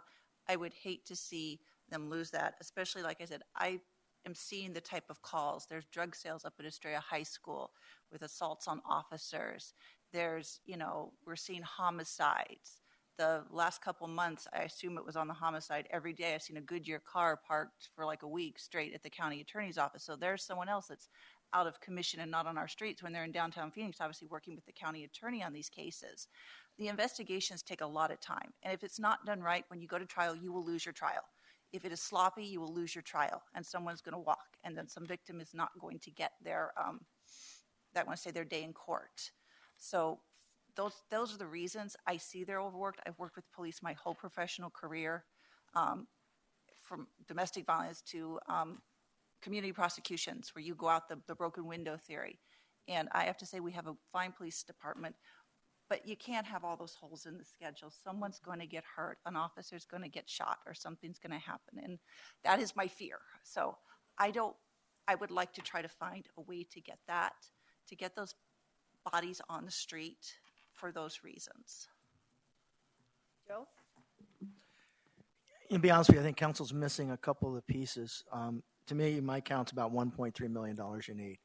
You know where your ongoing, by my count, you need about $1.3 million. $555,000, $750,000 for ongoing. You know where you can get it, at least the ongoing, but the problem is that's already been allocated. So the manager's going to have to come up and say, okay, if you want to fund this, here's your options, what's going to have to come off the table. You're going to have to see that, because you're going to have to see the impact. Yeah. Because the reality is that's already been accounted for. So somewhere you've got $1,250,000 on some project somewhere. Some of you have talked about the $500,000, but that only gets you not quite halfway there. When you look at that $500,000 for the set aside for the health fund, that only gets you halfway there. So you got to have some options coming back. I don't think we can vote. I don't think we can agree to this without seeing something. No, you got to see something. You got to see where that money. That's why I said it should be on the table. Yeah, you got to see it. You know, so that's what I think you're missing. No, I agree.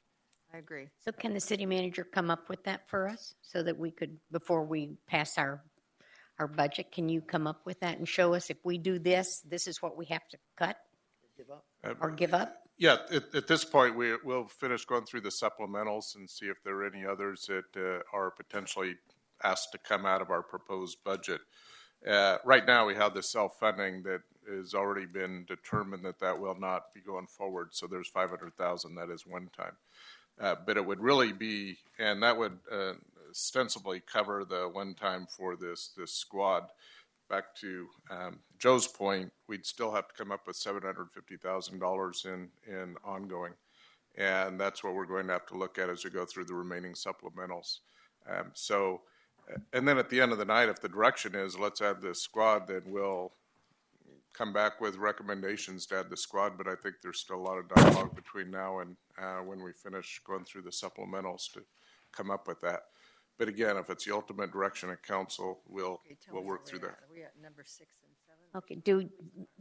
Mr. City Manager, do you have any idea if there's any money out there that we might be getting for police services that should be coming into us? I know that if the mall would have been built, they would have provided for police services, I think, for a year or two. But since that's not occurring, what did we work out since they're going to open the movie theater? What provisions have they done for us? Because it's going to take more police protection for that facility. The agreement we have with Macerich, the mall developer, is once they become operational, and the development agreement requires 2 phases. Phase 1 now being Harkins, and then the remainder phase is bring on 2 department stores with the inline stores. Once that happens, then they're required to fund us $200,000 a year for 3 years, total of $600,000 for additional police officers. But until they get the mall up and running, that money is not obligated. Well, we need to, I know it's too late now, But when we have development coming in, if it's going to come in spurts and spells and it's going to stretch our officers in any way, we need to be able to get some type of reimbursement from that developer to help offset our costs. Because if there is a riot or if there's an issue I don't even want to say it. I'm not going to say it. Okay. Never mind. I agree with you. There is a danger, but I think that's unrealistic to make that statement. I think what you're going to do is deter development. Oh, no. If they want to come to Goodyear. But when people look at our council meetings and they see that, oh, and they no. see what we're talking about, they're looking at all these aspects Yeah. and they're saying, well, I'll go to Glendale, I'll go to Avondale, I'm not going to have to. So I think we can't carry this too far. What we need is a police department that handles the square footage of this 191 or whatever we are at and take care of that. But I don't think we have to. Then we need 10 I think more that officers. Mace Reach was a total different thing than just a restaurant coming in or a single store coming in. This was a mall. Makes a world of difference. So I think we have to be careful in how we deliver that message out to to the people that might want to invest in Goodyear. So where we're at right now, to go on to the rest of where we were, right? So number 6, we sort of covered that, right? Yeah. So you want to go through each of these supplements of the management assistant, police officer's investigation. We go all down that list? Is that where we're at? Anybody got anything on that list? On 7, 8, 9, 10, on page 5? Can I just ask a question on that? Yes. Mm-hmm. Are there any grants for some of the equipment? Because some of the equipment looks like it's outdated. Is there any grants available for some of these that we can apply for? I'm sure you've looked, but. Yeah, and we obviously we get several grants. Most of the grants that we get are connected with overtime and doing, traffic operations and things like that. I don't know of any offhand. Okay. So I just wondered for like the breathalyzers and the radar, if there's anything under the highway safety. Yeah, and just for your information, items 12, 13, and 14 that are not recommended for supplemental funding, that was because they are now incorporated in the asset management program for the police. All right. So those items are actually funded through the asset management recommendations. Thank you. So as we go down, does anybody have any questions on this page from 7 to 12 and 15? We're still on the police. No? Can I ask one more question? Yes, you may, Sherry. On number 16, I don't know what that is. A Ramsey Faraday box? I just got to know what that is. It's a device that obviously cell phone extraction and stuff is big business now. So it allows us to take this box, you can put a cell phone in it, and it will automatically pull data off a cell phone and timestamps it and photographs it and does everything you need to do with cell phone investigations. Unless it's an Apple. Unless it's an Apple. That's a joke. Which tell the drug dealers know to buy apples. Uh-oh, we're getting giddy. And we didn't fund that? Why didn't we fund it? It's only $3,000. Yeah, I think we're going to find that funding in our own budget. Okay. In our budget. Okay. I do have one question. So last year, we funded for the cameras for the officers. Yes. We funded for a records management person, and we funded for a person on, I believe, in your squad. Or we funded 2 positions so we could have the cameras. And as far as I understand, the cameras have not gone anywhere yet. When are they coming in? Here's what happened with that. We received funding for one records specialist person who is going to be in charge of all the video redaction things we know we have coming with the cameras. So we did a recruitment for that position. We selected a current employee out of dispatch. At that time, the cameras, we weren't ready, and we were hurting for employees in dispatch. We were having issues. So we kept that employee there until January 1st, closer to the time the cameras were supposed to come in, and then moved her over. About a month after she was there, things weren't working out, so she returned to her previous position. So we have another recruitment ongoing for that position, and we're actually going to be doing interviews here in a week or two. The body cams, they're on back order, just like many other agencies that have ordered through the company ordered through. The new model that we ordered, they can't make them fast enough. So they're on back order. The good thing is, as of April 1st, we were assigned a project manager, indicating that they're probably coming soon. They have sort of said we will have delivery by the end of April. So that's our hope. So we're still up in the air with cameras, but they're going to be here soon. Okay, thank you. All right, anything on 17 or 18?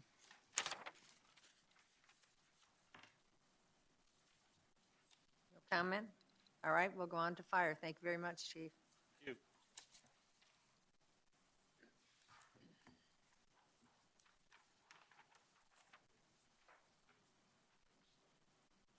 Does anybody have any comments on number 1? So I have a question, if I may ask. Is this the study that we discussed when it is? Okay. No on number 1? Yeah, Joe? I hate to sound like a broken record, but I said I hate to sound like a broken record, but just to go on the record, I believe with the data that we have in-house, and I've said this before, being able to track where the calls are coming from, what the response time is, that we should be able to do this in-house.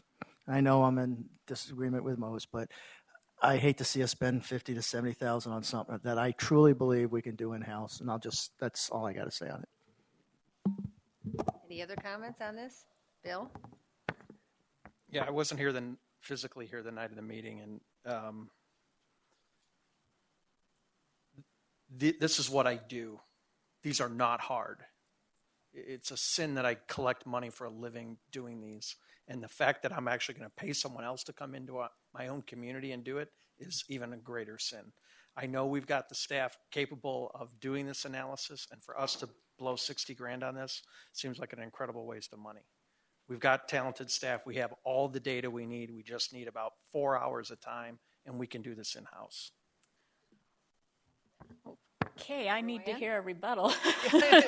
I need to hear some, because I'm thinking you could cut it at least in half coming up with the talent that you have. So,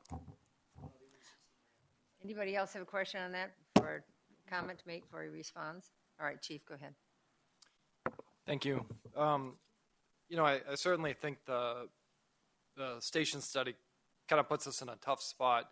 We initially talked a long time ago in 2008 about the Sonoran Valley Public Safety Master Plan, which included a look at the entire city, but also included the triggers and thresholds for when to open a new station. And I certainly think that when that study was conducted, they were looking at a time of high growth for the city of Goodyear. And certainly going through the recession at that point, we went into a different time. So we developed different triggers and thresholds that were presented in 2014 to council with the hopes of trying to help with the growth as it was occurring more sporadically in our city to kind of give us some opportunity to look at the development of fire stations in a little bit more easier to digest versions. And certainly the questions came about south of Ray Road and the growth that's happening there, and also the growth that's happening west of Cotton. So it kind of puts us I think all of us in kind of a tough spot because we couldn't really agree on where we wanted to go with that decision.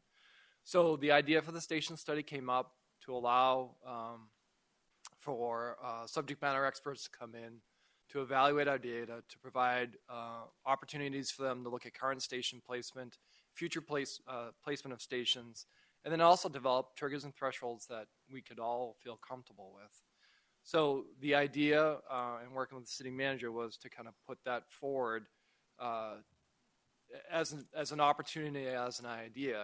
And I think from what I remember, at least that night, is that there was support for us to move forward on that station study. So, we went through with the supplemental process, and, it sits in front of you at this point right now. Well, there was support that evening on doing this study, and it is confirmation. It's interesting because we all think we know where a station should be, and everybody has an opinion. And I think this would be more objective to a final result on what to do. So, I was for this. So, some other comments? No, I just want to make sure it's on the record that I'm against it. That's all. You're against it. Yeah. Yes, I'm against it. And Bill is too. Okay. I'm not against the study. I think we need to understand it. I think in my mind, it's the question of who's doing it, and do we need to spend that much money that's the on question for all the people. I don't think that's a new question. Yeah, I guess that's the whole premise. I don't know that I've questioning here. I guess that's where I struggle is with the expertise that you all have, and the information you already have. Why you don't think you can answer the questions of a study yourselves. I guess that's what I don't, or where you could be taking a majority of the information and you feed it to a consultant and it's only half the cost. I guess that's what I struggle with, is rather than giving the whole kit and caboodle to some consultant to do, why it can't be a collaboration between your department and a consultant to bring it together. I guess that's my question. Sure, and to answer that question, if I may, Mayor, is yes, go ahead. We went out to several of the Valley Fire Departments that have done station studies in the last few years to try to figure out what a cost would be and where that price would fall into. And most people kind of felt comfortable low end in the 40s, probably high into the low 60s.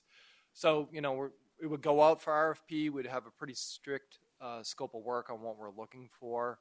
But it would also allow us the opportunity to work with the consultant and provide that data. So, with more staff work on our side, we could negotiate possibly a different price. But I'm not sure.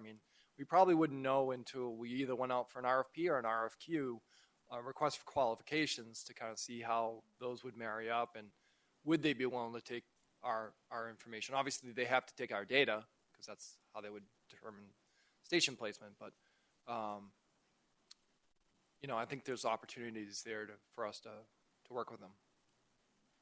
Jerry? Yeah, I remember because that was the big discussion. And you did come with triggers and then there was lots of discussion and was your data correct? So I think having fresh eyes, us giving them the data might help as well.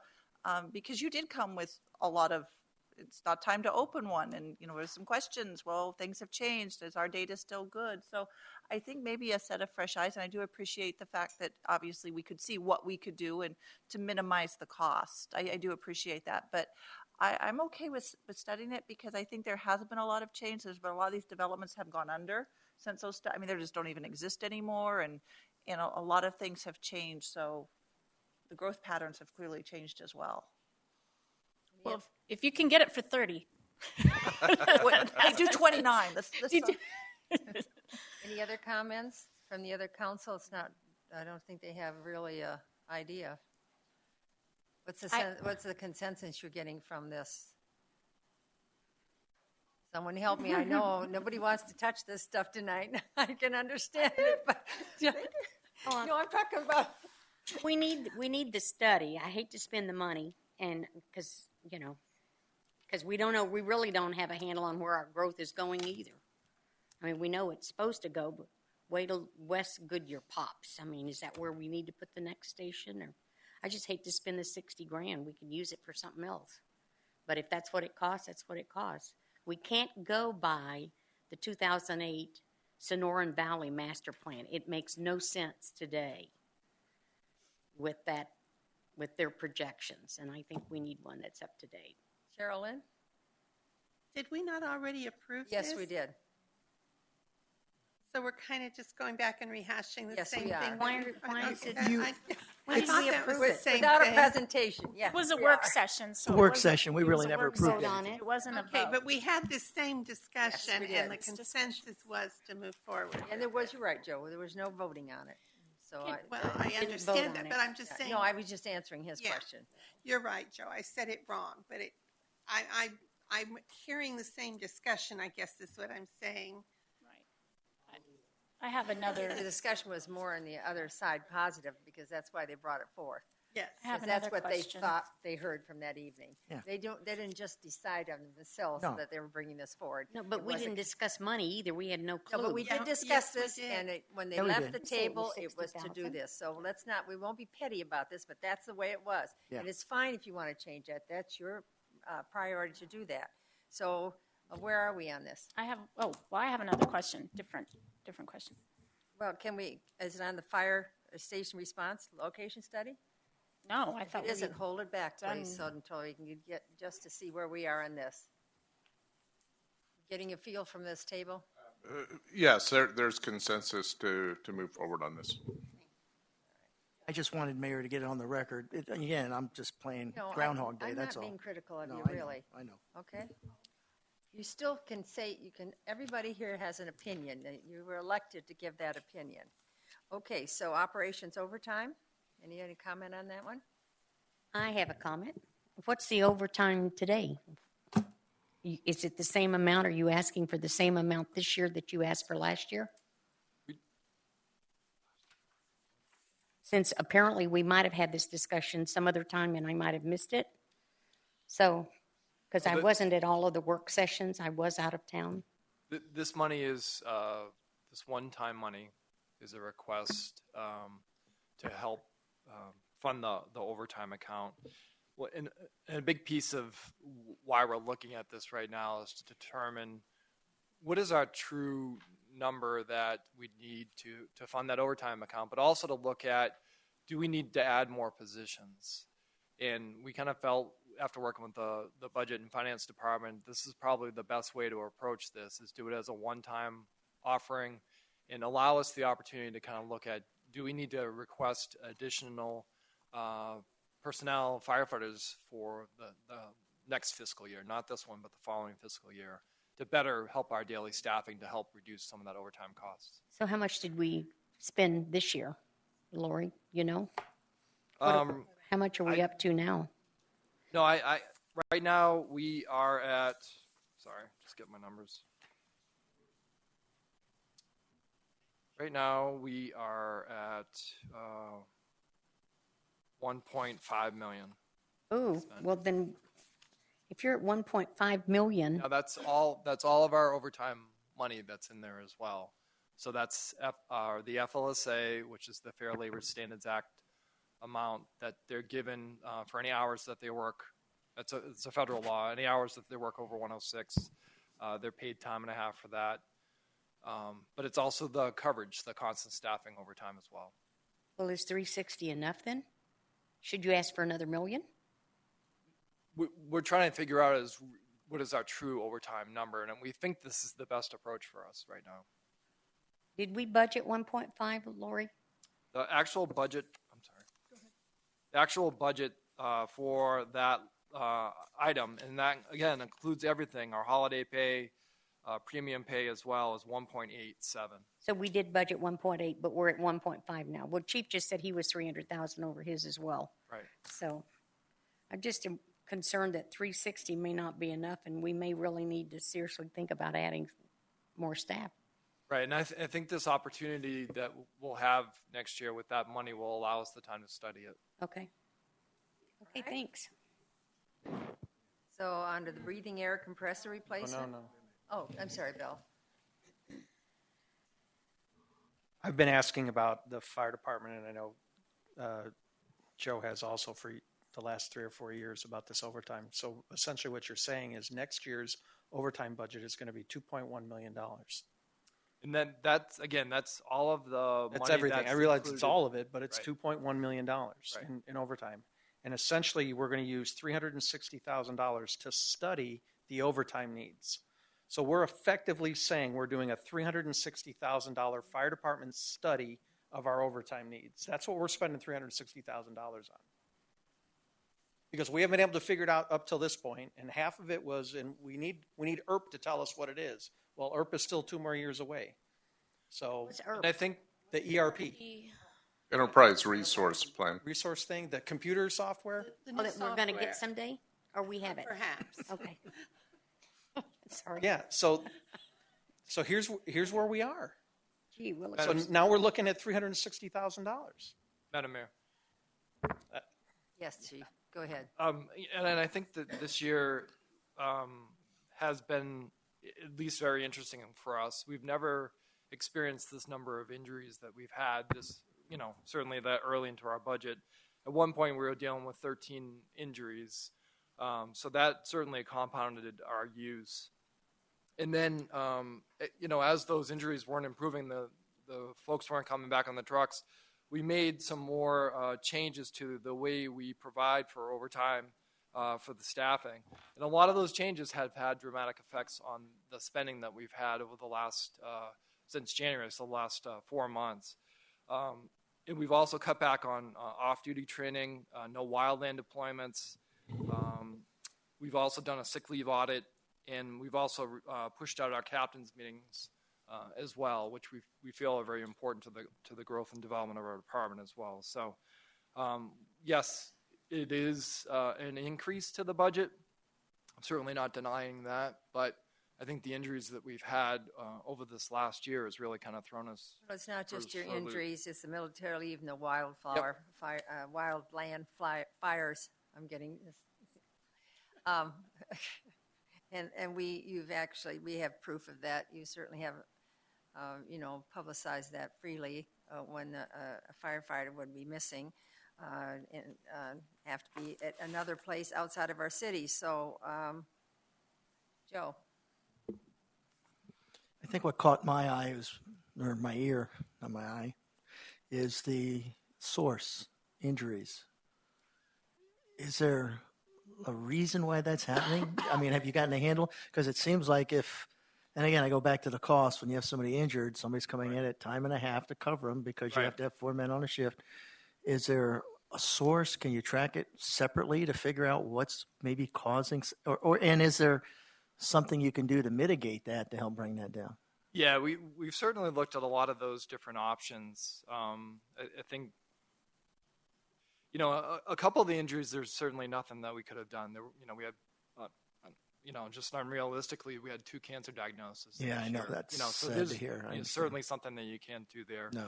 We've had 2 backs, we've had 2 shoulders, a neck, some knees. So then they've all occurred, and looking at these injuries, close to 80% of them are occurring on duty during calls.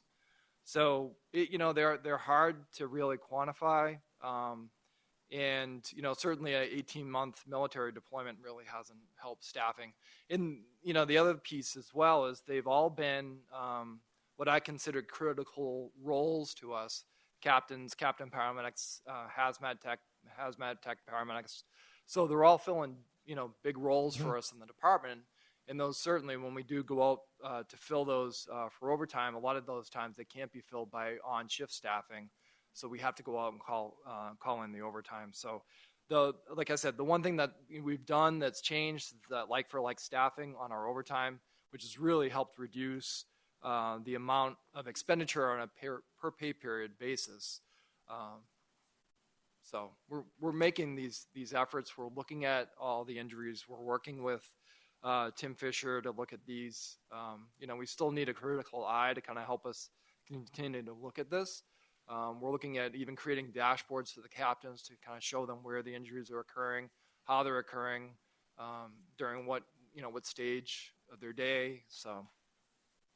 Well, and I think if somebody works overtime, they deserve to be paid for their overtime. All right. And adjusting their calendars and adjusting their life and all that. I mean, we have a problem in this city right now. We have a lot of activity with our public. We do with the public safety. So I guess tonight's very difficult because we are actually going down each one of these and questioning the decision-making from our directors, from our employees, from our city manager and everything. We've gone along with you on this all the way but it's become that, and I'm going to tell you right now, we can finish it up and I'll stay here till midnight to finish this up. But we're in the weeds in many of these things. And so we're becoming the expert of all the departments.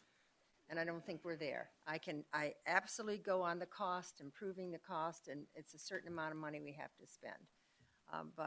So I'm just a little uncomfortable, but I've been that way before. So I know that I'm going to get criticized, but you're going to let me finish talking first. So it's Bless you. Bless you. It's making a long evening, and I had anticipated that you would have read these through and marked certain ones. I did not anticipate we would be questioning every one of them. Did you answer that question? No, I have mine marked. No, Did you anticipate going through Yes, every I one did. of them and questioning? I You did, because this is our first look at the budget. We've had no conversation Oh, but you on could have this had budget. conversation. Well, You could have no. asked. This is our job, though. This I know is it's our our job. responsibility. And I questions agree. don't mean criticism. Question means help me understand. This is a prime opportunity for us to know exactly what's going on in our departments, in our city, and that's our responsibility. So if we have to go now, I only marked the ones that I had questions on. I didn't need to go every single one. Was that not my point? Just But- a moment but I'm again, just that was saying, my point, that I thought that we would is go ahead and mark important. them off. So that was my point. It wasn't saying you didn't have the right. You all have the right. We're all equal on this. The mayor has no privilege on this. So, Sherry? I just want to say the theme I think I'm kind of getting from all of this is that, and this is just a general, and it's not a criticism because we've tried really hard to hold the positions, to hold the budget since the recession. I think the city manager has done an excellent job doing that, and the departments. But what's happened is our city has grown tens of thousands of people since the recession, and our staff has not. And although I know we all want to save money, we don't want to just increase staff to increase staff. But we're getting to the point where I think next year it's, you guys are going to be back. The fire department's going to have to come back and say, we can't do it anymore. Like the police is come today and say, we've got holes. They're already there. Well, they're trying to fill with overtime. And I think we need to take a serious look at just like everything. And I appreciate, I know it's timely, but there are so many holes that need filled. And when I just look through, I just mark the ones I want. But the questions I have are like, why aren't we replacing this equipment? Like, there's breathing equipment for you. I mean, this is stuff that is just like, we've put so much stuff off for so long. And I know why we did it, because we didn't have the money. And it's so hard, and I do appreciate it, because I know all the department heads, everyone has been, the chief is making do with like filling here and filling there, and that has a human toll on the people who fill those positions, because they're working a ton of time and they're working long shifts. And I don't know how to fix that with a magic wand. So well, we don't. We only have so much money to spend. I know, but we've got a lot of holes. Joe? A couple points. I wasn't questioning the cost. What I was questioning is when he mentioned people are getting hurt, what are they doing to try to mitigate that, to reduce the cost? Second thing is, when you talk about in weeds, I don't see it that way. I remember the famous quote that you hear about all the time about our former Speaker of the House. We have to pass something so we know what's in it. I want to know what's in it before I vote on it. No, So I just have a different perspective when I'm big and on with Joanne. So again, I'm not questioning what they do day to day. When I'm just trying to understand if this is going, what's driving it, and if they're working on it. Just like I disagree on the other piece. That's all. All right, so let's go on. Where are we now? Operations, did you decide on operations overtime? And can I just give a real quick thing, because a topic came up. In the case of the fire asset management plan, items 5, 8, 14, and 15 are funded in their asset management plan. Okay, good. What numbers? I'm sorry, 5, 8? 5, 8, 14, and 15 are funded in their asset management plan. Thank you. Those are many of my questions. Yeah. 5, 8, 14. And 15. And Mayor, I just wanted to ask the chief, aren't we reimbursed for wildland fire activities? Yes, we are. I thought so. We're reimbursed. Even though we pay overtime, we're reimbursed that cost. We're reimbursed for the personnel that we send out, their salary, for any equipment that goes out with them, but we're also paid the halftime. Okay. That comes back for the coverage. Okay. It goes into the general fund. It's not directly reflected back into the department's budget. So it does go into the general fund. But it doesn't always come back to you. Right. Why is that? That's how the fund works. That's how the accounting does it? Yes, goes back in the general fund. Oh, okay. Thank you. That's why the supplement.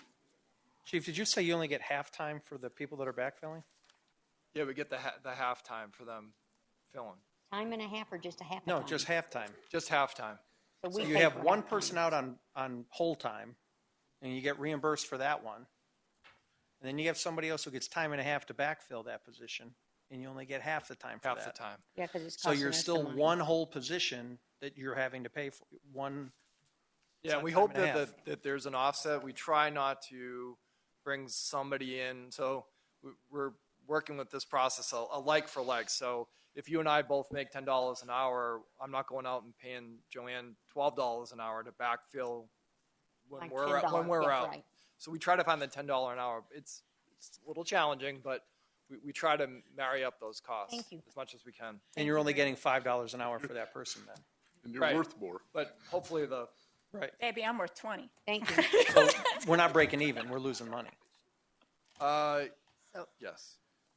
Okay, I have. Yeah, let's be clear about that, Are everybody. you on operations overtime, or are we going to No, number 3? I'll wait till number 13. Air I have a compressor question. replacement. Is it that compressor or is it the actual SCBAs? The actual SCBAs. The bottles and the packs on their back. And this is the third year. This is the third year of the funding process, yeah. So we'll be able to make the purchase this year, this July. Then it's all done. Then it's all done, right. Yes. Perfect. Perfect. Okay, go on to number 4, apparatus exhaust system. Are you replacing one? We're updating or replacing any that need to be replaced. Any other on that? All right, let's go to 6, fire business intelligence software. What is this? This would be the software that sits over our current records management system and also our current FireView program. FireView is the software that we use to look at hotspotting, where our calls are occurring, what's our travel times. This software would sit on top of that and pull out that data for us on a defined period. So we've been currently looking at some vendors that are out there. For instance, the last presentation that we did for council regarding the stations, it took some of our staff close to 4 days to pull some of that information out. And, we really feel like this business intelligence software, we would have this information in a more readily state for us to be able to respond to requests for data in a much more timely fashion. Comments? No? All right. Let's go on to number 7, paramedic initial training course. I have a question, if I may. Yes. Chief, I'm not in the weeds, and I'm not telling you how to do your business. I just would like to know, is there any possibility that our folks who would be going for paramedic training could use our tuition reimbursement? Can they go to the community college and do this? Well, what we know of, at least for the next year, when I'm saying that, the fiscal year, but then ending in January, the next course that we know of is at Phoenix Fire. They actually run an initial paramedic training program that's pretty cost efficient for us. How much is it? Right now, they're projecting about $3,700 per student, and the community college is a little bit higher than that. They're right around $5,500 right now, I think, at the community colleges. So we're looking to send these, hopefully, to this program in Phoenix if it all works out. All right. I was just kind of looking at this as upward mobility for someone in it their absolutely department, is. and if they did it themselves and we reimbursed them $4,500 a piece and they paid the balance, I was just trying to see if there was some way we could save $50,000. Right. Just a thought. Any other comments on this one? All right, let's go to number 9, fire prevention staff assistant.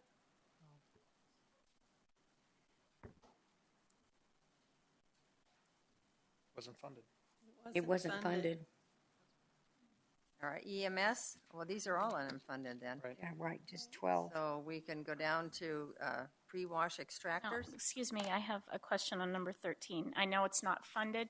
I'm just curious, seeing that this looks like a regional need, since you're saying there's only 3 crisis response units or vans west of I-17, I'm just curious if this is something that you speak with your other chiefs in other cities about, some kind of grant funding, a collaboration where maybe you could have something come about. Yeah, we've been actively talking. We've spoken to the Virginia Piper Fund as an opportunity. They're not interested in funding this. We've also talked to and submitted actually through the Indian Tribal Gaming Grants.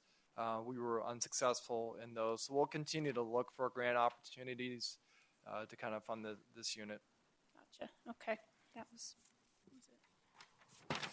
Okay, so looking down to the next page on page 8.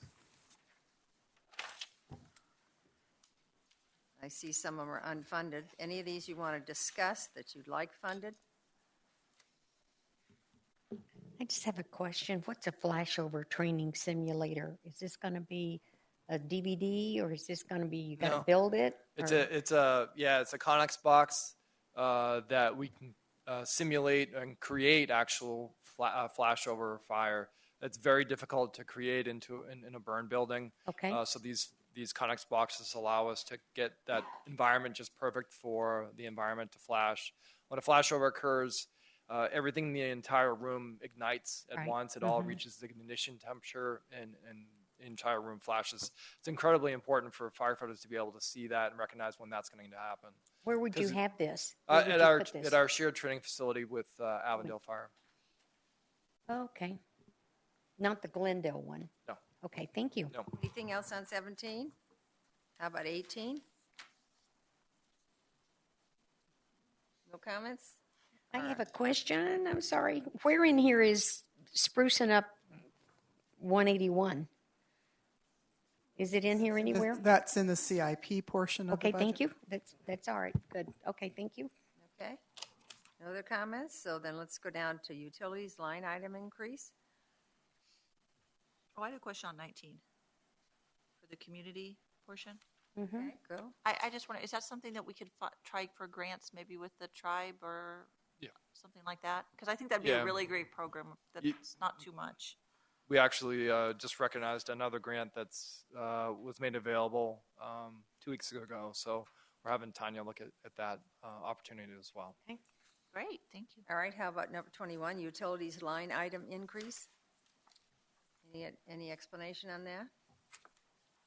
Okay, let's go to municipal courts. Chief, thank you very much. Mayor, before we go on, Thank you. I'm finished with fire. Okay. Thank you. Lori, quick question just occurred to me. So as we've been discussing the different positions and funding them or not funding them, back to the finance position, the one position, is that going to be paid through the enterprise fund? And if not, why? What would be the reasoning? It will ultimately be funded through the enterprise fund. It will. That's what those interfund transfers are from the enterprise funds. However, it wouldn't be directly funded in FY17. That's the point of that study, that cost allocation study that we're requesting, and the user fee cost study. That will give us a new basis to allocate the cost of general government to the utilities. So it'll kind of be a year in arrears in terms of getting the utility funding back into the general fund, assuming that the current funding level is appropriate given the current mix of costs. Okay. Yes, Joe. Not mistaken, Lori, it was what, $2.8 million of the enterprise fund that comes over the general fund now? Correct. It directly addresses Correct. Joanne's. Yeah. Yes. All right, go to municipal court. Number 1, court appointed attorney. Everybody's fine? Jury services. Everybody's fine? Increase pro tem budget? Yes. If you could tell me, please, addressing increasing requests for legal services by indigent individuals. What does that mean? We have Crystal that can answer that from courts. Good evening. Your question was in regards to the court appointed?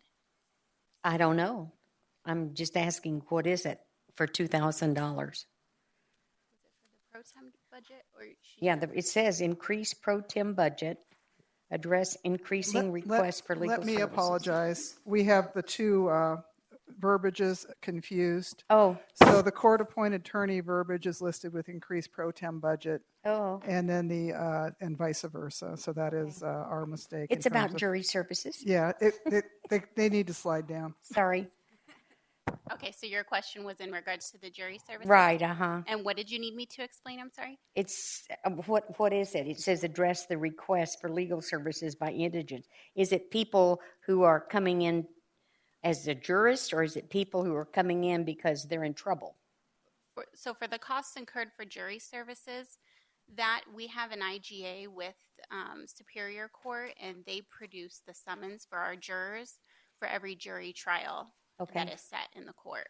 So what's this $2,000 for then?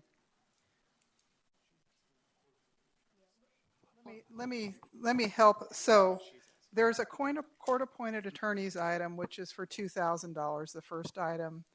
And so that is related to providing services to individuals who need public defense type services.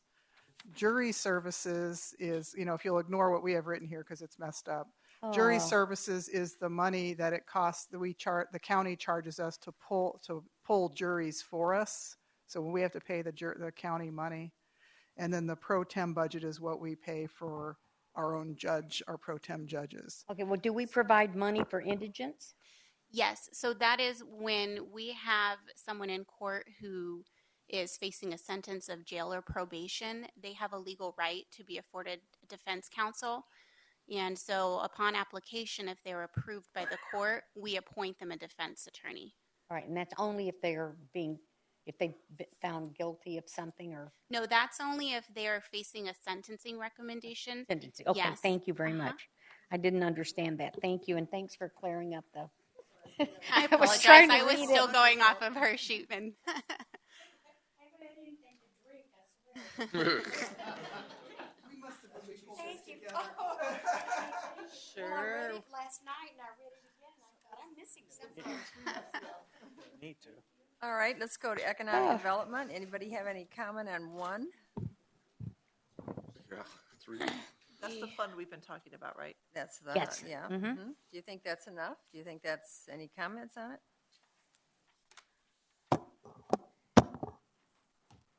Yeah, is that how you want to do that? No? Sure. Yeah. Number one. I think we've got other resources for it. I don't know that we need to set it aside. We've never had a problem coming to the table for an economic development opportunity, and I don't know that we need to tie up additional funds to do it. We've never had a problem coming to the table. Oh, so you're not the 100. You're not. Don't think we should put a fee on it? I don't think we should set aside the money. I think if someone comes to us and says, I need 125, we're going to find 125 if it's a deal worth it for the city, that we don't need to tie this up. We've got a number of other funds within our city that we can draw this money from. And I think to tie up another $100,000 doesn't make sense. Anybody else have joined this discussion?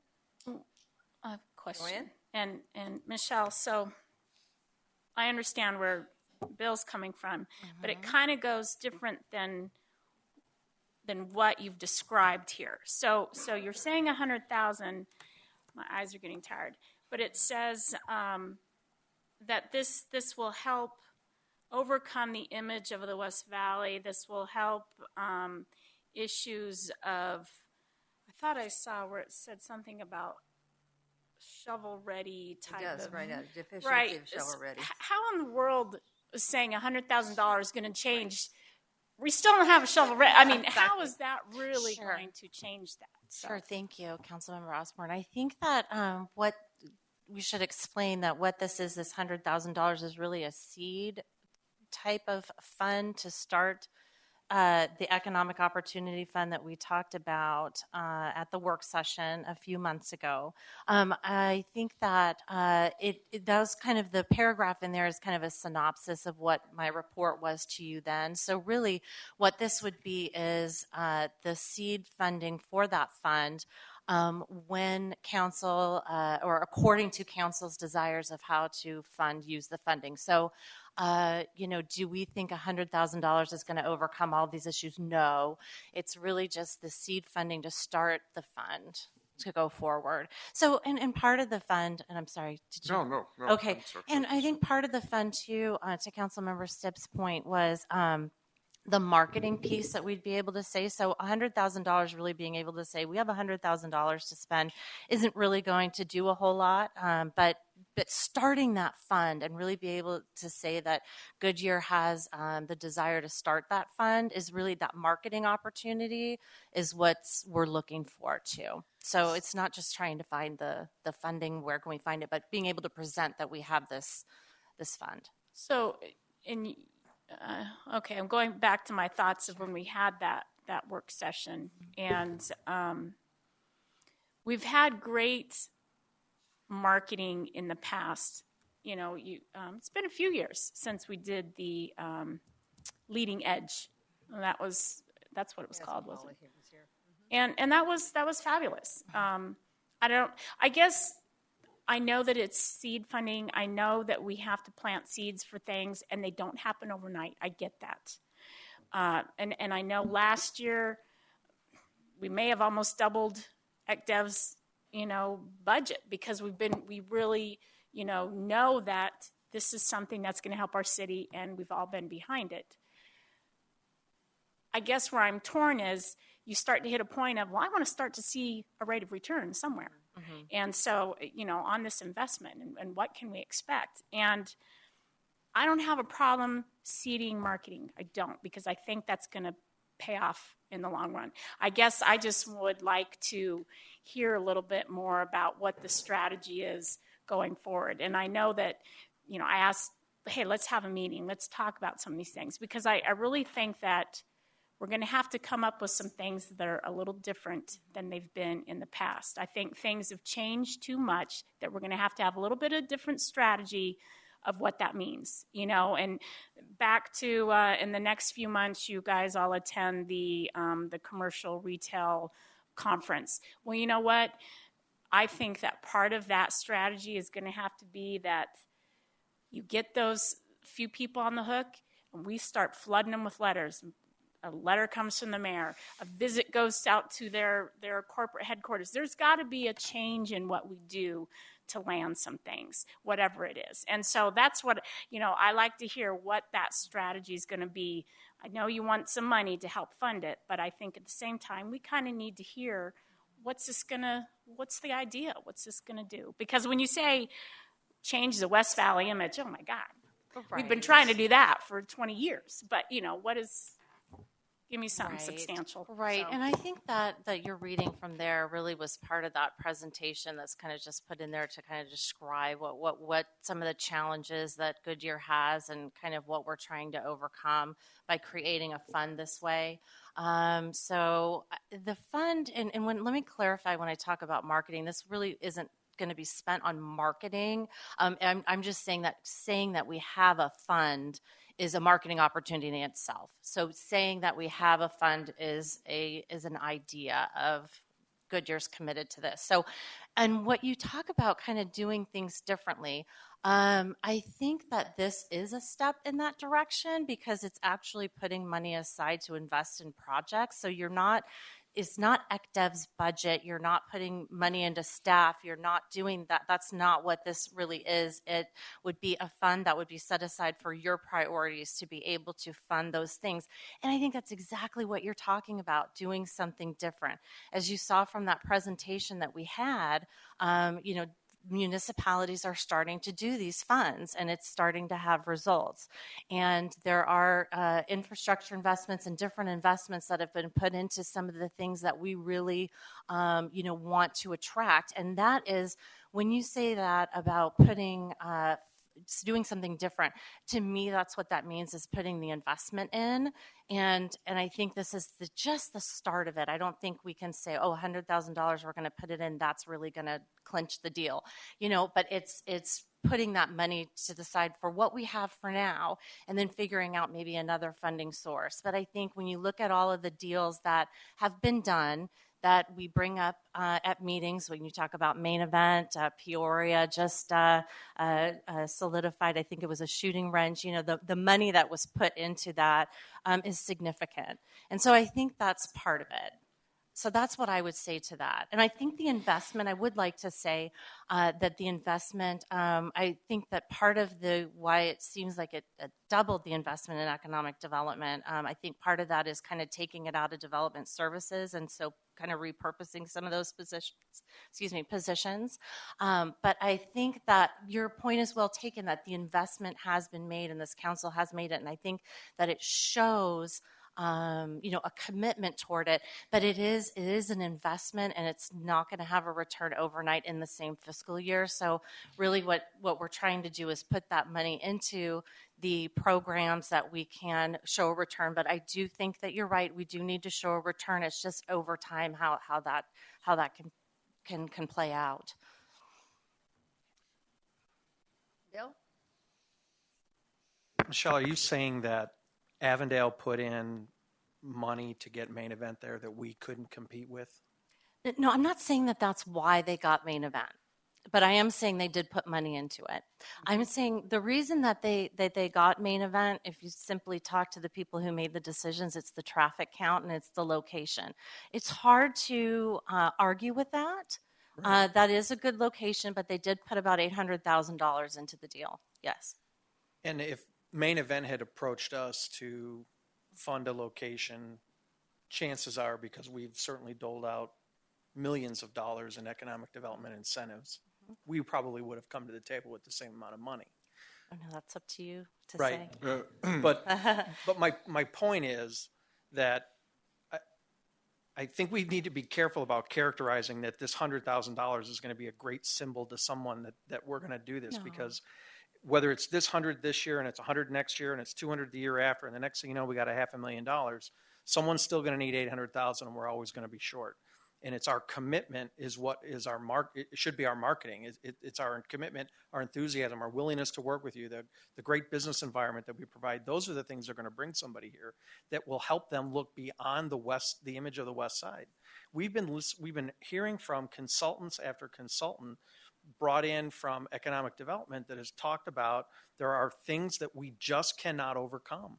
We can't overcome traffic density, the traffic thing. We can't overcome the population. I mean, there's just things we can't overcome. We can't overcome the reputation of the West Side. So, the description of how we can use it is just troubling to me anyway. And it all sounds great, and yeah, it's a great marketing tool. But I think the enthusiasm of this council to bring somebody in should be a bigger marketing tool than, hey, we got $100,000 sitting in the bank, because we got a lot more than that. Because as we've demonstrated time and time again, when the project is right, we're willing to find a way to fund it.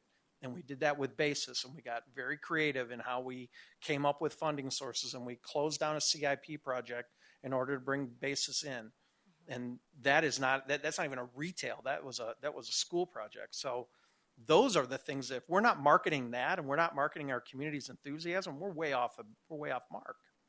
So I'm struggling with this. And yes, we doubled the budget. And I remember sitting here, it was either last year or the year before, and said, we're going to need to see something from this. I'm the one who said it. And yes, we have to be patient, but I don't know that throwing another $100,000 at it is going to solve anything. And so that's just my thought. I can tell you, if that's okay if I speak. Go ahead. I can tell you that you're right, in that the $100,000, that's not going to solidify anything right away. And I think that it's really the commitment toward the fund. I know I keep saying that, but it really is. And it's not that we're not marketing our community's enthusiasm or that, a dynamic salesperson isn't closing the deal over someone else. I mean, there's just so many factors that relate to it. And, I sense the frustration, and it's difficult, but I think that there are dents that we can make, and with this fund, I think there are dents that we can make in our gaps that we have. It's a tool. It Joe? is. Hi, Michelle. I want to piggyback just a little bit on the strategy that Joanne had mentioned. We talk about Bullard as one of our gateways. We talk about how we want to make that a fine, maybe office, high-quality office, a gateway to the city. But my question is, have we had a chance to sit down with any of those because to me, it's all about partnerships. Mm-hmm. It's about getting the landowners. It's almost like a marriage. You're getting the landowners and the developers together. And if you got the right marriage, you got a right mix, and the right mix, it takes off.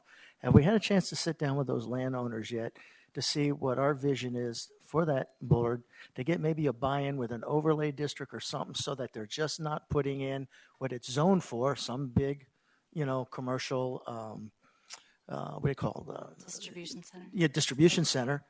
Thank you. That we want a little more out of that. And if you do that, we're willing to give credits and a variety of things, maybe put some improvements in there to help you. My concern is always, leverage. It's like any other business deal.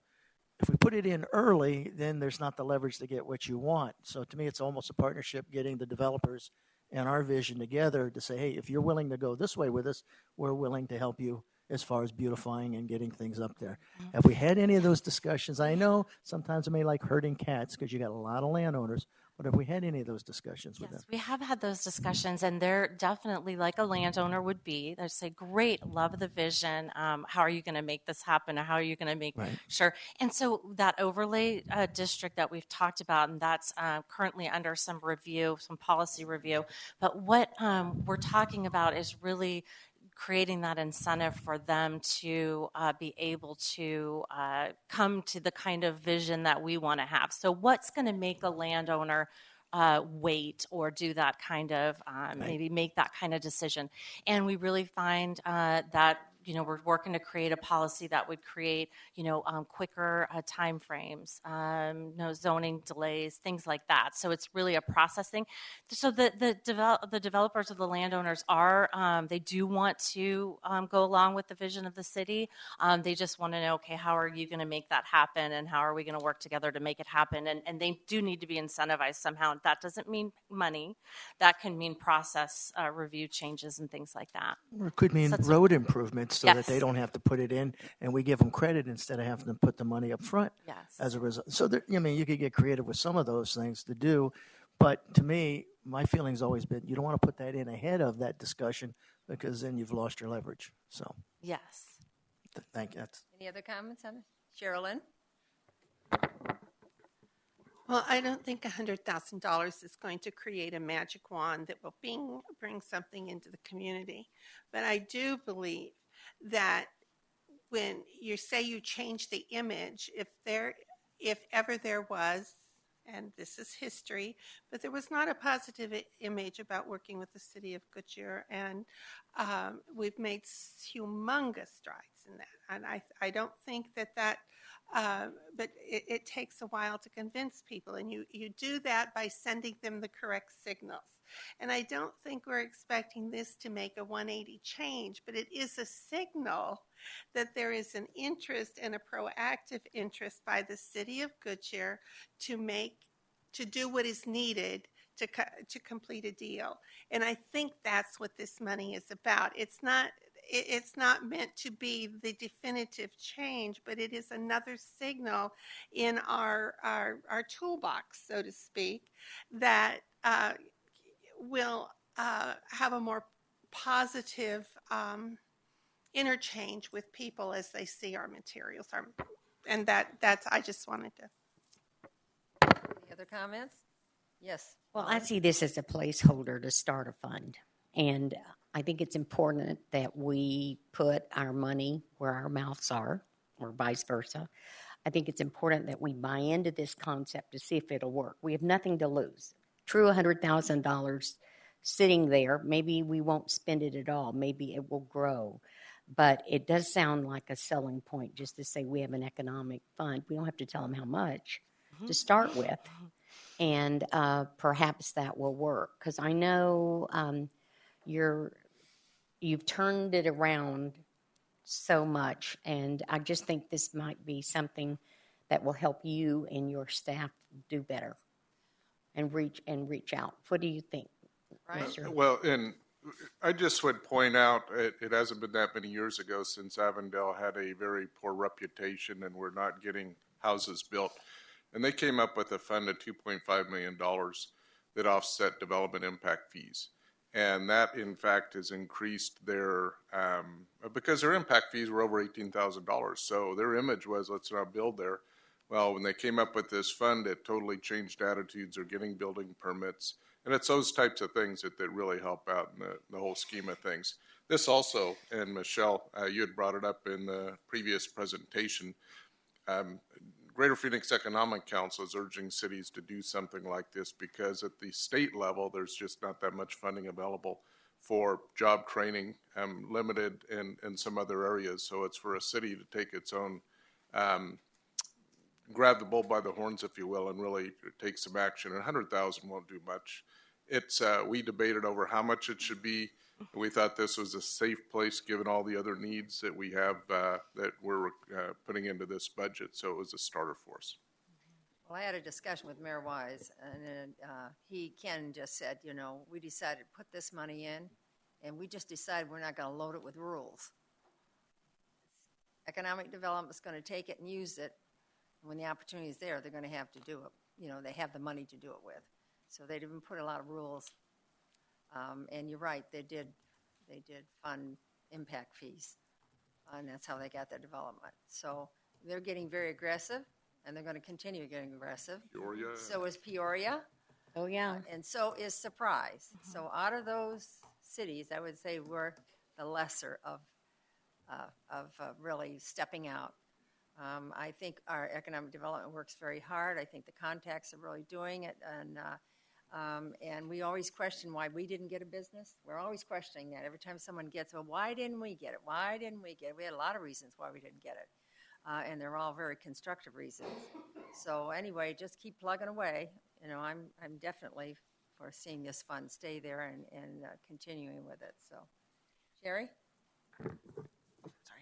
I support it. I think it is a start. It's not going to fix it all. So I remember the presentation. It was very well what we're looking for, what we're trying to accomplish. So, we got to start somewhere. Joanne?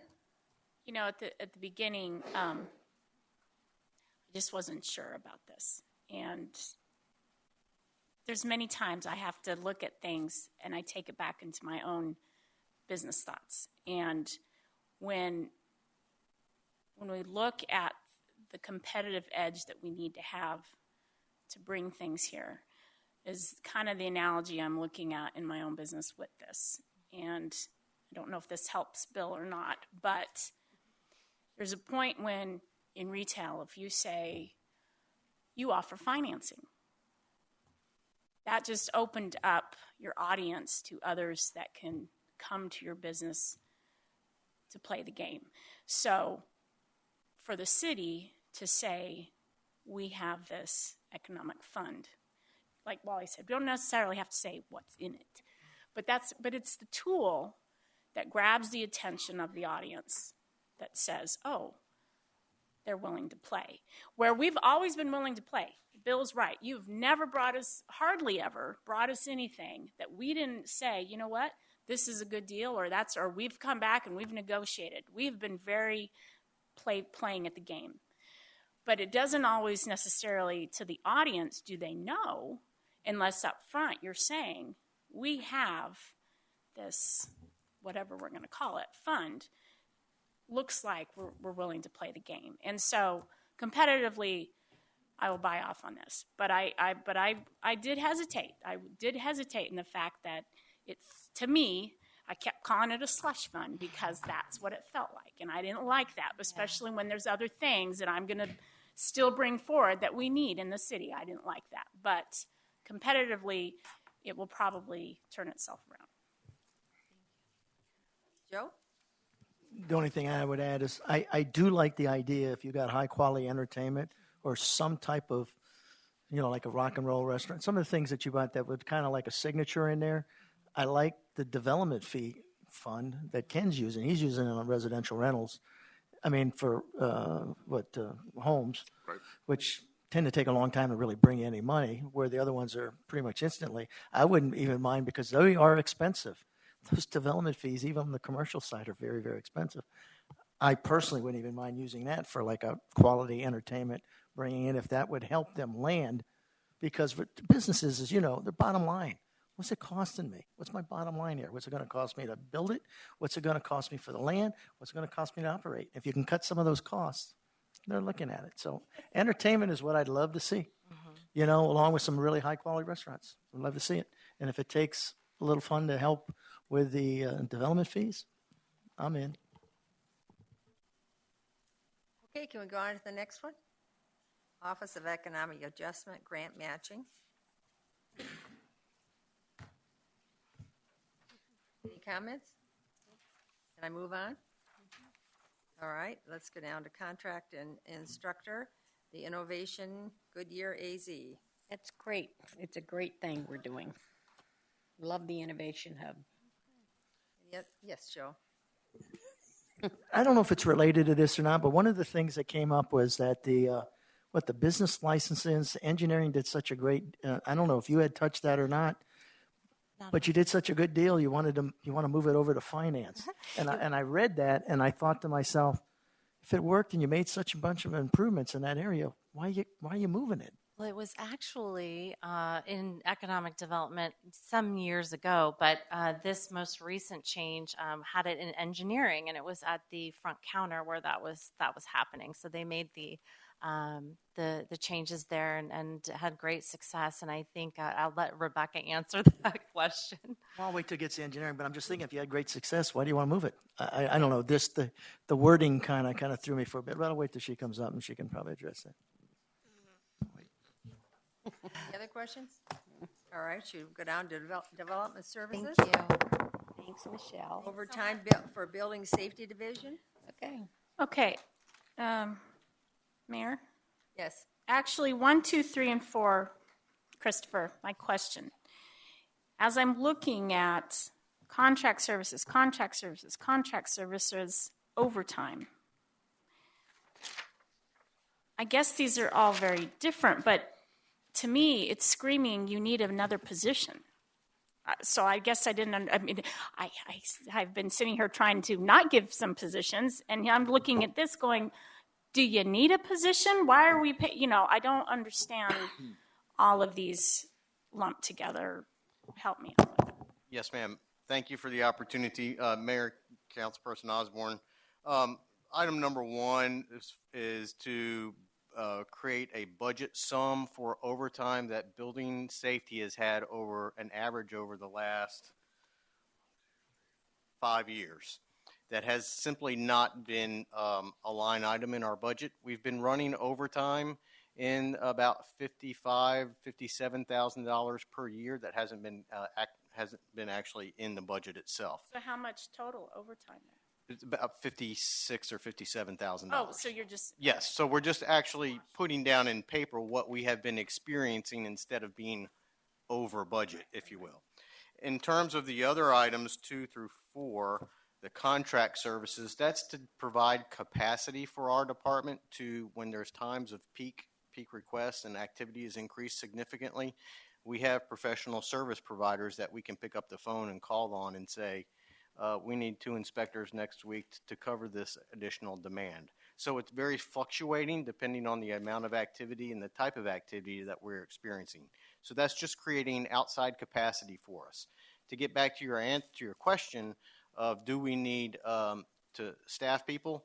At this point in time, I say we're close to a tipping point.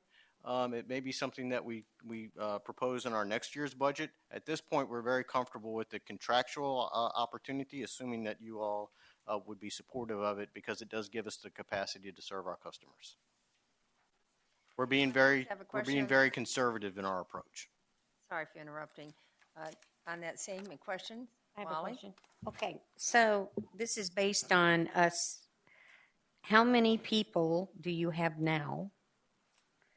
And how many inspections are you having to do a day that they're having to have 55,000? I mean, are they working Saturdays and Sundays? In some instances, yes, ma'am, they are. To answer your question, we have, I believe, 23 authorized positions in our department, including myself, and we have 21 filled. How many are inspectors? Bear with me. Let me get my notes. Okay.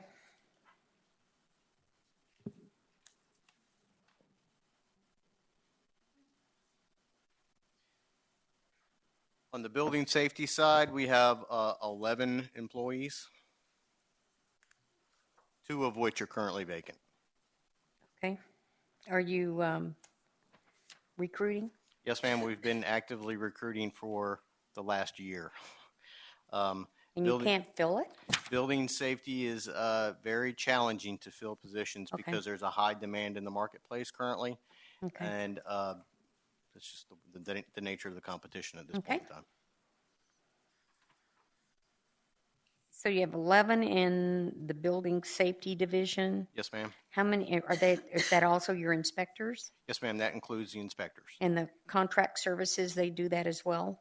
And the building plan review, that's all them? Yes, ma'am. Under Wow. building plan review, it takes place under the building safety side. Yes, ma'am. Okay.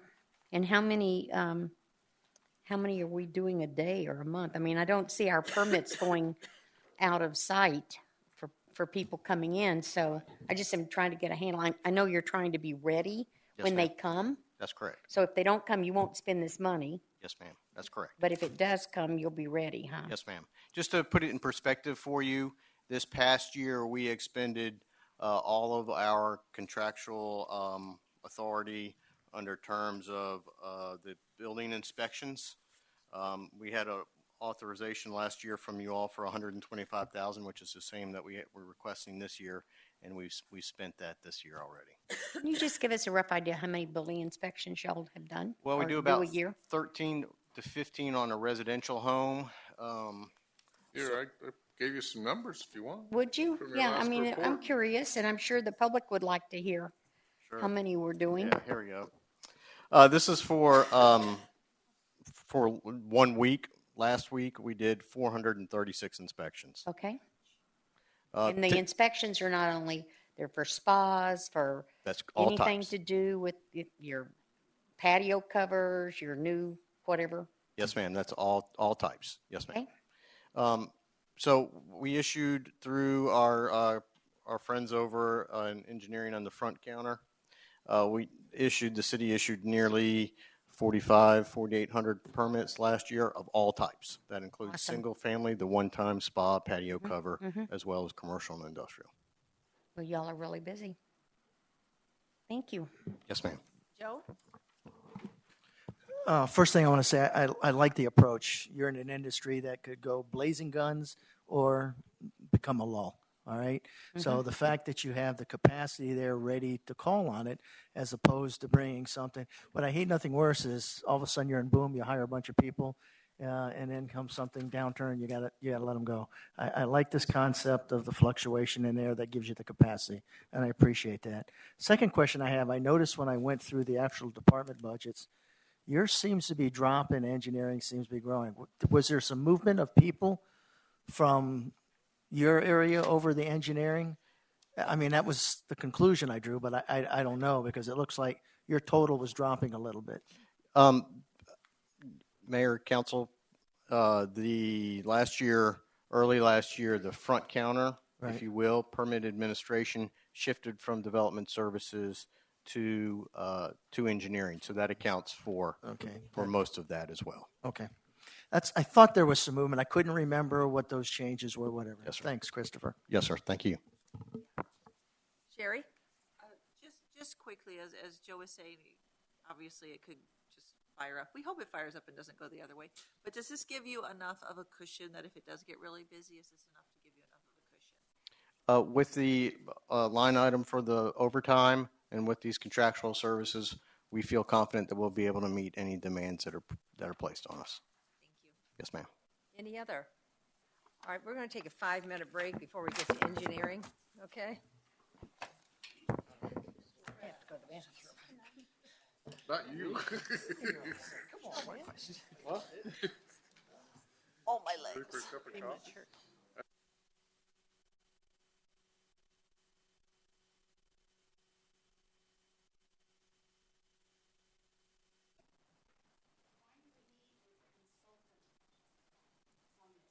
We set the CIP, right?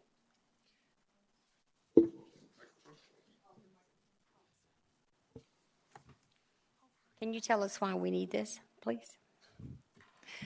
Thank you, Mayor and Councilmember Campbell.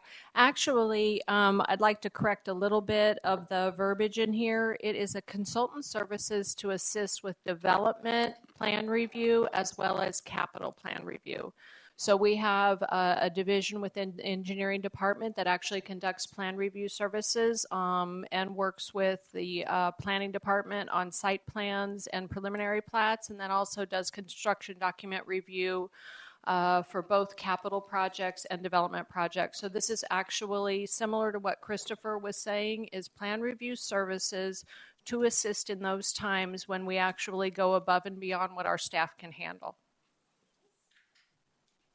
Anybody else have one on this page? Bill?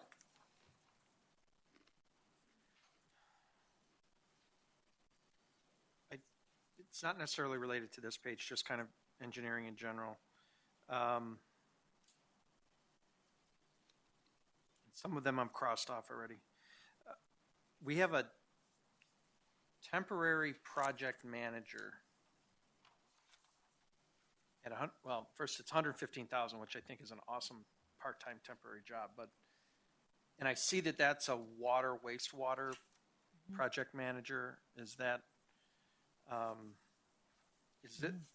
And I thought I read somewhere that this is the second year we've had this person.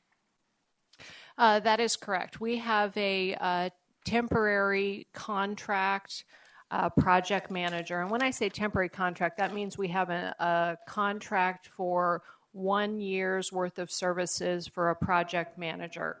We work through HR and conduct interviews and actually hire somebody on. That person has actually been working through this fiscal year. They've worked on landscape projects. They have worked on water and wastewater projects. They're currently working on a new roadway project. So they actually conduct a variety of project management services for the capital group. We had asked for a full-time project manager that was going to work specifically on water and wastewater projects. So that was focused on those projects that are coming forward with rate increases with the IWMP. We were able to utilize another project manager position we have in our department that has been historically focused on external interactions with ADOT, MAG, and other outside entities. That person will now begin focusing on water and wastewater projects for us. Is that the special projects thing I think that shows up in the... Yes, a senior project manager. Mm-hmm. Okay. And then the other question that I had was, we've moved the stormwater management or the drainage stuff over to Public Works. Correct. And that means that the engineer went with that project over to Public Works. Did we retain the engineer position in engineering? No, we did not. The position went. And it was harder for me to tell in the Schedule 5 whether that stayed or not. So thanks. Is that it? You're done, Bill? Okay, next. And on this page, any questions on from 2 on down to 13? None? I just had a real quick question on number 3. Okay. Did you talk about number 3 when I stepped out of the room, Bill? You didn't, did you? Okay, good. Thank you. I'm sorry. I apologize. This is to add 2 temporary engineering inspectors, and that would then give us 1 full-time and 2 temporaries? We currently have 3 full-time inspectors, 1 inspection supervisor, and then we have 1 temporary this year. We had originally asked for 2, which would have been a continuation of the 1 into the fiscal year 17 with an additional 1. We were approved to have 1. So it's a continuation of an existing position. Oh, so you asked for 2, but we were only giving you 1. Correct. Can you do it with 1? We can absolutely perform the work that we have with the inspectors that we have available. I think what you'll see in our descriptions, and we actually have a performance measure on this, is, and I'm just going to give a scenario. For 1,000 linear feet of a sewer line, we need to conduct 10 inspections. That would be the best management practices. With the staff we have today, we may be only able to perform 5 inspections on that. We are still able to identify issues, seek corrections from the construction field. However, maybe we haven't achieved best management, but we're doing our very best with the staff that we have. Okay, thank you. That's it, Mayor. Thank you. Any else on that first page? Yes, Sherry. It's actually the first and the second page. It's just kind of a general question. All right, anybody on this one page? All right, we'll go to the second page. And I guess my question was, there's inspector overtime and plan review overtime, but those look like they didn't make it in. Can you keep your current performance measures or performance levels, I guess, without that overtime? Are you doing okay? Or because I assume you asked for it for a reason originally. So how I'll answer that is that ultimately we don't know what the development world is bringing us. I'm always striving for the more the better. So we're going to, again, do our very best with what we have. If all of a sudden we do begin achieving more work than we can handle, I think I earlier said that, heard that the city manager's contingency fund might be available for those types of increases. I think he said that. Yes, indeed. I heard that. I think we heard that. So I would be coming back to you with a recommendation such as that. Okay. And Mayor, I have a question for her, Yes, please. go ahead, Molly. I don't know where it would be in here. I'm assuming, gosh, I don't know. I know we can review our plans electronically now. Correct. Can we pay for our fees yet by credit card? Yes, we can. Awesome. Thank you. That's all I wanted to know. That's such a wonderful improvement to what it was. So thank you very, I agree. You're very welcome. much. That's great. All right, we go to page 11. Anything on this page? Question? You must be getting tired. Okay. I think that's it. Is there something you want to discuss? Rebecca's here. May we skip to page 16 and do the engineering curve at the same time? And then It's come, the same yeah. department and it's also And come back to this facilities? Okay, Sure. that's fine. So on 15, is that what you're saying? page 15. Okay. I'm sorry, 16. I'm having trouble with my vision now. You're not alone. I think it's the hour, Lori. It's the Page 16. hour, I was honey. just going to say recreation didn't seem quite was in her. All right, Oh, 16. gosh. All right, let's go ahead for that.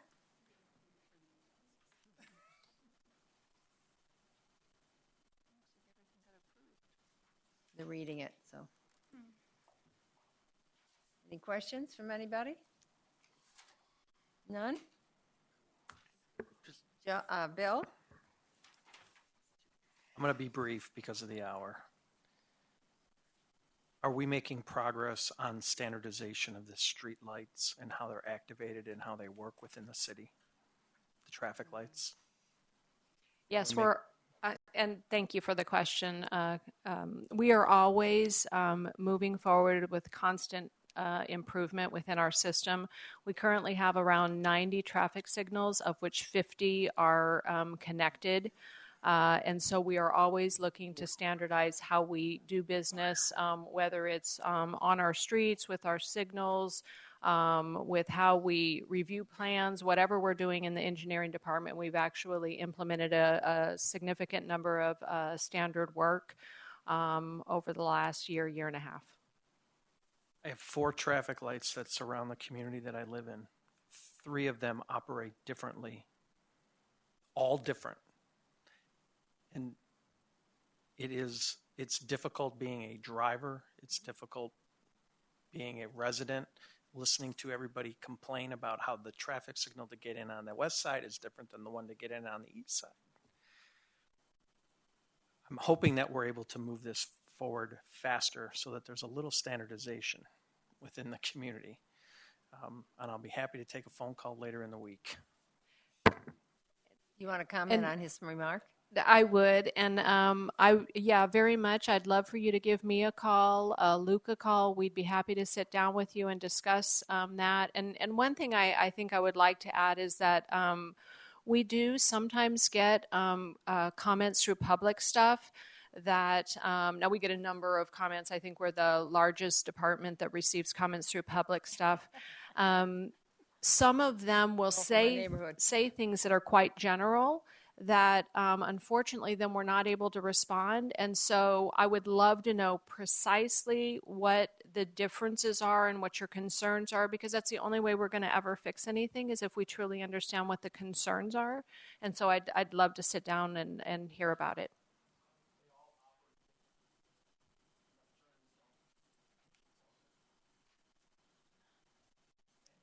Joe? Just a general, I know the one, if you're heading west on McDowell and you cross Dysart, I know that's Avondale. Mm-hmm. And then every time you hit the first light in Goodyear, it's red. You know, the one there. For some reason, the one leaving Avondale, I don't know if there's any coordination between the two cities.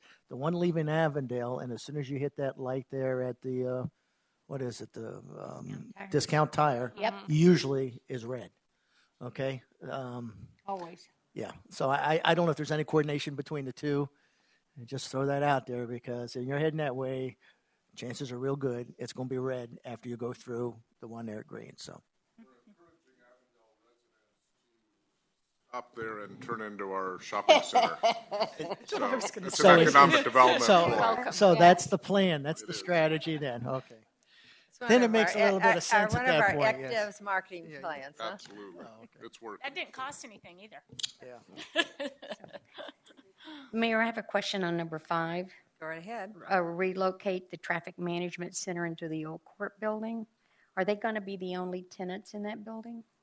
No, we will not. We will actually share the space with PD. Okay. Do they have room for you? They do. Okay. They have been very gracious. Now, is the traffic management center the one that has the cameras of the traffic lights? Yes, it is it's in Calle del Pueblo, and it's where we have all of the television monitors that view the signals. I've seen that. That's really kind of interesting. I have some photos if anyone would like to see it. No, thanks. Once is enough. And then prepared. Huh? My second question is the relamping traffic signal heads. Mm-hmm. Do we use LED lighting in our lights, our traffic lights? Do we know?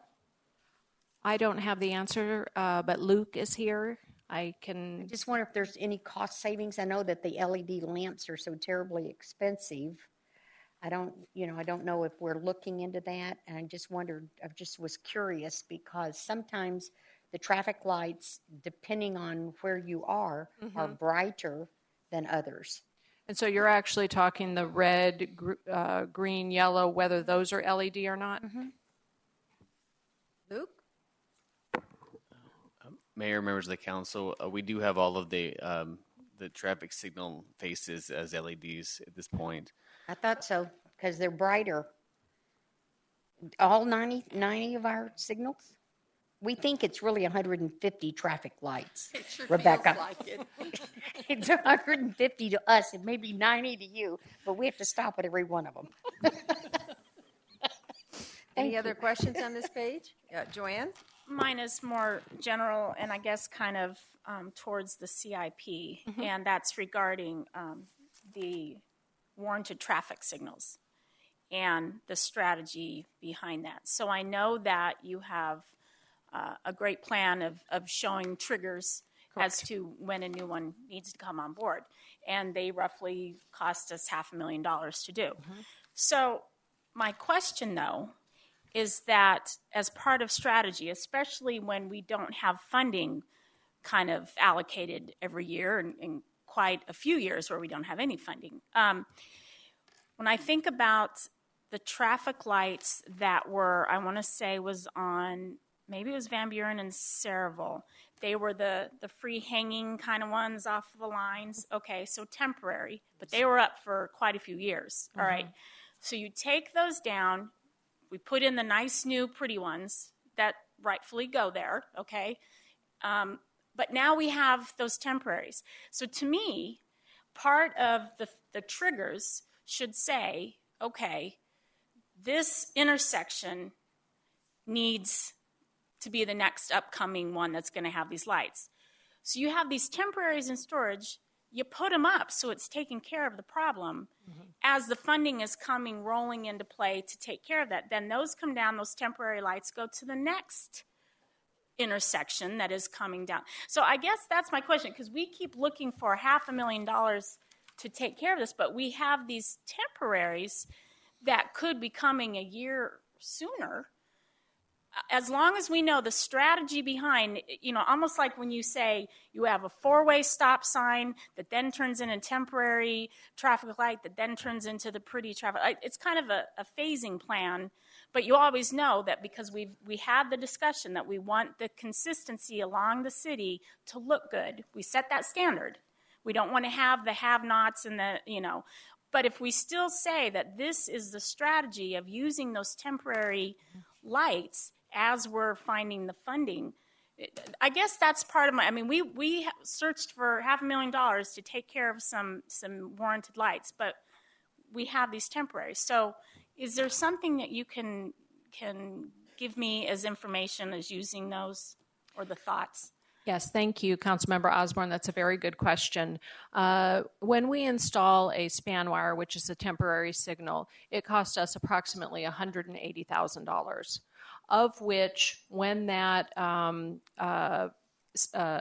intersection is converted to a full signal, about $100,000 of it is throwaway. So $80,000 of the worth of the equipment can be salvaged and utilized, whether it's utilized again at that location or it's utilized in the future at another temporary signal. But about $100,000 is throwaway. But for those that we have kept in an interim conditional call, so with span wire for 7 or 8 or 9 years, that's a fairly good cost. So you wouldn't want to use that for something that's only going to be a temporary signal for 1, 2, 3 years, because that is a significant amount, but spread over a 9 or a 10-year life, that's something to be considered. Okay, and I appreciate that clarification, but so it really needs to be something that we know they're going to be up for at least 5 to make it worth the while of that loss of potentially $100,000. Okay, thank you. Any other questions? Well, thank you very much. We'll go to facilities. I have one question on facilities.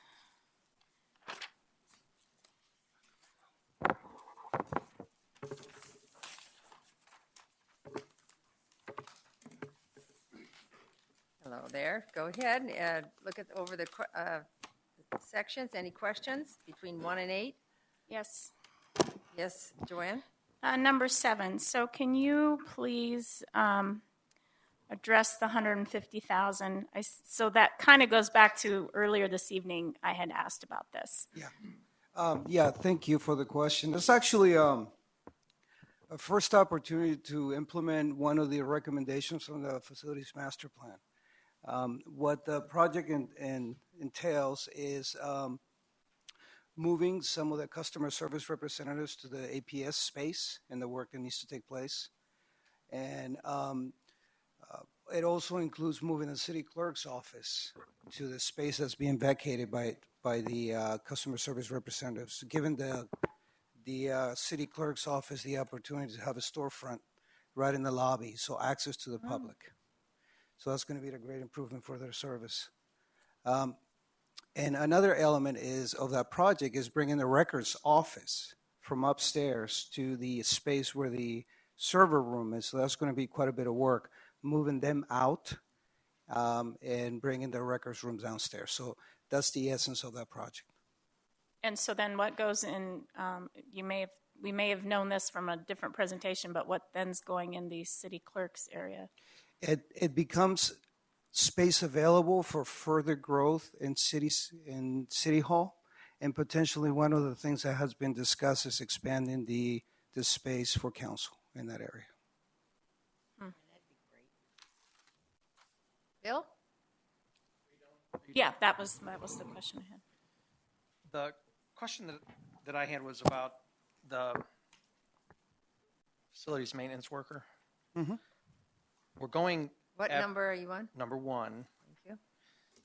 We're going after a worker 3, which is the top tiered employee. If we're just looking to pick up increase in maintenance of 100,000 and the 4 additional buildings, why are we going to the top of the pay scale? What we're seeing in our buildings is certainly police ops 1. It's a good example of it. The level of technology that's coming to our buildings is a lot higher, and the skill level that we need in our employees is a lot higher. The routine work that needs to take place is being handled by our employees, by our Tech 2s, but we really need better skilled employees, and so we focus on a position of a high level. And I'm trying to think about the 4 facilities that we've increased: the police ops, the 911, and the evidence building. Go ahead. Yeah, well, and also, one of the things that as we study the need for additional employees, the sports complex, it's quite a facility to maintain, and that's our workforce levels really haven't changed for several years, but the number of facilities and the complexity of facilities has definitely increased. So, to maintain our level of service, and in the last year or so, we haven't been able to really maintain the level of service that we desire. And with new facilities coming up, we really saw a need for this to be a high priority for us. Okay. Any other questions? All right. Wally? I've got a question on number 3, please. And I'm 1? Number 3, Yes, go ahead. access control conversion. They requested 200,000 and we're giving them 65,000. Yes, actually, this was another opportunity to incorporate an ongoing program here in the city, our asset management program. Originally, the strategy for implementing the new technology for access control required us for us to complete the project to request another $200,000. As we looked at different options, we decided to face that and definitely deal with the priorities on the first year, and then incorporate the replacement of the additional access control systems through the asset management program.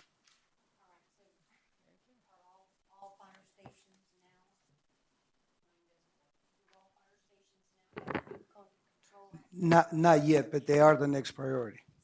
I'm sorry, what? Not yet, but they are the next phase. What next phase? The next page? No, they're going to be part of the $65,000. Oh, 65,000. That's going to take care of all of our fire stations. I can't answer that for sure, but they are our next priority. All right. Mm-hmm. Thank you. Any other questions on this page? I'm sorry. All right. Let's go to Park, and I think that's finished. So we'll go to Parks and Recreation. Thank you very much.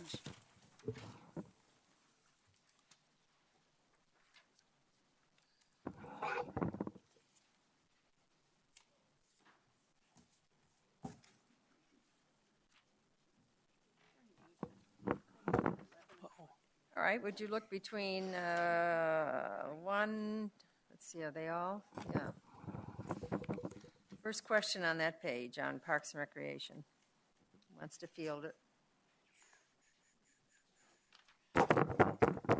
Well, I have a question on why the right-of-way plant tree replacement was not funded. Is it funded somewhere else? I hope. Yes, Mayor, Councilmember Campbell, great question. When we initially developed the asset replacement plan was to replace plants upon their full life cycle of replacements. However, after further discussions and review of this supplemental here, that would cover premature replacement of plants lost due to weather, plant damage, things like that, was that we would proceed with the plant asset plan to cover this. Okay, thank you. Any other questions? Yes, Bill. Nathan, what I heard today from the manager and the finance director and the staff was to ask Parks this question. That's what I heard. Now, that may not have been necessarily what they said. That was 6 hours ago.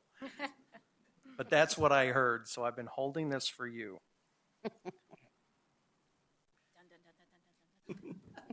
In facilities, water, and parks, the position of superintendent and supervisor are common.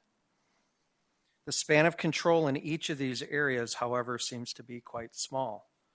What is the difference between a superintendent and a supervisor, and what is the span of control?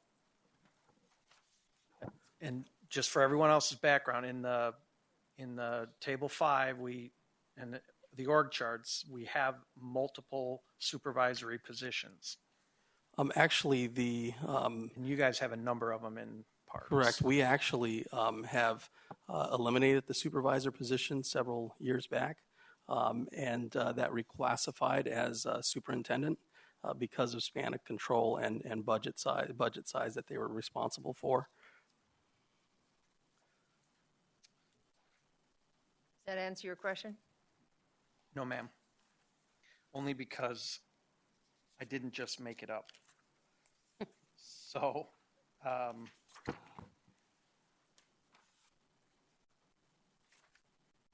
got to look for it now.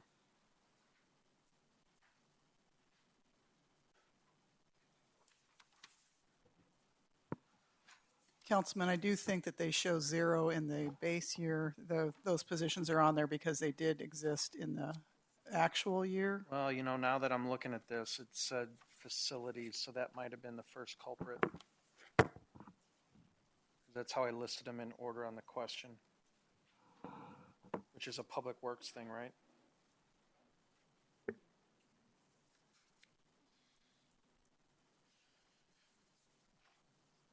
Well, if someone can look through that and let me know. It obviously doesn't specifically look at parks, but we seem to have a significant span of control questions within the number of supervisors compared to the number of actual workers. And I've got concern about that if we've inflated our staff, either positions or whatever. So if somebody from either budget or the manager's office or somebody can get back and let's talk about that, I would appreciate it. Any other questions on the Parks and Recreation first page? Joanne? My questions actually, I only have one that goes for the ballpark, but for Parks and Rec, my questions aren't listed here. There are 2 items that I recognize in our city that,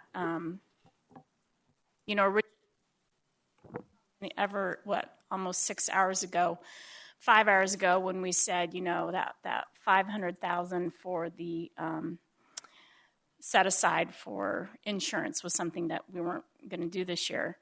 I had been looking at items that our citizens have asked for or needs that are out there.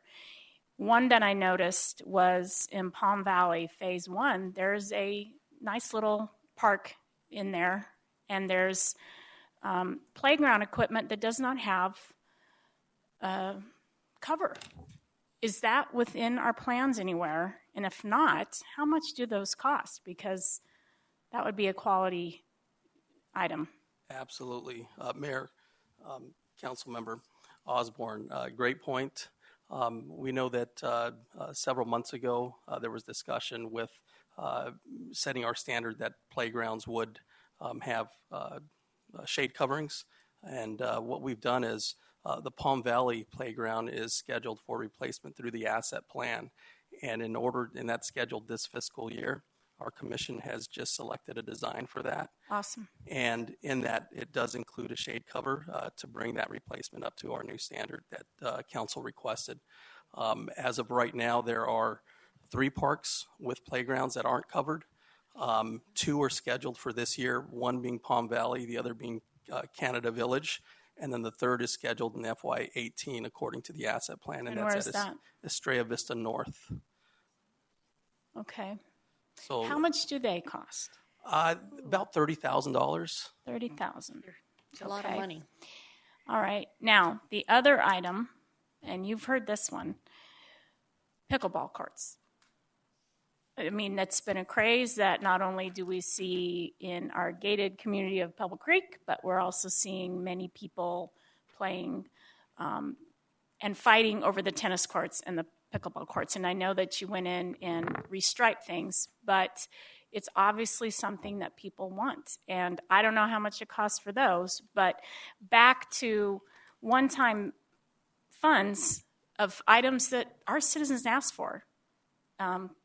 I think we should have consideration. So I would love to hear how much those cost and when we could possibly look at putting one somewhere. Great point. And pickleball certainly is the new craze.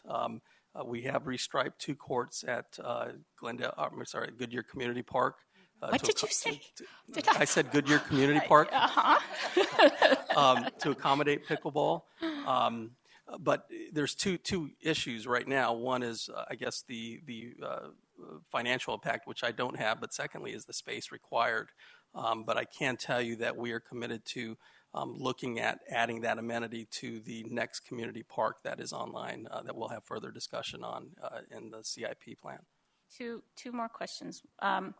One, sorry, Sherry. One has to do with, because I think the Youth Commission is under your umbrella, or no?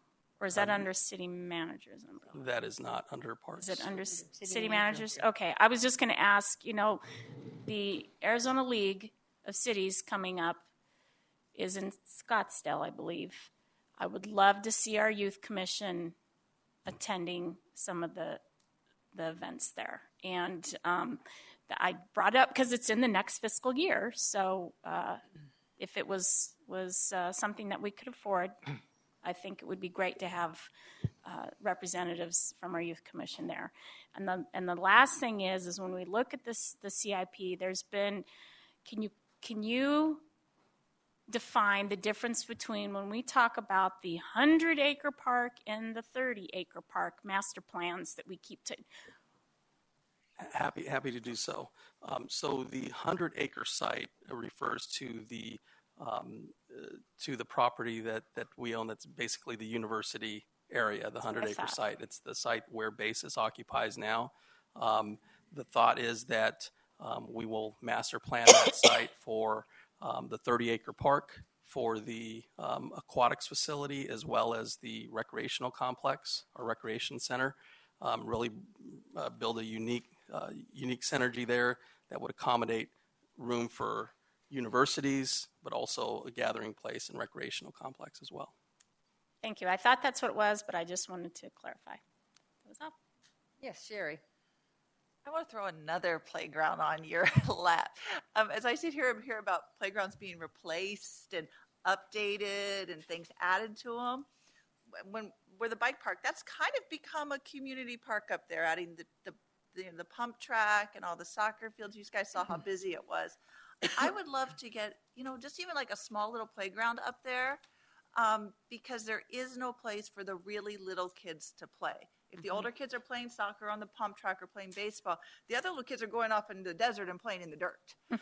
So I would love to see if we could get something up there before we continuously replace everything else. It'd be nice to put something up there. It doesn't have to be huge. I know it's not a lot of space, but there's some flat area that'd be really nice that, you know, the whole family could go and do things. And then there's something for the little kids to go do without getting in trouble, you know. Sure. So that's my kind of one. I have to agree with her on that. I've been up there many times for different occasions, and I think that is a lacking in that park. You're right. And it's kind of just become a community park just by keep adding stuff on its own, kind of morph into that. Mm-hmm. And then the other thing, I'm sorry to skip ahead, but and then I'd have no more questions. Well, I'm going to call each page out. So. Oh, okay. Do you want me to wait till the third page? Well, if you'd like to do that, it's fine. Oh. Why don't you do that? All right, let's do that. The Are we all done with Parks and Rec? I'm going to cut you off. Mayor, if I may, I'm sorry, just back on the point that was made, because, you know, sure, you brought up the point, Mayor, you reinforced it. So is there consensus direction for us to take a look at any type of park improvements up in Estrella for this coming budget year, so for next fiscal budget? A little potluck can't cost that much. You're probably in the area of 100,000 with cement and nothing's cheap anymore. Well, if the top is already 30 to cover it. 100,000? Does that include cover? 100,000, yeah, with the cover. Yeah, but it really is needed, because if you go up there for a game or anything and you observe around, we have a lot of small children just kind of running around the areas that are, you know, outside of the ball field with nothing really to do. So I think it would be really a good plan.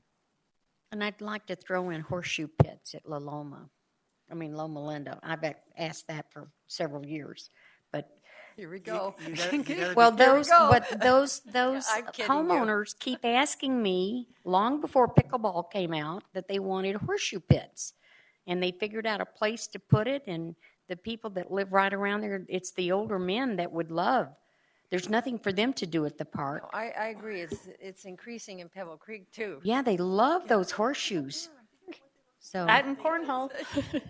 Hey, you know what? If we don't say the things that we hear from our citizens of the amenities that they want and the things they enjoy doing, then we're not doing our job. And so, you know, finding out what pickleball costs, finding out what horseshoes cost, finding out what, you know, we need to know these things because they're important to our citizens. Yeah. Joe? Yeah, I don't have a problem identifying the cost, but we got to keep in mind that you see what's left on there. We're talking about second squads. We're talking about a variety of things. So you got pretty close to a balanced support now. And I agree, there are some things that we probably, but you better have a list, because it seems to me you're well over $2 million on what you talked about tonight. So you better find $2 million worth of $2 million worth of money in here somewhere. So. Yeah. 20 pages left. Yeah. Carolyn? But if we never say it out loud, it's never going to happen. So you have to have it on the table before you ever can. I think I was told that earlier this evening. Yep. Yeah, it took us 8.5 years to get pickleball courts in Pebble Creek. What? 8.5 years to get pickleball in Pebble Creek, and we only got 4 courts to start Tennis with. was too Now we have popular. 1,600 players that belong to that club. But you remember, tennis was very popular, and that's why Well, it took a while. it was a big tennis deal. So, Yeah. Well, I'm not saying don't put it on the table, but when you get up to 2, you better have Oh, some I things know. to We get got to rid of. have money. Can we move on here? No. Is there anything else on page Billy. 13? Are you on page 13? Where are we? No, I'm still on this park stuff. I just have a kind of a generic question. What is I was in California. I'll just say that. One of the parks, and I'm not talking Muscle Beach or anything, but it was a community park, had exercise equipment that was like park stuff. Mm-hmm. Never seen it before, never seen it again. And as today I was going through the citizen survey that we had done, and one of the things that came up was fitness opportunities. And not everybody can afford to have a membership to a gym, et cetera. And I'm not even suggesting that we turn one of our parks into a Muscle Beach, but was I looking at an old park that had that kind of amenity, or is that something that's making its way back? I mean, Actually, it is making its way back, and we have 3 parks in our system right now that have exercise equipment along Goodyear. in our system right now. So Bullard Wash Phase 1 and 2 have some exercise equipment along those paths, and as well as Palm Valley Neighborhood Park also has some exercise equipment in that park as well. Maybe it's just So not well known anymore, or it's not attracting the large need to get you out, bodybuilder Bill. types. I'm not hanging out in the park, so obviously. But it does provide a nice walk and opportunities to stay active and exercise as you're walking along the sidewalk there. How did that end up faring in our parks master plan? Did that come up at all? I don't remember hearing about it. I certainly wasn't going to bust that book out and start reading that today. But yeah, appreciate the question. It really wasn't addressed in terms of amenities. Plan focused heavily on major needs, fields, linear fields, multi-purpose fields. Do we have any idea trails. how they're being the pieces that we actually own, are they being used? I mean, I would say that the equipment is in good shape. It's tough to say how often it's being used. Last week I spent quite amount of time in Bullard Wash Phase 1, and there were people using it, but it wasn't. It's being used, but it's tough to tell how much. Right. Thanks for hearing me. gee, maybe we need to have a challenge. Maybe we need to do, some kind of, David's looking at me because I was already teasing him. I want to have a citywide Fitbit challenge. That's what I'm, thinking we need to, Fitbit, Steps you take. think about how many steps. Gonna citywide challenge, yep. I'm sorry, my husband just texted me. You wonder if I was alive or not. Yeah, my husband So, I'm sorry, I had to take care of that. I usually Yeah. don't do my computer, my telephone here. Oh, yes, maybe not alive, but really alive. Yeah, okay. Can I just finish 13? Is anything more in the page 13? On Parks and Recreation. Okay, so now we're going over to 14.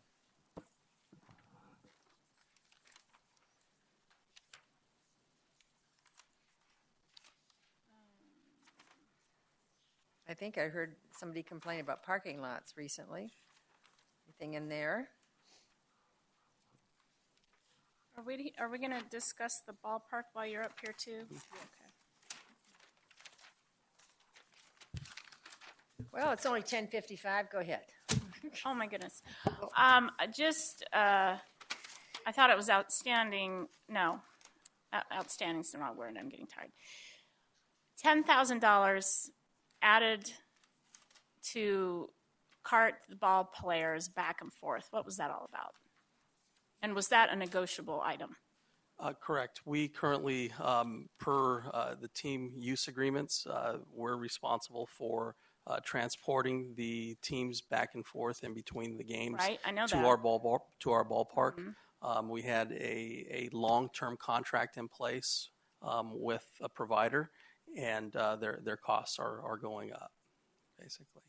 $10,000 for one.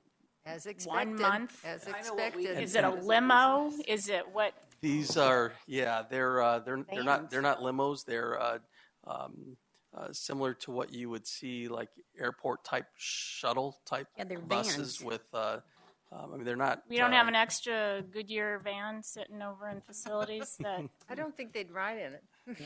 They have their standards. Right. I will say that they keep their pricing for 7 years without an increase. So. Okay, can we go on? Anything on the page 14? Take a quick look through it. No? Somebody nod yes, no. All right. Then let's go on to 15. I do too. Number. I'll go Sherry first. Okay. This time. Probably the same question. Is it number 23? Yeah. Me too. I guess I don't know why 23 wasn't funded because it looks like we could make money off of it. And I know it is a need in the West Valley, but if we could make money, wouldn't that be something we would want to fund? Or maybe I'm reading something wrong. That was my For thought when I the read it. summer recreation program, Nathan, the expansion. Yeah, correct. The request was put in to extend the summer program to a third site, and right now what we've elected to do is expand the hours at our two current sites to increase capacity. So at this point, I believe one site is full and one site still has some vacancies. We want to see how this performs this year with that change, and then revisit it for next year. Okay, so we've actually increased the capacity anyway. So We have. We're making the extra money that way. We have. Works for me. This is such a wonderful thing for the residents who are working and need Oh, yeah. competent child care. And we thank Parks and Rec for doing this because it's just so important. It's full day from 7:30 to 5, various trips and summer trips. Thank Lots you of fun. very much. Anything else on recreation? All right, so now we'll go over to page 17. So from 3 to 12, well, that's not 12. So this is contractual services on the ballpark facility rentals, and starts the column. No, I had the same question on the transportation that Joanne All right, brought so up, that so took care of that was that. fine. We'll just look through it a moment.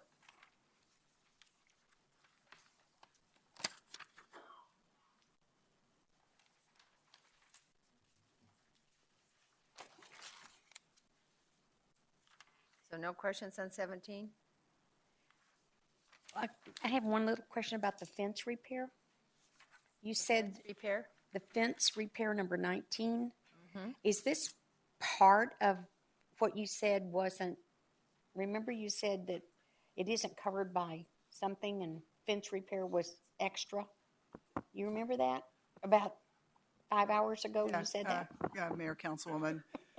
Because this was already in a supplemental that we knew about, we didn't incorporate it into the asset management There you go. calculation. But we Okay. did, the rest in the future, that type of project would be in the ballpark asset Perfect. management. Okay. All right. That's fine. That's all I needed to know. Thank Anything you. else? Yes, Sherry. I just want to make a comment. I appreciate all the items that you've listed for the ballpark so that we're not in the position like the county found itself in, that we are funding everything and we're taking care of things now rather than later. So I do appreciate that.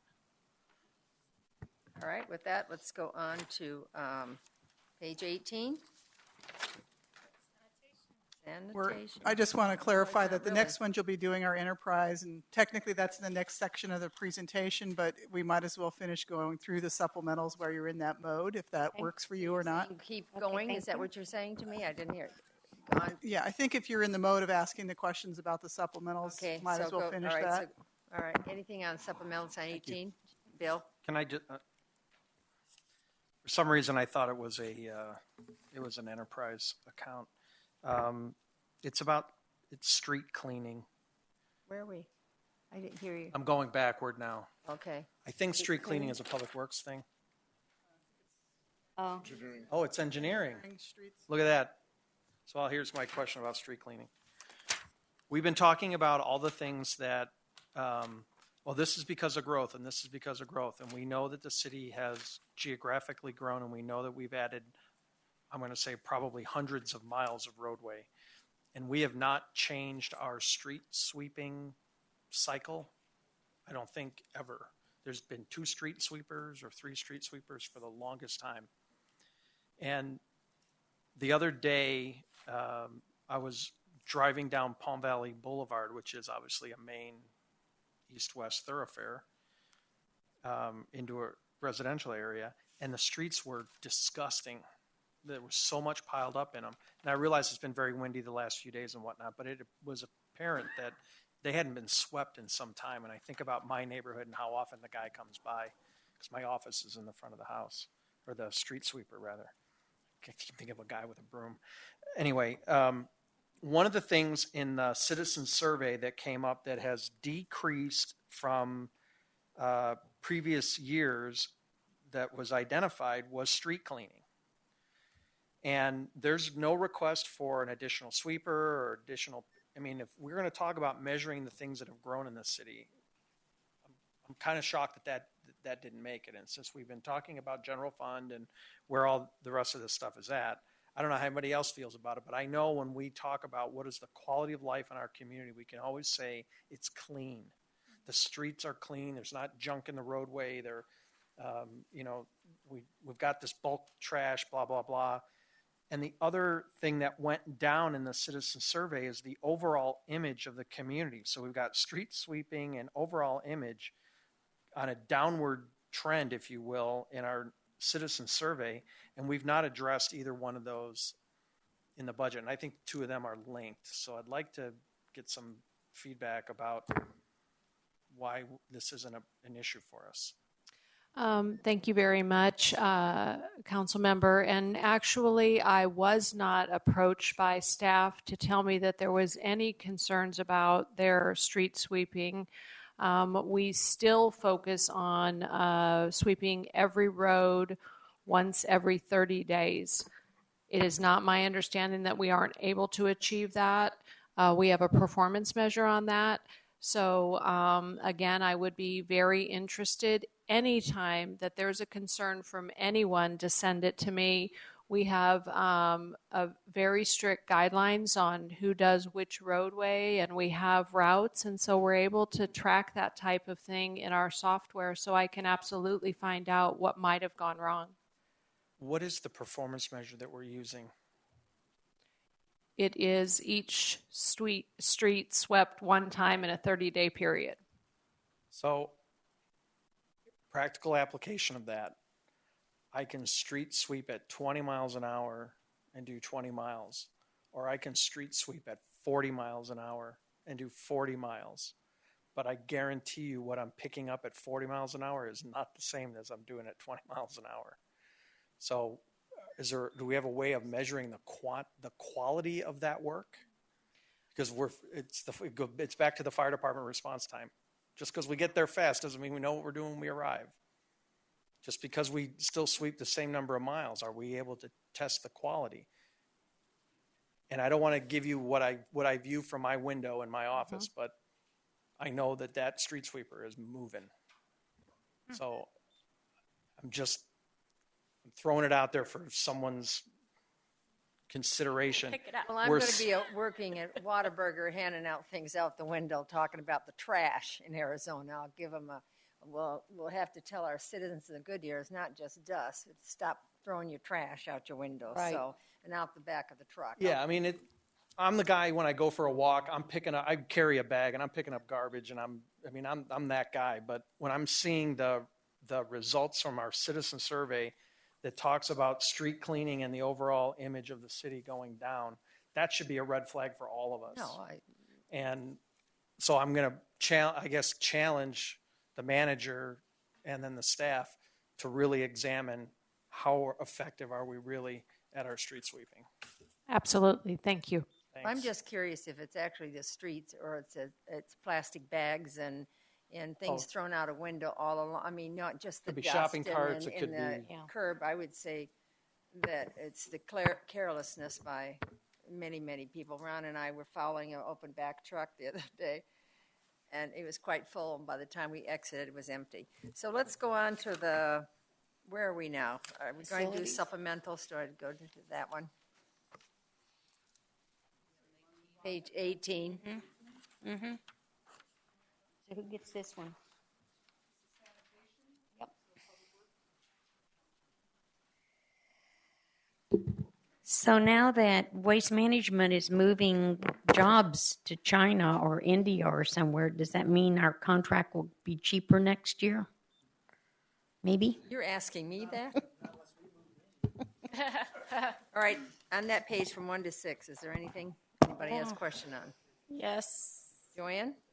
Okay. I'm at a loss as to why we would spend $50,000 to study our sanitation delivery. So help me out with this. And I understand the question. That's actually going to be a very frugal study. The contract with Waste Management ends in 2019. Mm-hmm. And, as we look to the future of Goodyear and the level of service that we need to maintain, it is a good idea for us to consider all options. Do we stay on with the contract? Do we look at the option of taking the service in-house? And we need some help determining what the best options are for us, putting together a business case, looking at all the possibilities. Now, I call it a very frugal study because we will be the ones gathering the data. We will be the ones formatting the questions, and we just need a higher level of expertise to help us look at different possibilities. So it is a business study for the future of sanitation for the city. And obviously, if we don't look at what it would cost us to take it in-house, you can't present it to the council of saying, this is our options. I'm assuming everyone on the council would consider us taking it in-house. I mean, we've never been posed that question. So I guess I understand. I just saw 50,000 for it. I think, personally, as a business owner, I would love to be asked in this study if there is a desire to bring on commercial recycling and be given that opportunity.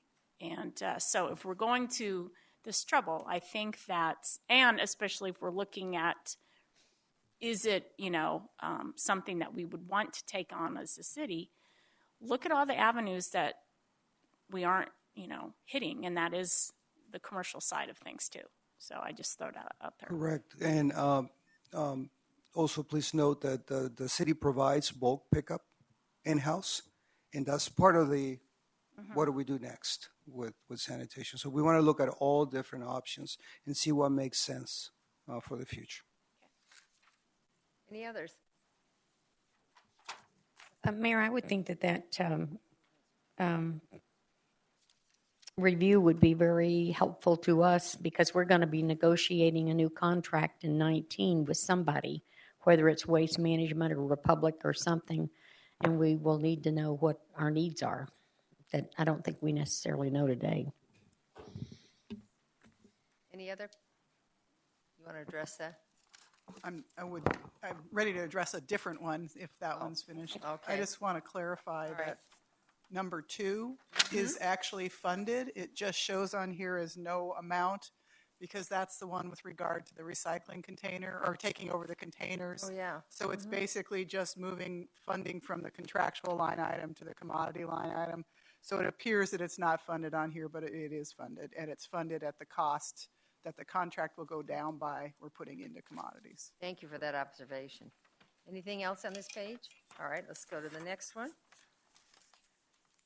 1 to 9. Any questions on that for water? Number 2. I know this is an unfunded item, but if you could, not this evening, but if you could follow up with some of the concern statements that you've mentioned here, just to give us an update on what's going on with the Superfund site and everything, I'd appreciate it. Thank you. Yes. Thank you. Any others? Yes. I just, the number 6, we have to believe that you belong to these organizations for a reason. And I noticed that they aren't funded this year. Are they funded somewhere else? It's the dues and membership in the, like West Caps and AMWA. We're actually just absorbing those costs in our base budget. Okay. So we are going to continue membership. Okay. Yeah. It just seemed to me to be not a good idea to abandon them. No, Thank you. no. Thank you. Any other questions? I'm kind of clicking through the slides related to the Thank you. enterprise funds while we're doing this, and I did want to point out that both for water and wastewater, there was a great deal of attention paid to the rate plan and what that plan would fund in terms of coming up with both the CIP and the supplemental request. And so just to bring that to your attention. Mayor. Yes. Just a general question on all the projects and the one time that you have in the budget. Were there any surprises or deviations from what you thought you were going to need to spend as a result of our rate study, the rates that were put in place based on the plan we had to make such improvements? Did it fall true to form, I guess is what I'm asking. We're still really working through the details of putting together a project implementation plan over the next 5 years. As we look at the needs of our facilities, we all feel very confident that the plan capture the main elements of what's needed in the infrastructure. So there were some things that, in essence, might have been missed, and as a good example is probably our, you see it up there on the screen, our tank rehabilitation program, and we took the opportunity during the supplemental process to capture that as well. That's really a major part of our infrastructure that needs to be planned with that improvement plan. But no, overall, the plan is going to be very, very thorough. It's going to put us in a much better place over the next 5 years. That's great, because I just want to make sure that, we passed a rate schedule based on a plan, and I want to make sure we don't show up short because there's things that were identified significantly where we don't have enough money coming in to cover those costs. So I'm glad. We don't believe that's going to be the case. Okay, thank you. All right, can we go ahead on page 19 and make sure there's no other questions on that? Any questions on 19? On the water. Let's go to 20 on water, 10 through 17. Most of them aren't funded, so I guess we're looking at 17. I have a question. Yes. For number 11, the Water Conservation Committee, I thought we approved that, or is this different funding? I think it's just the total cost, right? The $11,000 that you see there was a request for us to be able to bring some help to facilitate the process. We found a way of absorbing that cost in our base budget. Okay, so that's still going forward. Okay. Anything else on that page? All right. Then our wastewater on the last page, 21.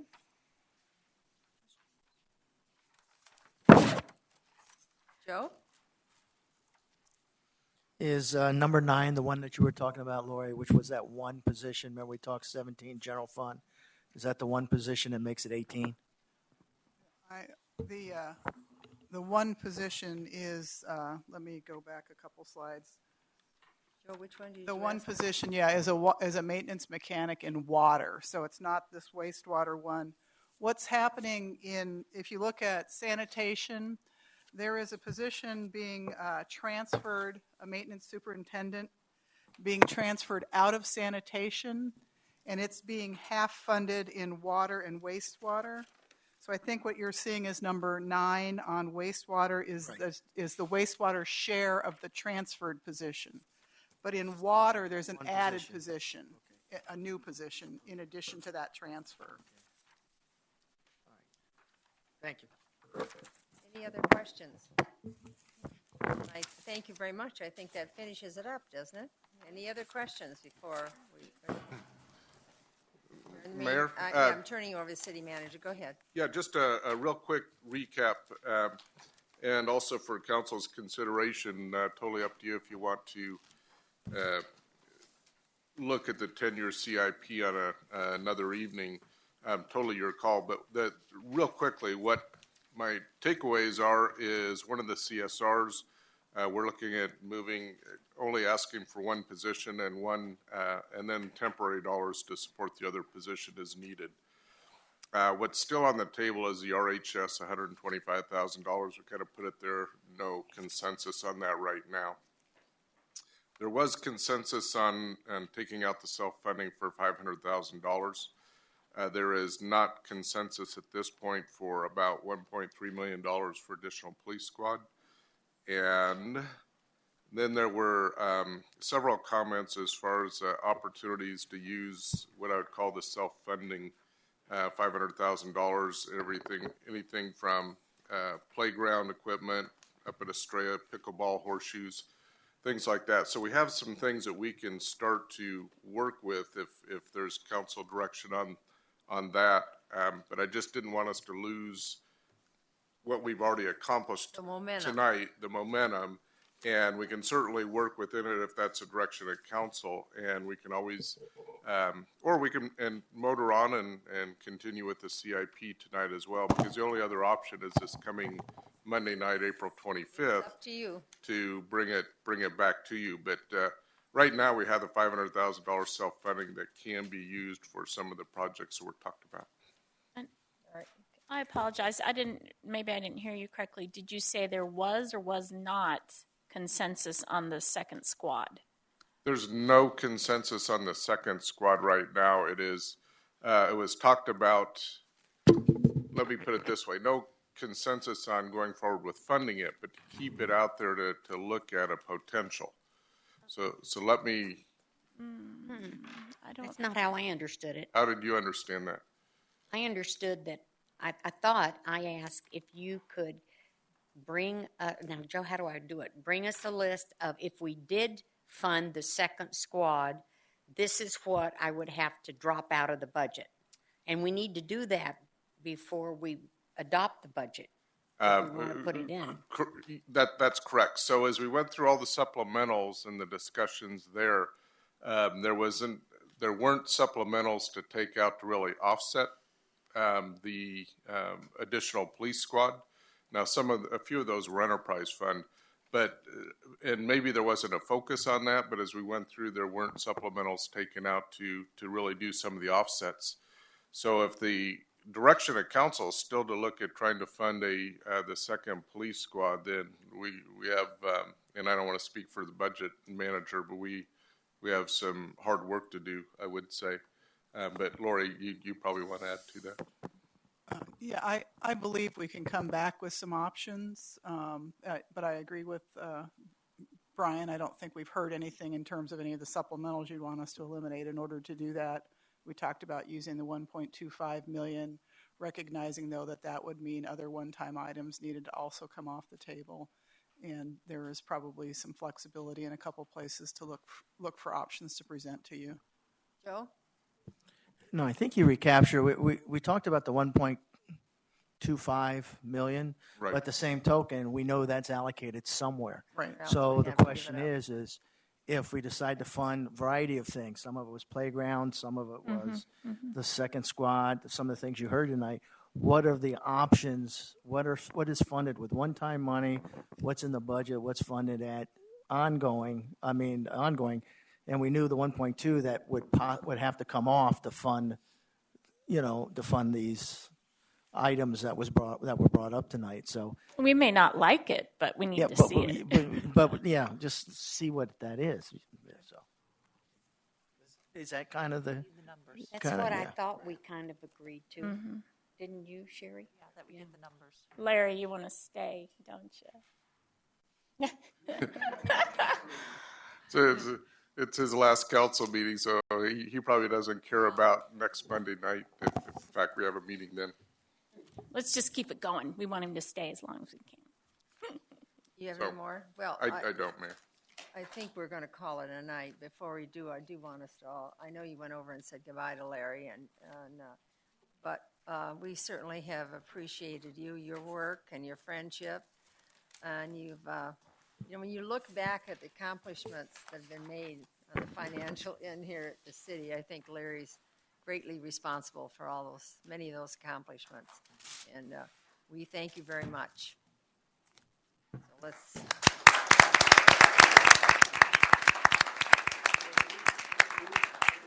And we made this night very easy for you to go because you looked at the clock and you said, boy, am I glad I'm getting out of this. All right. Yes. Mayor, well, I just want to say, Larry, thank you very much. For the 9 years that I've been on this council, you have truly been my go-to guy. And we've gone through great trials and tribulations within this city. And you were always a constant that I knew I could count on and I had confidence in. And I'll certainly miss you. Thank you for all your hard work.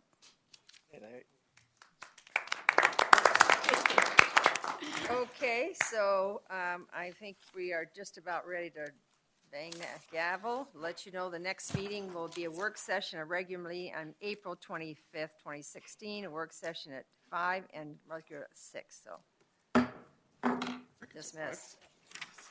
Because we may not have had to have it if we not, if we got everything done, but we really didn't. If we needed to, we started. Oh, okay. I don't know, my brain just died. My family just gave up.